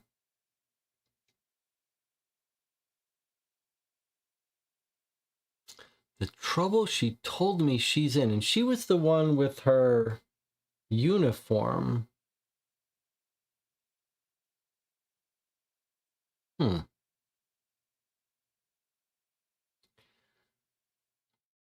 it says Golding was seen after Grolier, so he didn't die, just disappeared. Maybe he drove us to the alley. I think he did, so he definitely didn't die in there, but we don't know where he is. But we don't really know what happened at the Grolier. What about, so we don't know how to find Helena. That's what we're still struggling with. We know he was a guest of Dr. Kara. She was a guest of Dr. Kara. We know she's in trouble. Poor Helena. The trouble she's told me she's in.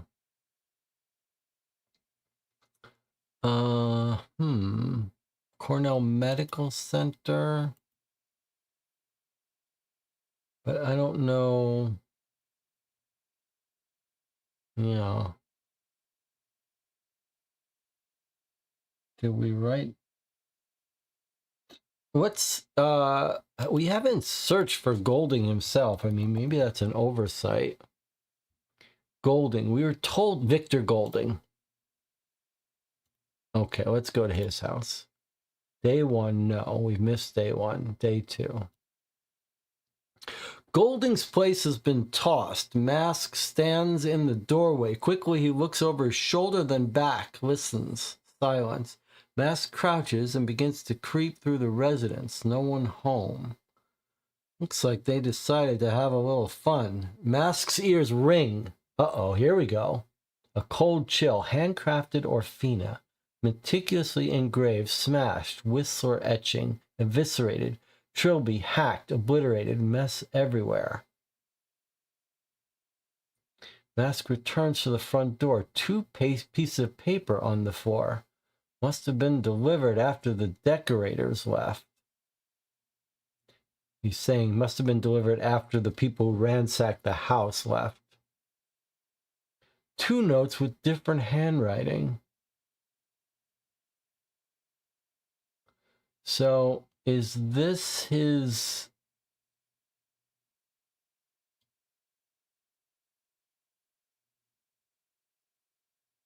I wonder if these are his memories of what happened in the club, in the Grolier, after he passed out.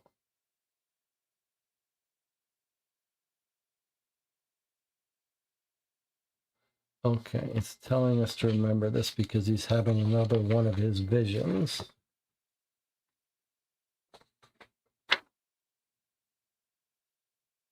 We also can go back to the Gray Bar building and O'Dwyer, don't forget. But let's make a note of this one. This is Victor Golding 83891. 3891 is a reread.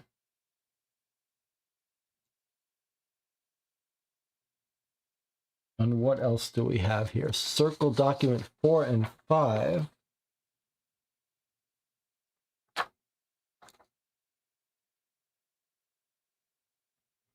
Different handwritings. And then circle marker N1.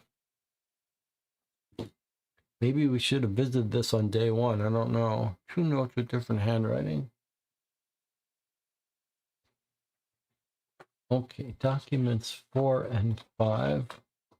Why don't we take a break? We'll come back and we'll check out these documents. But Anna wonders if we should maybe consider that we're at the halfway point after 6 hours. What is Jonathan here? Why don't we take a break? If Jonathan is here, he can tell us if he thinks we're well past the halfway point. If it's debatable, we should keep going. But if we're well past what Jonathan thinks is the halfway point, then we'll wrap it up here. But we'll take a break first and come back.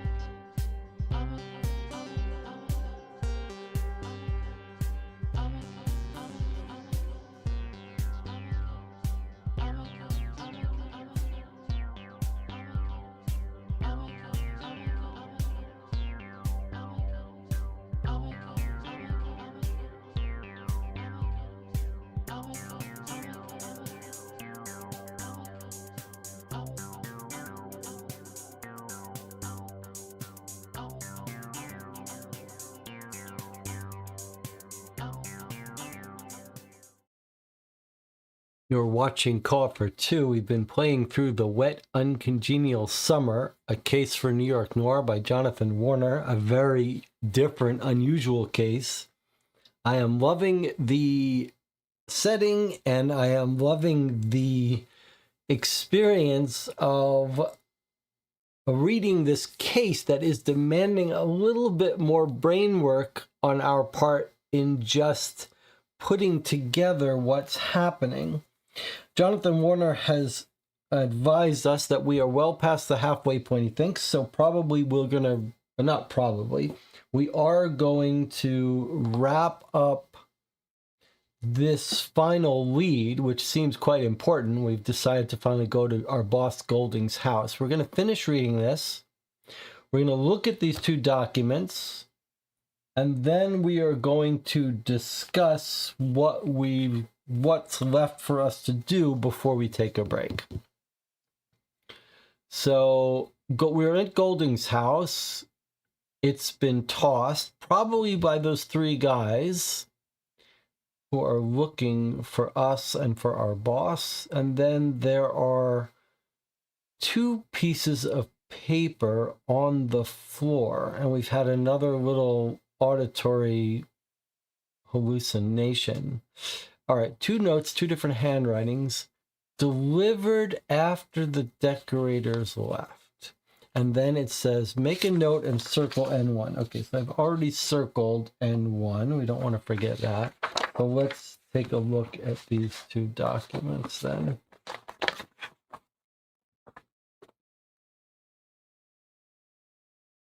Vic, what happened? Where are you? Call me Celeste. Okay, well, we've already talked to Celeste. But we now have her handwriting. What happened? Call me Celeste. Okay, not very helpful. And no, first letters don't spell anything. V, W, H, W, A, Y, C, M, C. Okay.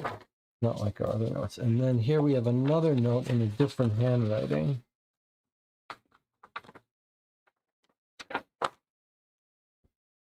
Why didn't you show? Can't keep asset much longer. Facility compromised. Must pick up today. Call first. Al.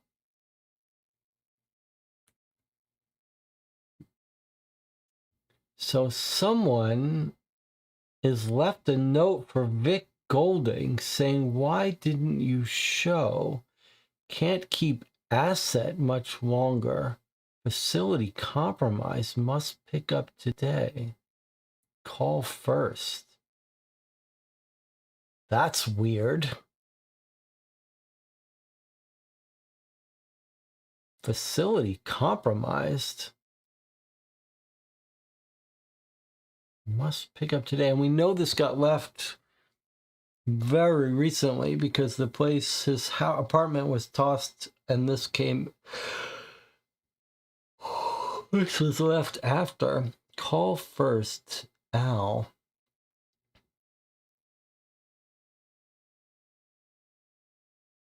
Okay. Let us try to make a note.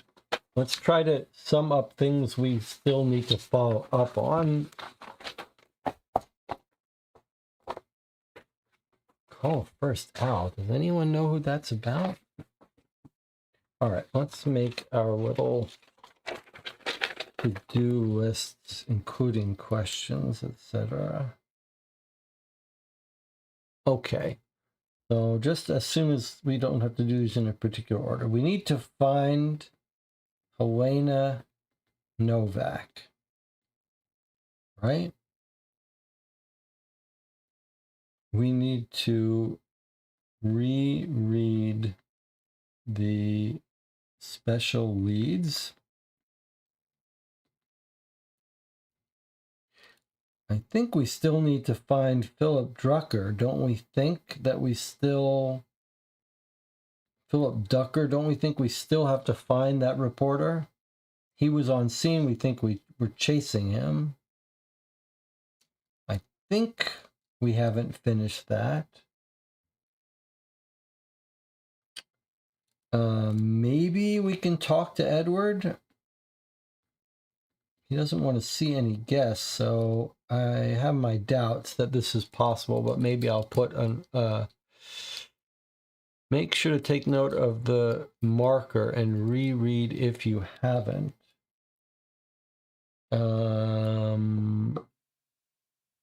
Circle marker N1. I definitely did that. Oh, but Jonathan's saying make sure we note that we want to reread this one. Okay, so we did circle N1. And then the part Jonathan was reminding me is, did we make a note that we want to come back here? And I guess we didn't. I said Golding's. Golding was a reread. That was the parent of this one on day one. So I guess I did make a note of it, but I'll make a second note that it's really 19826 that we want to reread. But I did make a note of it.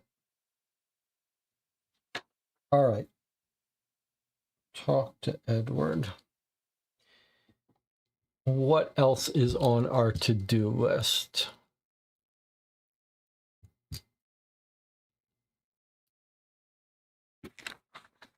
I mean, I have questions. Maybe we'll just start writing some questions. Okay, well, I guess on our to-do list, we do have a couple more items. There were some day one visits. So let's make a note, revisit day one places that we wanted to come back to. One was O'Dwyer. We could find out about the drugs he gave us. One was the Gray Bar building. This is where we blackmailed Pick to give us the book. He's now been hit over the head, but maybe we could still visit him again. And then the Grolier Club we did go back to. All right, so before I start writing some questions, though, let me see if there are any other places that I wrote down that we've forgotten to visit. We've talked to Jimmy Ryder.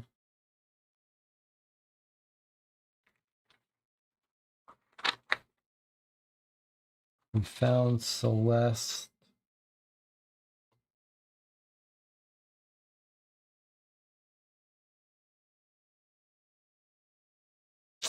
We heard mention of Turtle Bay Gardens, but I don't think that's relevant for us.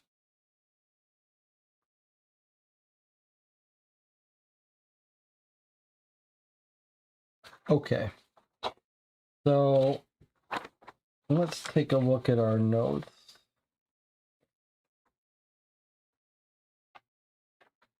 All right, so let's start writing down some of the things we don't understand. So is mask the garroter with auditory hallucinations? 2.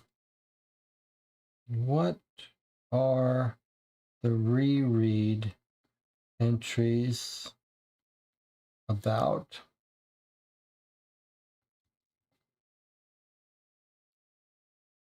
That's his auditory hallucination stuff. 3. Where is Golding? That seems to be our primary concern of Mask.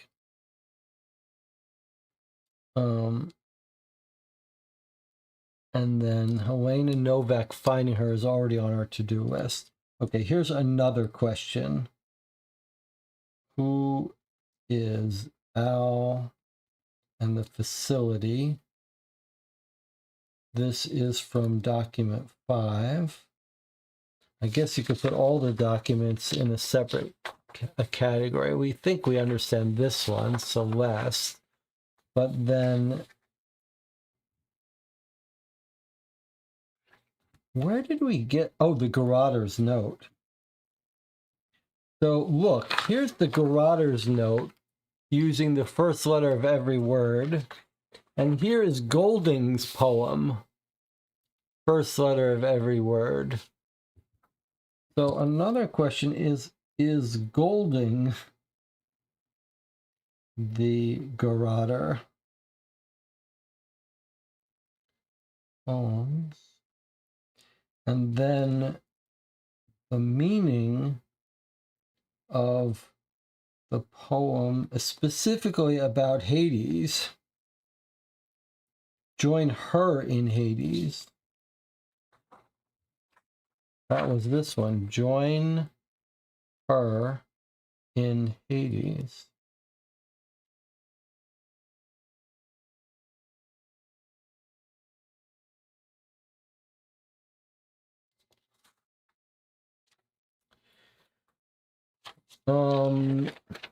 Continuing the questions, you could ask, who is after Mask? We think these are just syndicate people, though.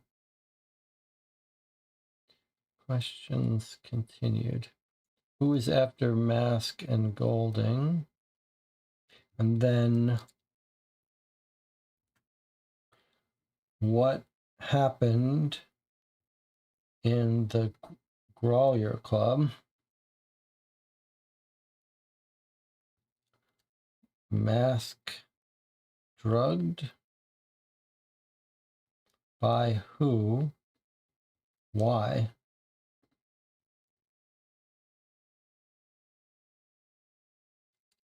Here's another question. Fake Shelley skull. Always fake? Swapped? Here's another question. Are there any supernatural elements in this case?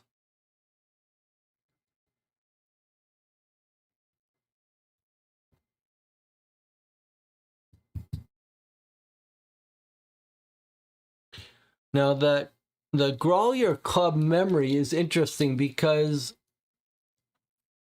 remember the guy felt there was 2 of them going down the stairs, he thought, and We thought, the chat thought maybe someone's trying to impersonate him, but one fell down the stairs, and now Dr. Kara is in the hospital with a broken leg. So it seems pretty clear that he's going to be that guy who fell down the stairs. And we think the guy he was chasing might have been Philip Ducker, the guy who got the photograph of them. So it kind of seems like maybe what happened in the Grolier is just that they all got bad drugs. We still don't know why Mask got drugged. But nothing terrible seems to have happened at the Grolier Club. My question is there a ghost, and or is Helena a witch or something? Is this case supernatural? That's a good question. That's in our list. Who is Nellie? Okay, I'm going to write down here. Who is Nellie? This is from our document 7.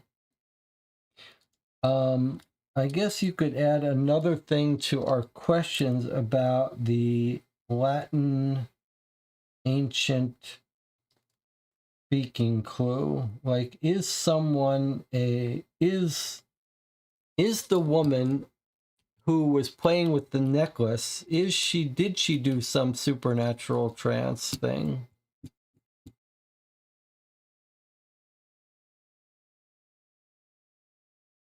And maybe we can find her. If that is Helena Novak, could we maybe find her due to this Latin reference? I wonder if we might go to the library. Here's another weird question that we haven't really revisited since the beginning. Why did Celeste abstain? We were never told that. It was supposed to be Celeste, and Novak, Helena Novak, replaced Celeste.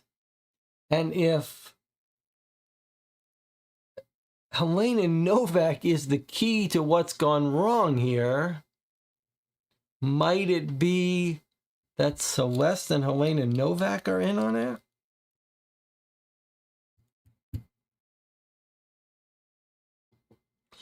What was the asset?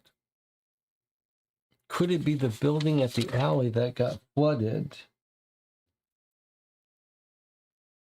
Or could we be the asset? I am going to add, though, to this list, and thank you for reminding me about the alley.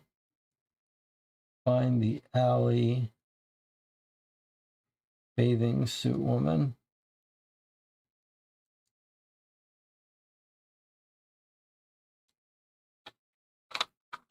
Are there any other loose ends that we haven't made a note of?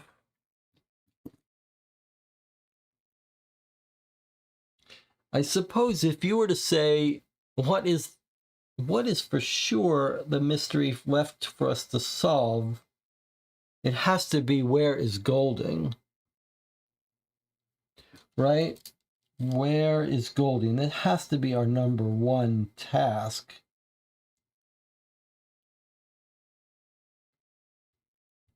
And we know he was left off. He was looking for Celeste at that bar. Why was he looking for her at that club? And she's hiding in her house. Pretty weird. Anna says that's enough. Okay. We're going to wrap up today's session right here after a little more than 6 hours. We'll meet up again tomorrow, which is tonight, Saturday, 10 p.m., and we will continue our playthrough of the Wet Uncongenial Summer. Thank you for joining me. I'll see some of you tomorrow. There is a Discord for the Call Up for Two channel. If you have some thoughts between now and tomorrow night, feel free to drop in. No spoilers, though, if you've read ahead. And if you've got theories, you can share them at the start of tonight's Saturday night stream. I'll see you then.